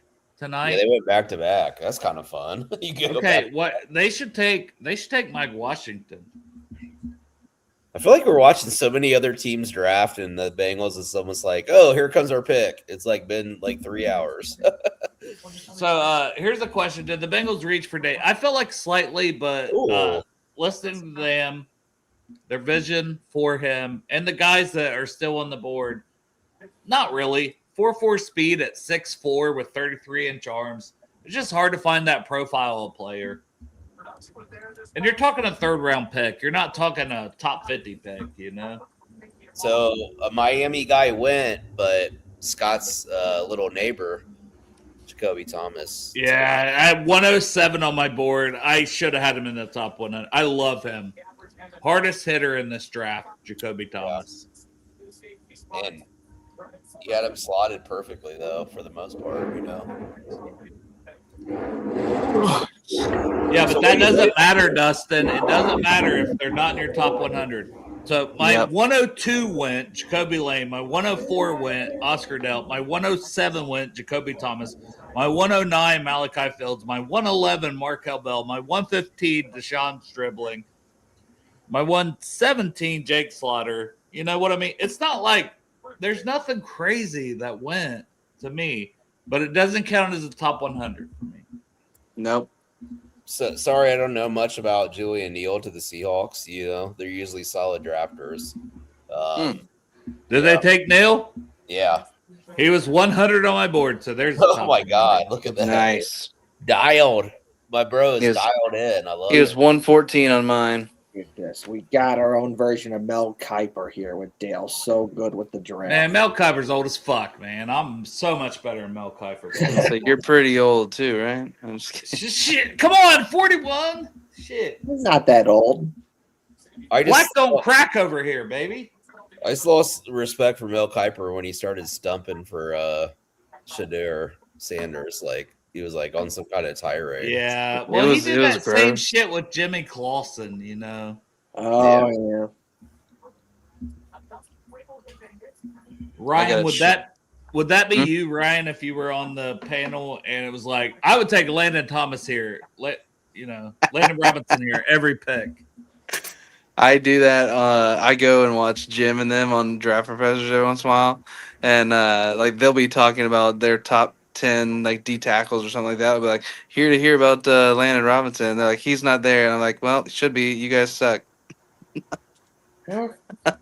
How cool, Dale? How cool would it be if the Bengals got him and you can say, "Hey, I had him on my show." That'd be cool. I think for me, honestly, not needing a D tackle, so I had Renee Conga and I had Landon Robinson on. I can't see us taking either of them. Yeah, I mean, Travis Burke's the one at 110, man. That would just be cool. He's an ass kicker. Yeah, I think the thing for me, so something I'm doing this year is any player that I'm starting it this year. It's going to continue forever, hopefully. But any player I interview who gets drafted or makes a team, I'm buying their rookie jersey. So like Landon, whoever he gets drafted by, I'm buying his jersey. Going to put it up behind me when I'm podcasting in the future. Yeah. So that's the goal, is eventually like have a nice big like wall of guys that I've interviewed. But it's going to kill me if Landon gets drafted by the team I think is going to draft him, which is the Ravens. Yeah. Because his old DC is there. Yeah. His old DC is there. Yep. Oh, Jaguars. Jags go Jalen Husky. Jalen Husky. Yeah, I like it, man. He's a former corner, converted to safety. Yeah, that's a good pick. Is that it for everyone? I had him at 130, so. I'm honestly looking, and it's not crazy that Harold Perkins could be the pick for the Bengals. Yeah, versatility, man. Like we're just going We're just Man, that would be fun. Like, if you're looking for the Viper role too, that can rush off the edge. All right, so we got a comment here. Grade the Bengals draft so far. And I'm counting Dexter Lawrence. That's pick 10. It is. That's what you. I said that. I said because I was asked, what would you count our free agent grade? I said, nope, that's not a free. That's a draft grade. Dexter Lawrence is part of the draft. So round 1, Dexter Lawrence. Round 2, Cashius Howell. Right there alone, I'm like solid A plus. Tacario Davis, I give maybe like a C. Yeah. So I'm still at like a pretty high B plus. And honestly, they can, if they, there's a world where I can give them an A depending on what they do tomorrow. Yeah. Well, 4th round pick is going to be huge, right? Having 2 6, 2 7s. Yeah, I need them to nail the 4th round pick, Yep. and then at least, in my opinion, nail a couple of the 6th and 7th round picks. So Maybe like do a little maneuvering too, like a little. Yeah, trade. maybe that too. Yeah. I'll give them But- credit just for that too. If they try to like get aggressive, you know. Anybody else got a grade? Like Austin says he grades a C minus. Crip says C plus or B minus. I don't know if you guys are counting in like Matt saying B. I'm counting Dexter Lawrence. To me, Yeah, that's A plus. yeah. And I thought Cashius Howell was at least an A. Yeah, it's probably B plus for me. Yeah. But well, I got to dip. I got a long day at Universal tomorrow. All right, so. brother. Have fun. See you later. Thanks for joining. I'm gonna go A minus. Like I love the Cashius Howell pick, and I'm starting to buy the vision with Davis too. So yeah, you know, I'm talked into it, and I'm seeing like all these other teams like how much they're reaching for players, and Kilgore hasn't went yet. You know, Scott something's up. I don't know what it is. So he's 25. I think age. part of it. So I mean, you're getting. And is he a safety? Is he a slot corner? Like that's a question. I could go with an A. Like, yeah, Lawrence, and then Davis is some of those a little unknown to me. But listening to the press conference and seeing the vision, and that it just makes sense. And then you have Hal, who I was literally talking to Dale about an hour before the draft, and I was like, "Dude, I kind of like this dude. Is see what happens." And so, an A, definitely a solid A. And Austin says they still haven't got a linebacker, so when they get a linebacker in the center, center is low key, sneaky need. And if you could get a Pat Coogan in the 6th, though, that would be crazy. That would be good. Jagger Burton from Kentucky, like there's, but I won't be surprised if they go Connor Lew or Brian Parker tomorrow, and I'm good with it if they do. Yeah, but I'm also thinking with linebacker, it doesn't have to be a draft pick. Yeah, it doesn't. I mean, I'm calling Bobby Wagner, baby. Yeah. Bobby Wagner's on line 1 for what the Bengals should do. Yeah.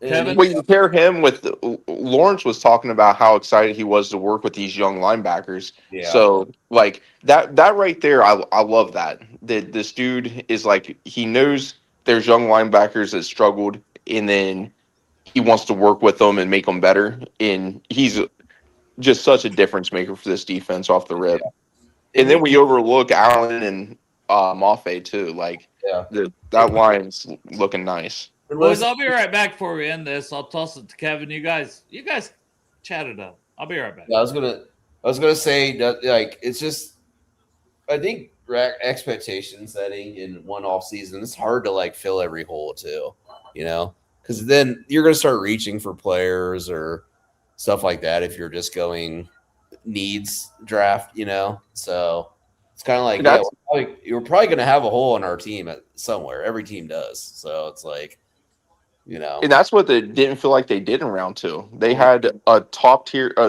their top pick, and they got the dude and somebody I really like. So that makes me excited with how and they have a vision for their 3rd round pick that it just makes sense. So Yep,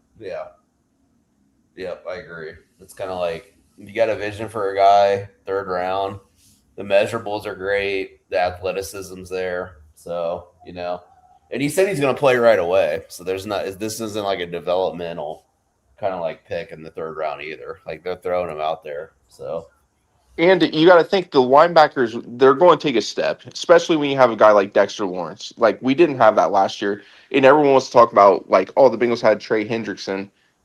Trey didn't play that much ball. Like, so that alone with the pass rush, like, Yeah. The defense, I'm really excited to see it. I Yeah. think it's going to take a big step. I do too.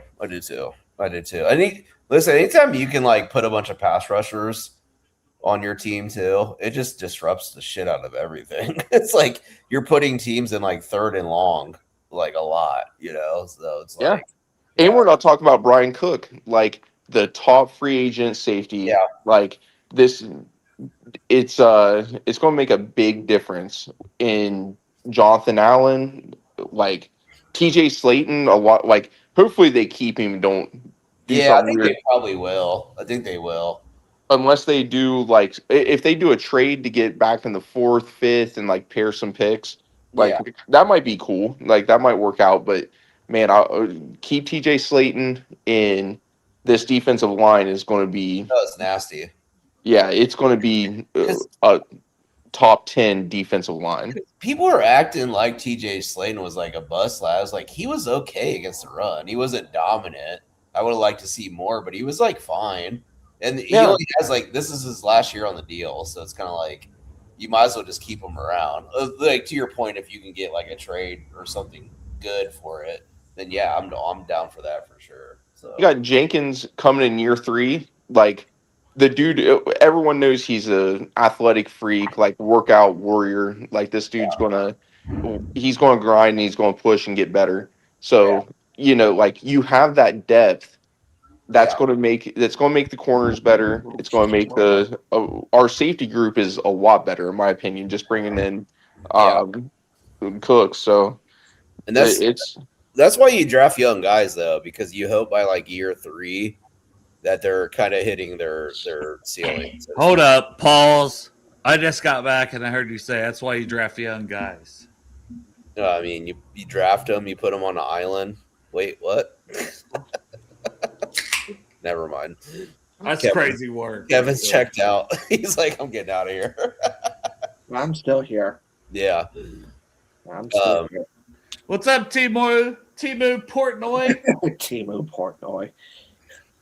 My whole thing is where I'm excited about. If on paper, we're talking about on paper, right now, is this defense top 15 in the NFL? Should be. Yes. It was trending that way last year, anyways. To be fair, yeah. The second half of the year, they looked a lot better with guys like Miles Murphy. Looked really good. Mhm. Jordan Battle, and even the linebackers. I still am adding a Bobby Wagner to the linebacker room. So let's say this. So if everyone is top, like we're talking best of best, we're up here. Like all the players are the best that they can be. Are we top 10? Could be. I mean, when you have a defensive tackle of Dexter Lawrence's caliber, and you have I think people are forgetting how good our corners were last year because lost in the shuffle of our defense sucking. They were just like shutting dudes down, DJ Turner was one of the best corners in the NFL. And Dax Hill came along. Dax Hill was good, very good. And that's what I'm saying is and like I said, we're talking, face on of like, oh, everything's great. If we are where we should be, there's no reason. This is the year where they made the moves. You got to do it now. This is the team. The Dexter Lawrence move signified everything. This it's is everything. We're going in. We're going for it. Correct. And as much as I like this move for the defense, because as much as we love T, Jamar, Burrow, it's hard for your offense to duplicate that kind of production year over year. So at some point, every year we go in and we assume our offense is going to put 40 points on the board.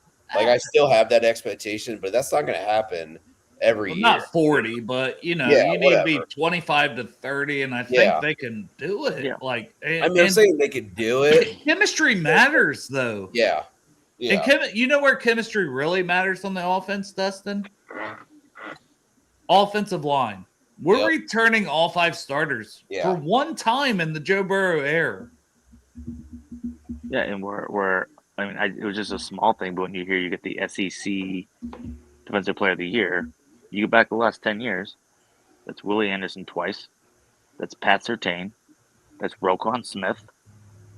That's good company to say that you drafted a guy who won an award that these guys had. Yeah. That's not a bad thing to say that you got in the second round. Yeah. And David, I'm with you. And maybe that's the 4th round pick. If they go corner back to back and Keontae Scott's there, Chandler Rivers is there, it's not crazy.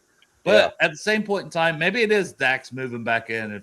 If Takario Davis impresses them as an outside guy, I think he's more of like a situational guy, like Trey Flowers, to be fair. And this guy's not going to get drafted, but the kid who showed out in I don't know if it was like the Senior Bowl. He like just started playing football like a year or 2 years ago. The wide receiver, he, like jumped off the page for like a week, and then Tyron Montgomery. Tyron Montgomery. Please God, let me give him an unrestricted free agent signing, please. Yeah, no, I like that. He is older. Like he's older because he didn't play football. Dale, he has like a 41-inch vertical. Yeah. No, and he didn't look out of place coming from John Carroll or wherever it was. It was some small school, but Ohio, John Carroll. My God, He did not look out of place at the Senior Bowl. Oh, give me a kid like that. Just give him a chance. The Bengals always you got Kendrick Pryor still on our team. Like we find free agent wide receivers kind of crazy. Yeah. So, I always joke that we are a wide receiver university. We kind of are. Yeah, it's true. Yeah. Where it's like teams like the Browns struggle to find receivers consistently in the draft. They might have a chance with Concepcion and Boston. That was good picks. I can't lie. That moist, his drop problems and that moist Cleveland air, Right, I'm just saying if it was Boston and then it was Concepcion based on my board, I would still have been like, wow, that's really good. They got both of them. You know what I mean? Boys, I'm watching Scott Van Pelt right now. Got this dude Kevin Clark. His now official favorite to win the AFC is Cincinnati Bengals. There we go. People are starting to see the vision. Well, dude, it makes sense. And Antoine says, fuck it, get McCoy at this point. Yeah. Yeah, at this point. No, that knee has to be bad. It has to be really, really bad. It has to be very bad. Well, wasn't it the other knee they were talking about? I thought I saw somewhere they said the other knee might have surgery. That's what they're saying. Is like now it's both knees. Yeah, but you got issues with both knees. God, I feel bad for him, man. Yeah. He just lost millions of dollars. Yeah, he went from a top 10 pick to maybe being a 6th rounder. Well, and to be fair, the concern started back in November for me. Because he was supposed to be back on the field for Tennessee. Yeah. And then it's like, oh, you're not playing? Is the knee worse than we thought? Oh, you're not doing anything at the combine? But that makes you ask the question, was he training too hard and start favoring the other knee? So the work ethic's got to be there. So knee surgeries, like we've seen it with Joe, that it just happens all the time. So but not to that extent, Dusty. I'm just saying we'll talking about this guy not playing football. If he needs another one, not playing football next year, and he didn't play all this year, I think that's a big concern for teams. Like, how do you look after 2 years of not playing actual football? Yeah. But what I'm saying is, if you can mortgage some of that 6th, 7th round, move up in the 5th, and grab him, let the dude sit, get healed up, and you have a dude that's a top 10 pick that just let him rehab, let him get right. Even if he gives you 3 to 4 years, solid years, that's enough right there.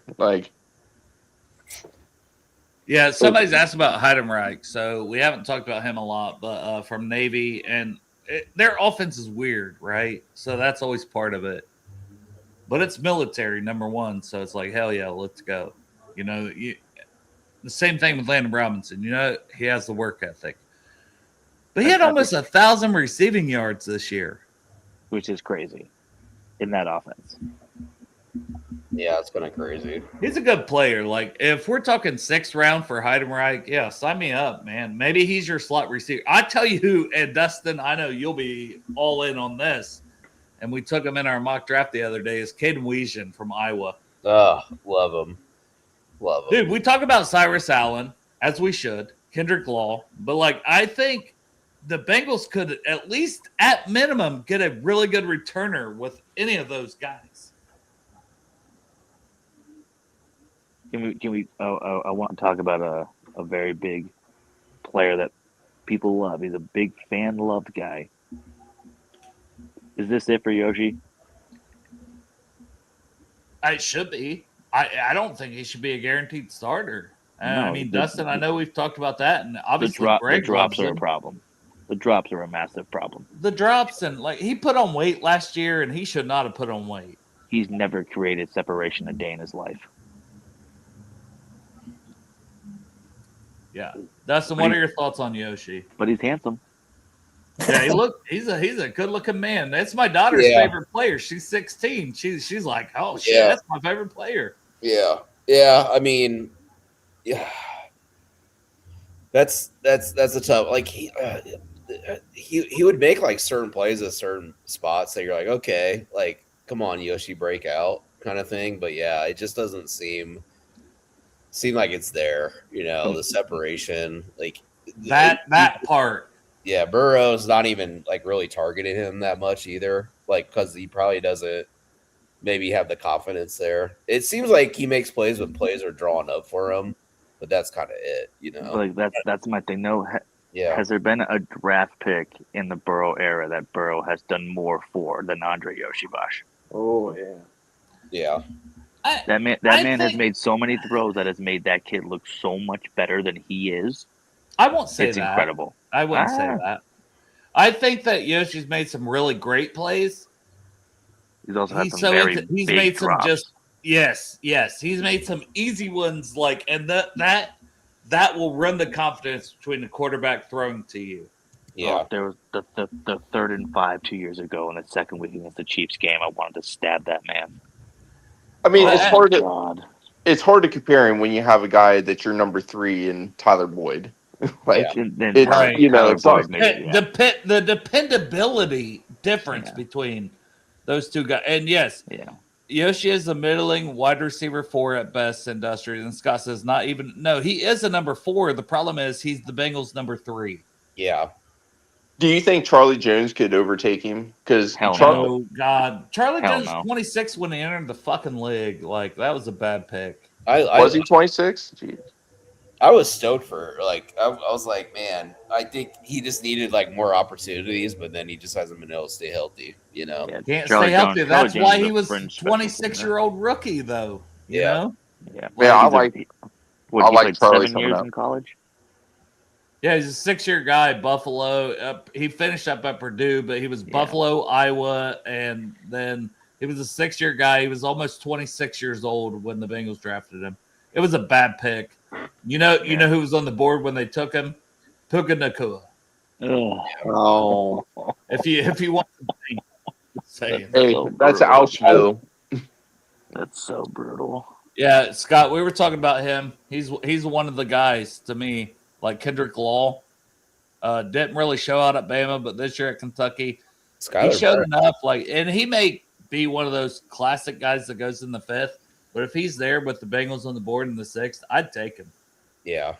But I like Weesion. I think it's going to set up nicely for them to have some slot receivers / just let these guys be returners. Just let them be returners. Yeah. Heidenreich has return ability, you know? But also, you can play him in the as slot receiver. Caden Weesion's the one for me, though. I can't quit him, Dustin. Yeah. 4 return touchdowns this year at Iowa. He had if you look at his raw stats as a receiver, like 100 yards. Yeah, he just didn't have any opportunities. You know? No, they didn't use him at all. But then he went to the Shrine Bowl, and he is smooth as a route runner. Cyrus Allen for the Cincinnati people. Cyrus Allen from Cincinnati went to the Senior Bowl, even better than the Shrine Bowl. best separator and he had 13 touchdowns at Cincinnati. Like the yardage wasn't there, but 13 touchdowns this season. What's the concern level for Eric Hall? Well, I was gonna say just to that point, like maybe it won't if he comes into full form. Maybe it doesn't matter who our slot receiver is because we might be running more like 12 personnel and shit like 13, that. right? Yeah, You got yeah. Sample, you got Gasecki, you got that. Your slot receiver is Gasecki, anyways. Because the Rams had transformed their entire offense from like 11 personnel to like McVay's running 12 now. So, teams are starting to move to that 2 tight end look because it just presents so much matchup problems, and because of the smaller defensive ends, So we had that 5-game span with Eric Hall where he's just willing to block and actually have hands, and it was Dude, incredible. he's good. He's It was good, but you incredible. cannot rely on him. Yeah, you can't. He has an uphill battle to make the roster. Well, he's had 3 ACLs now. Yeah. Back issue at Michigan. Yeah. Before he transferred to Iowa. Yeah. Because he was so much fun, and then just like, oh, another one. Another round early. Maybe they should listen to me. Had him as a 5th round player because of the injury. They took him in the 4th. I said, damn 4th round, yeah. Just listen to me. Yes. Yeah. I think the Bengals should hire Dale as a scout. I don't want to do all that road shit though. Like they should hire me as a consultant. Yeah, I'm that damn good. All they need is my draft guide, and they'll be fine. A scout that would up it to that'd be like 1/5 of their scouting department right there. Shit, yeah. I will say this is the first time I've seen Trey Brown. They have him on a press conference after like a pick. They haven't done that before with him, right? Can we go to the Cashius Howell because we hadn't watched that, Dustin? Can you bring that up and share it? Like I hadn't watched their thoughts because we did with Tacario Davis, so we popped that up and listened to it. And at least hearing Al Golden talk about Tacario Davis at least made me understand if he's Trey Flowers, cool. Like I think we need that because we suck at guarding tight ends.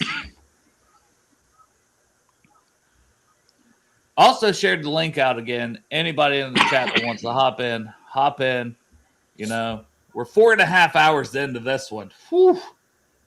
Well, boys, I love it all. Hey, day 3 tomorrow. Yeah, we'll be back day at 3 noon. tomorrow. I love it. I'll be at work, but I'll be listening. All right, brother. You out? Oh yeah, I'll be out. I'll tell what's next. You've seen it. I'll have the draft on the 10x10 screen in the back office. All right, brother.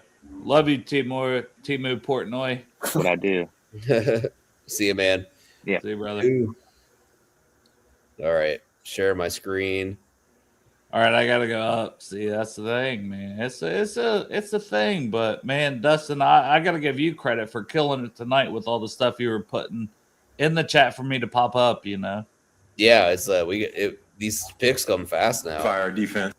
It's got all right. They got Mike Potts and Al Golden going here, so We're fired up about what Cashius is going to bring in terms of the pass rush, and we like his physicality and his instincts in the run game as well. So we couldn't be more fired up. He's a guy that we had targeted throughout the process. And see, that's Mike Potts. I thought that was Duke Tobin for a minute. I was like, damn, Duke Tobin looking sharp. Be more fired up right now. That's funny. Duke lost about 35 pounds. I think it's a great question because obviously we have different body types there now. Shamar and Miles are probably in a similar mold. He's maybe a little bit more close to. I will say our scouting department, not to be weird, they're handsome dudes. Boye, I think the quick wins he can give us as a rusher is really dynamic. Not to be weird, but that is so gay. Of rush tools and moves that he has. Can you pause that, Dustin, but I thought it for was a second to second? none in this draft class. Yeah. How were you looking for? All right. Boo! Is it weird to anybody else that Mike Potts is?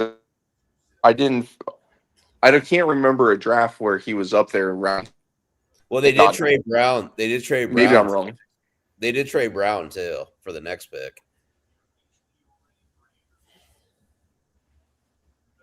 Boo, Pittsburgh. Radicevich Boo. was doing a lot of the picks, a lot of the contract stuff. So they're really putting a lot more on like Potts and I kind of like that, Trey Brown, Radicevich, Potts. These guys deserve hey, okay, here's these guys. Let them be accountable. I like it. No, I like it a lot. But Tyler Kelly said, "Here we go," because he's a Steelers fan. But I have to get I know Kevin, but I have to get my love to Tyler Kelly. He was at the Project Game Day event. He was in a dunk tank.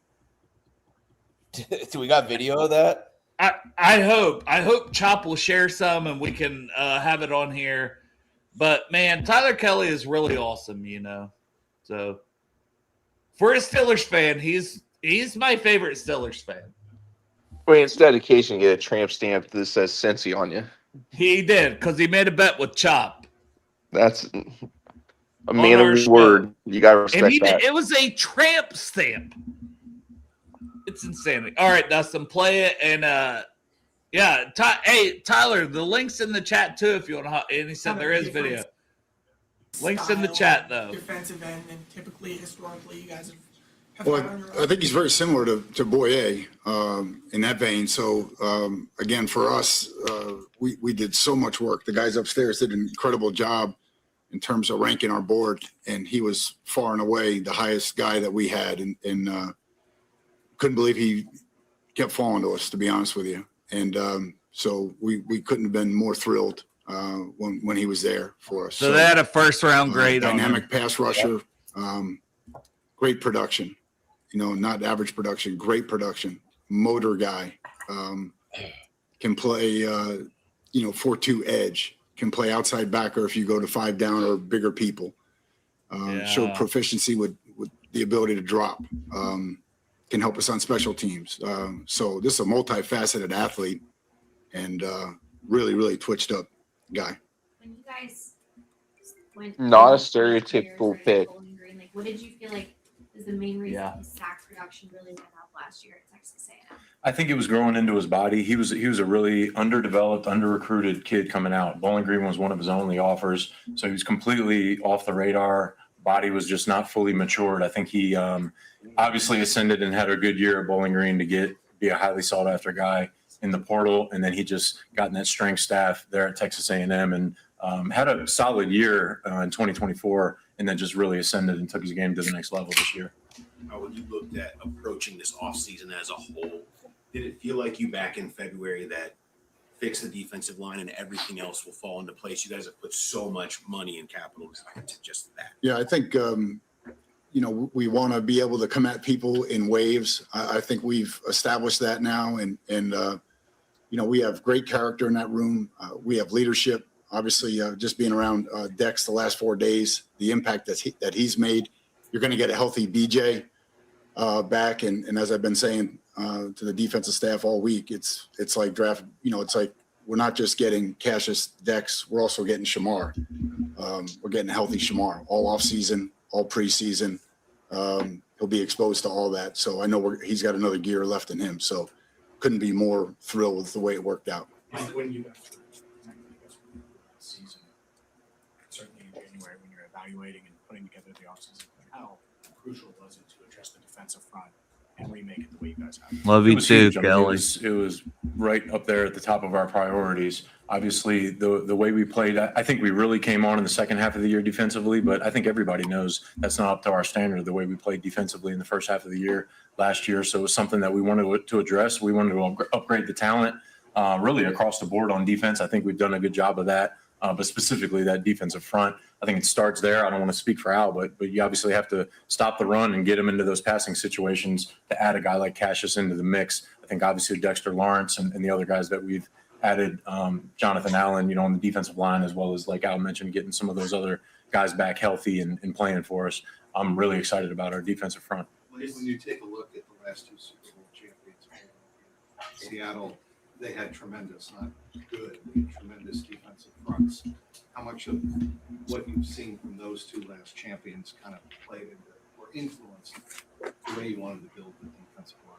I think it did some, but it's always something that we have placed a priority on. Obviously, a lot of our assets were placed into the offense in previous years. We're kind of evening that out a little bit now, but for sure, it's a copycat league to some degree. At the same time, we want to stay ahead of the curve. We don't want to be chasing other teams, but it's no secret that you rush the passer, you stop the run up front. That's a good formula for success on defense. Is there a relationship between Shamar and Cashius that you all were able to lean on at all? I don't know if we talked to Shamar on them. I did not lean on that. We just looked at them independently in terms of that. So talked to coach and staff, people in the building. We had him in on a 30 visit. So that's what our homework was in terms of that. How is he against the run? What does he give you on that? Oh, he's violent. Again, he's strong enough at the point of attack, but he is a violent player in chase. He lays heavy on the backside of plays. Again, if you're stunting him, he penetrates and is violent and disruptive. So again, I'm really excited about, as Mike was saying, just how strong and smart we are up the middle of our defense now, which really helps. Sorry. You mentioned waves at the combine and waves of pass rushers. Yeah. 2 months later, I would have said, "This is your defensive line." Yeah. What do you think you would have said? Yeah, I'm just excited. I know I speak for all the coaches and everybody in the building. Just excited to get to work with these guys, and we have so many guys that are made of the right stuff. Character-wise, Jonathan Allen. We brought Cook in, and just great guys to be around. T.J. Slayton. Miles Murphy.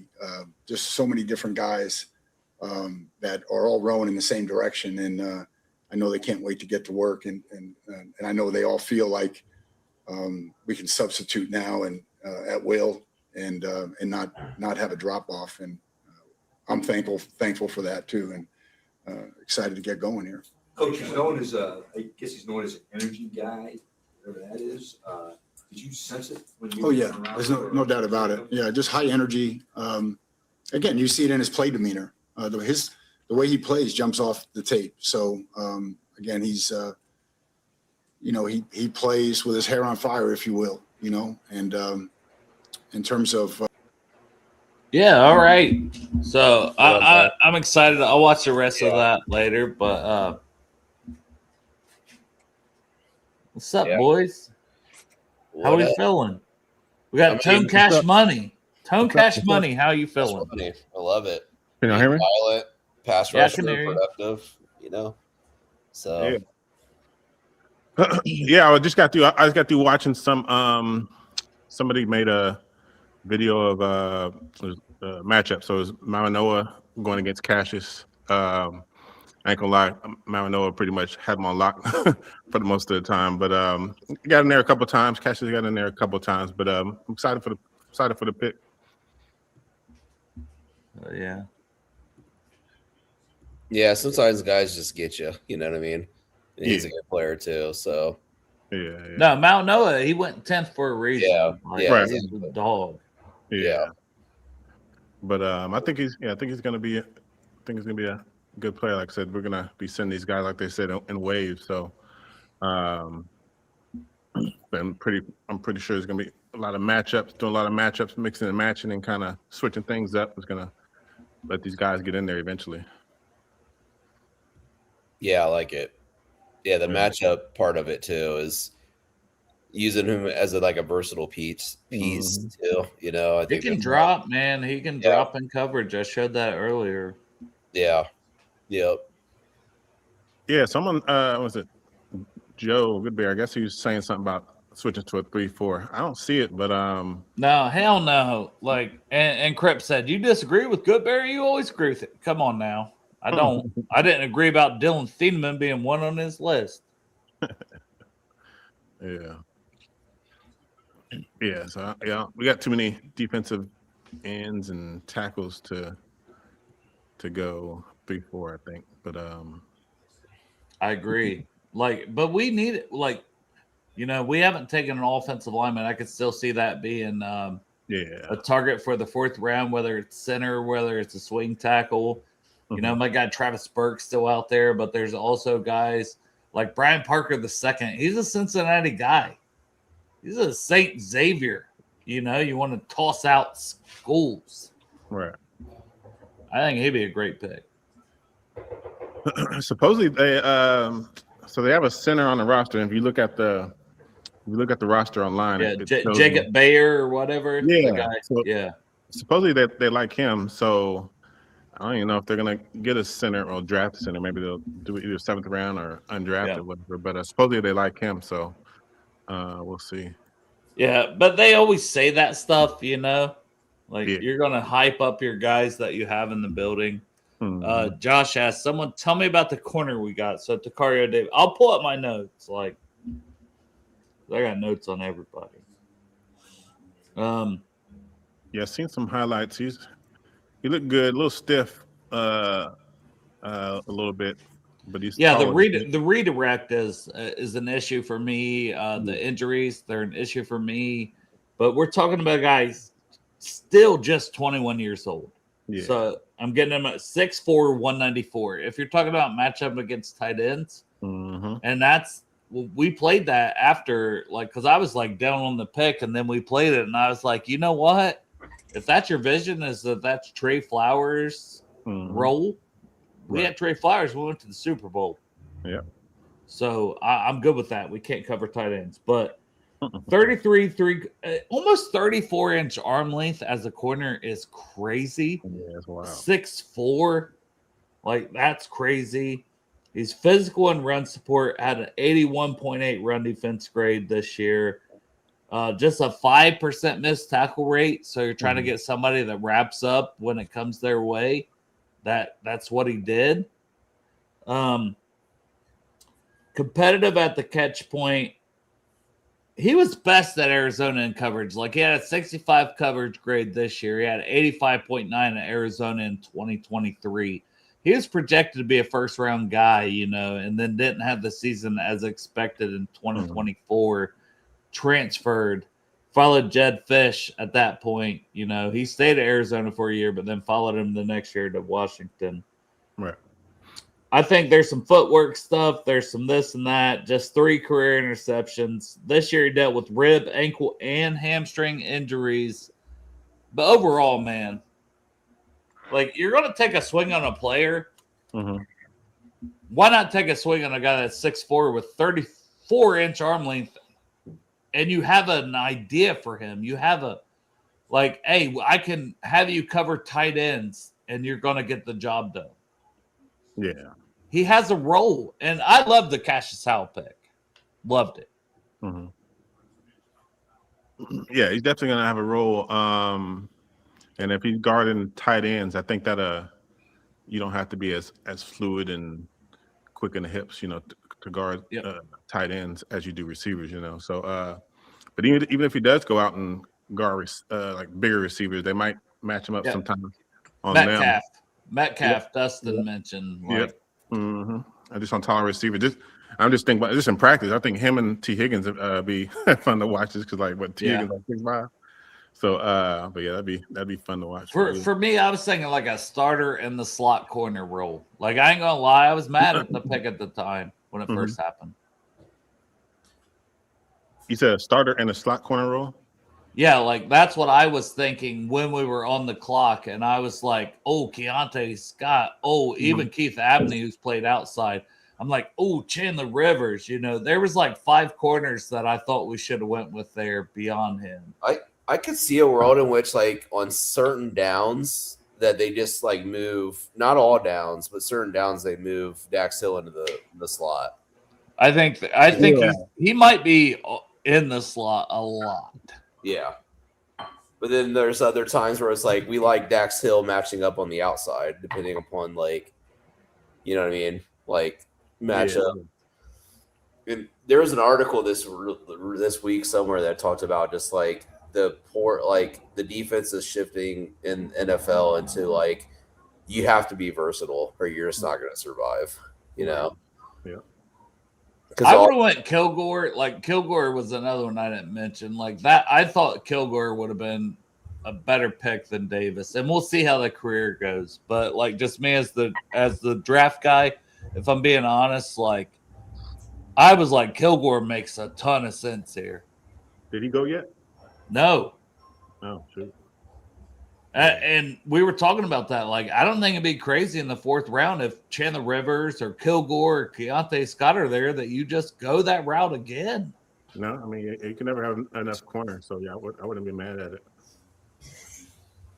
Yeah, it's crazy. All these corners are still out there. It's crazy. So, Bengals Army, Dusty, you got any thoughts on this before we wrap this one up? Think I'm good. Yeah, it was a fun day.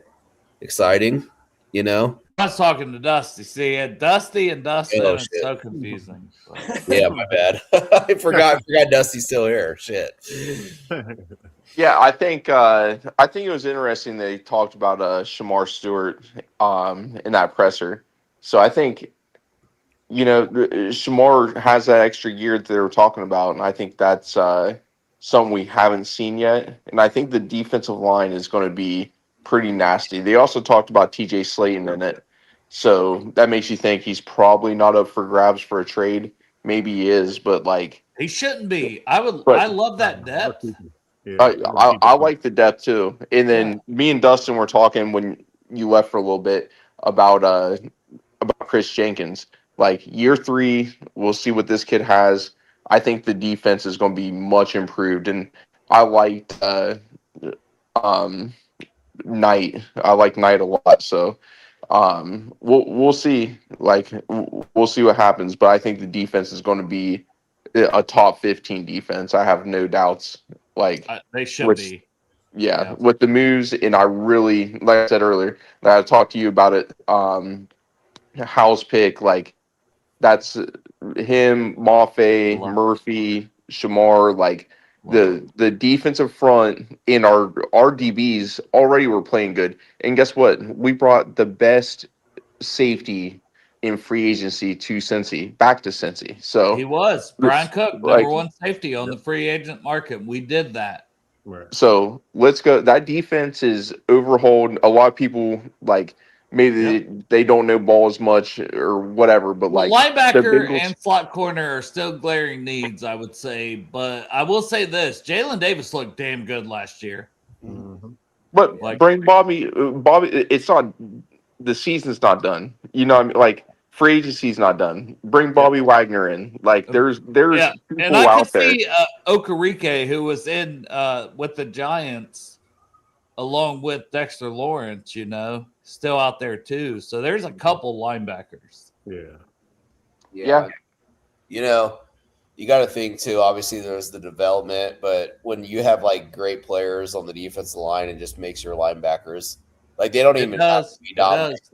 But I don't want to bank on that when you're in an all-in season. Like I would give me a veteran and let it work out how it. Yeah, I think the veteran route's probably the smartest at this point because there's no line. I mean, there's a few linebackers out there, but nothing. Bro, if we get Bobby Wagner, I'm gonna be like, that's such a smart move. Yeah, totally. He's But just he's wait till gonna, cut he's downs. gonna elevate those linebackers too. Yeah, and then you have cut downs as well. So we all know how that looks. Like there'll be surprising people get released that can help our offensive line, linebackers, especially slot. So no, I'm excited, guys. But yeah, I'm gonna get out of here. Thanks for having me on. No, thanks for coming on, brother. And I love you and what you do for our country alone. It's not just Bengals Army in general. This is a military man going to be going away from his family for a bit. I love you, brother. Appreciate you. I love you too. We appreciate New day, it. fellas. I'm looking forward tomorrow. I'll be listening to you guys. All right, man. Who day? All right, Kevin. Pump up them Blue Jackets. So they're on a positive trend because the last 4 seasons it goes like this. They went 56 points, 66 points, 89 points. This season was 92 points. We're on that upward. We're on that. Yes, we're on that upward trajectory, and we're starting to see a lot of like the young up and coming guys for the Blue Jackets really start to pop. Kromachenko, really good. Adam Fantilli had a really good season. He's really becoming the guy that the Blue Jackets thought that they were getting when they got him in the first round in 2023 with the number 3 pick. We had Zach Werenski, awesome defenseman. He's probably going to win the Norris Trophy for best defenseman. Yeah, he was awesome. He's awesome. Ridiculous. Won that goal, beat Canada. Fuck Canada. Fuck Well, Canada. I know that you want to talk about something, Dale. Canada lost in all things hockey this season for the Olympics. The Canada men lost to the American men. The Canadian women. Thank you, guys. The Canadian women lost to the American men. Even America's paraplegics are better than Canadian paraplegics because God damn, Kevin, you're going deep on that shit. well, because in the paraplegic hockey, I kind of like. I don't even hate Canada. Well, I'm kind of more interested about this paraplegic shit. I like. Well, because every year, because it goes like this. Every year the Olympics happen, and then after the Olympics happen, like a couple weeks after that, it's basically like the Olympics version of the paraplegics, where you have them play all sorts of sports, paraplegic style. So like in the summertime, you'll have like wheelchair basketball, and it looks cool. But for hockey, it's paraplegic hockey, and they're like in like sleds, and they just got like the little hockey sticks as like sticks, and they just kind of row themselves like a boat like this. Yeah, but do they fuck each other up like normal? Is there any fights? Like I didn't know if there's That's what I'm fights. see. Paraplegic fights. Yeah, give me some I know it's paraplegic kind of wrong, but fights. No, it ain't wrong. It's equal opportunity in this motherfucker. I don't think there's ever been fights in paraplegic hockey, but Shit, we got to get it going. that'd be crazy. I would pay to see that. I would literally pay to see that. But point being, when it comes to hockey in Olympics this year, Canada sucks because the men lost, the women lost, and the Canadian paraplegics lost it to American paraplegics. So like American paraplegics from Canada. What's true? The American paraplegics beat Canadian paraplegics in paraplegic hockey. It's true. It happened. Oh goodness. And you want to talk about something, Dale? The American paraplegics are really good at hockey. They won the gold medal. You can tell it's almost midnight. It's that midnight show. sorry, Midnight man. hour. It's the midnight hour. All right, man. We're So- 5 hours in. So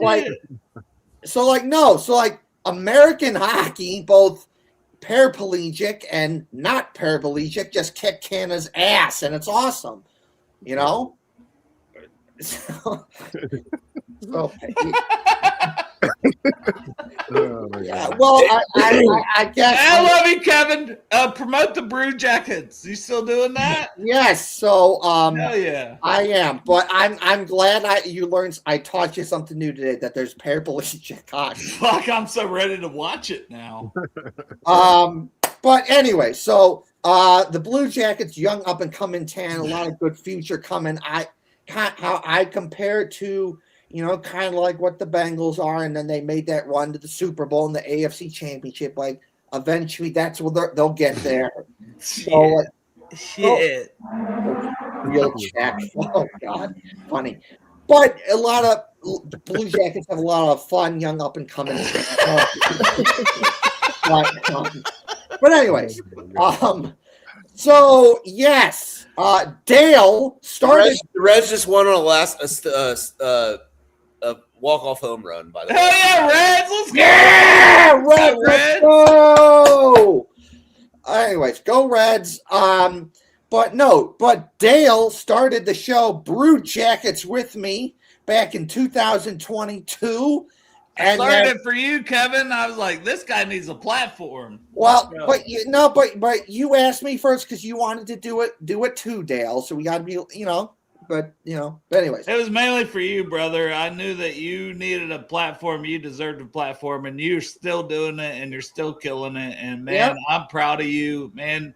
I maybe you don't want to hear this, but you're like a little brother to me, man. I love you, man. I appreciate that.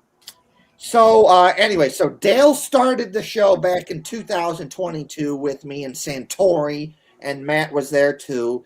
And ever since then, it's just been Hefty Duck and I that do the show. And sometimes we have some of our friends come on and talk about a little bit about hockey and a whole bunch of other stuff. But we do a show once a week. It's usually it's Mondays at 7:00 p.m. Eastern time on YouTube and Twitter. Unless the Blue Jackets play a Monday, then it goes to a Sunday. But generally speaking, it's Monday, once every Monday at 7:00 p.m. Eastern time. This upcoming Monday, we're going to do a little season review. We look back at the season that was for the Blue Jackets. There's a little bad, a little good, everything in between, and what's the next step for the Blue Jackets, and Love it, brother. A lot of fun stuff. So that's good. And then don't forget Union Blue Soldiers. Check it out. Yeah, I still got mine too. That's right.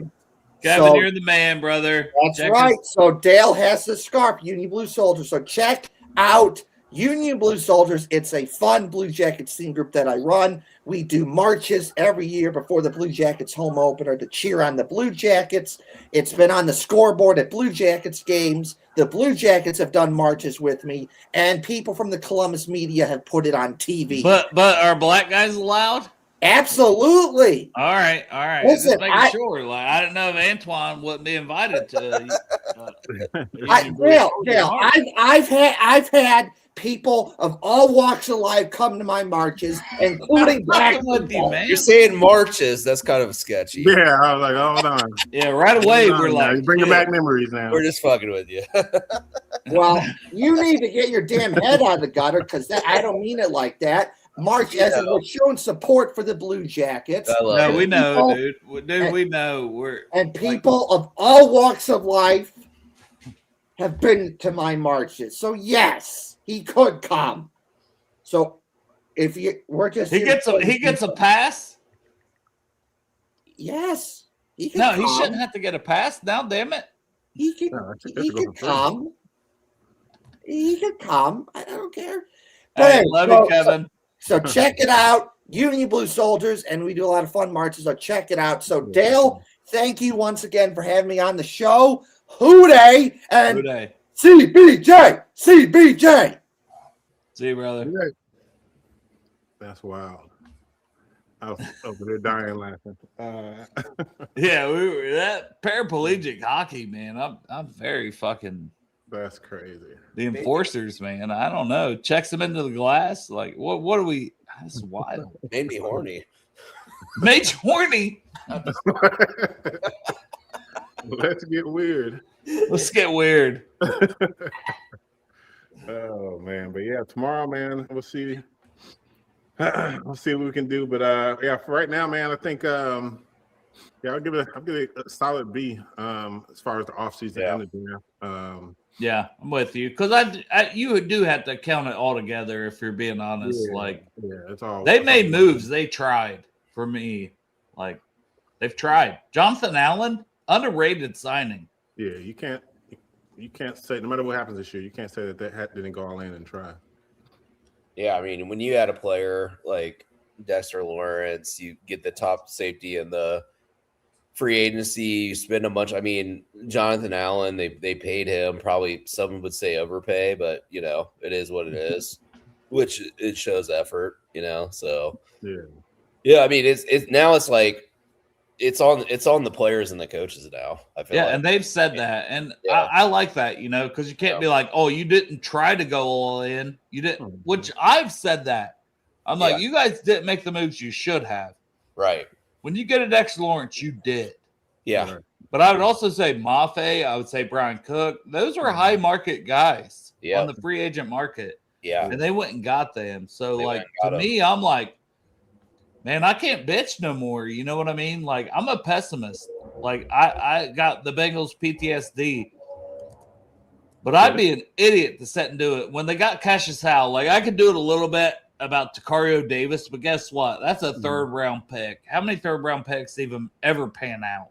If he has any role on this team, it matters. So, to me, dude, I am so pumped about this Bengals season. Yep. Yeah, I think this offseason and draft kind of feels like the Trey Hendrickson, DJ Reader, Mike Hilton. I don't know if they're all in the same offseason, but maybe. And there was maybe two, but yes, I agree with you. Kind of feels like that type of moves that they're making, and which made us go to a Super Bowl. So I'm loving everything that they've done this offseason for sure. They had to do it too. Like they had to do it because 3 years missing the playoffs, Burrow, Chase, Higgins, all these guys you're paying. Yeah. But it's like, you know what? We could have just went into the year and be like, well, if we're healthy, we're good. No, they went out and they got Dexter Lawrence. Yep. And I love the Cashius Howell pick. Like, I cannot continue to say this enough, how much he's outside their norms, with the length. And he is, he's 252, but still, they like guys 260 and above. Like, I have a whole thing where it shows every DN they take is 260 or above. Yeah. This is exciting. What is Bane? Wait, I know he has short arms too, though. He's I believe he's over 260. Yeah, he's like 265, like 6'2". So I think they would have been on Bane. Obviously, if they were in on Howell, but I like getting Cashius Howell in the second more than I know we traded Dexter Lawrence for it, but more than getting Bane in the first. And I've said that because one guy is more explosive than the other. Mm-hmm. One guy has a better pass rush arsenal than the other. Right. Yeah. And like one guy needs their length to win more because they're a power rusher, and that's Bane. And it's like, listen, Bane was 4 on my board. I'm not trying to shit on him. I'm trying to give Cashius Howell his flowers of like, that's why I loved the pick when it happened. I was like, dude, that's a good pick. Yeah. Yeah. Even outside of the actual production, watching his tape, he gives that fire, and you see him trash talking and talking shit, and we need it. Bringing that, and that's what we need on the defense, man. If you've seen like last year, like as much points as they gave up, you remember? I can't remember if it was after the Jets game or Bears game, they gave up a whole lot of points, and like supposedly from reporters, the defense was just in there, laughing and just having a good time. Like, still didn't even take into consideration, what happened. It was just like whatever for them. But you bring in this type of player who hates losing, and Allen did it too. Remember, I think he had an interview too when he did it in Washington, I believe. After a loss. Yep. You gotta have those guys in there that hate to lose and bring that fire, because there's too many times last year where the defense was so bad and it seemed like nobody cared. Yeah, and overzealous, I hear you. Like, I'm not impressed with it. I am. Cashius Howell, I'm impressed because that could have easily been a Zion Young. That was my fear. And they went with a guy who has some juice, not their normal size limits. But I can nitpick the Takario Davis pick 100%. Mm-hmm. But whoop-de-fucking-do, like that's one pick, and if he can cover tight ends, I'm good with it. Right. Yeah. I mean, and the players that we kind of wanted the Bengals to take there are still at the board. They're still there. Yeah, Kilgore, Keontae Scott, Yeah. Keith Abney, like that was the guys I was talking about. Yeah. Yep. Well, Man, fellas, good show, fun show. 5 Yeah. hours in.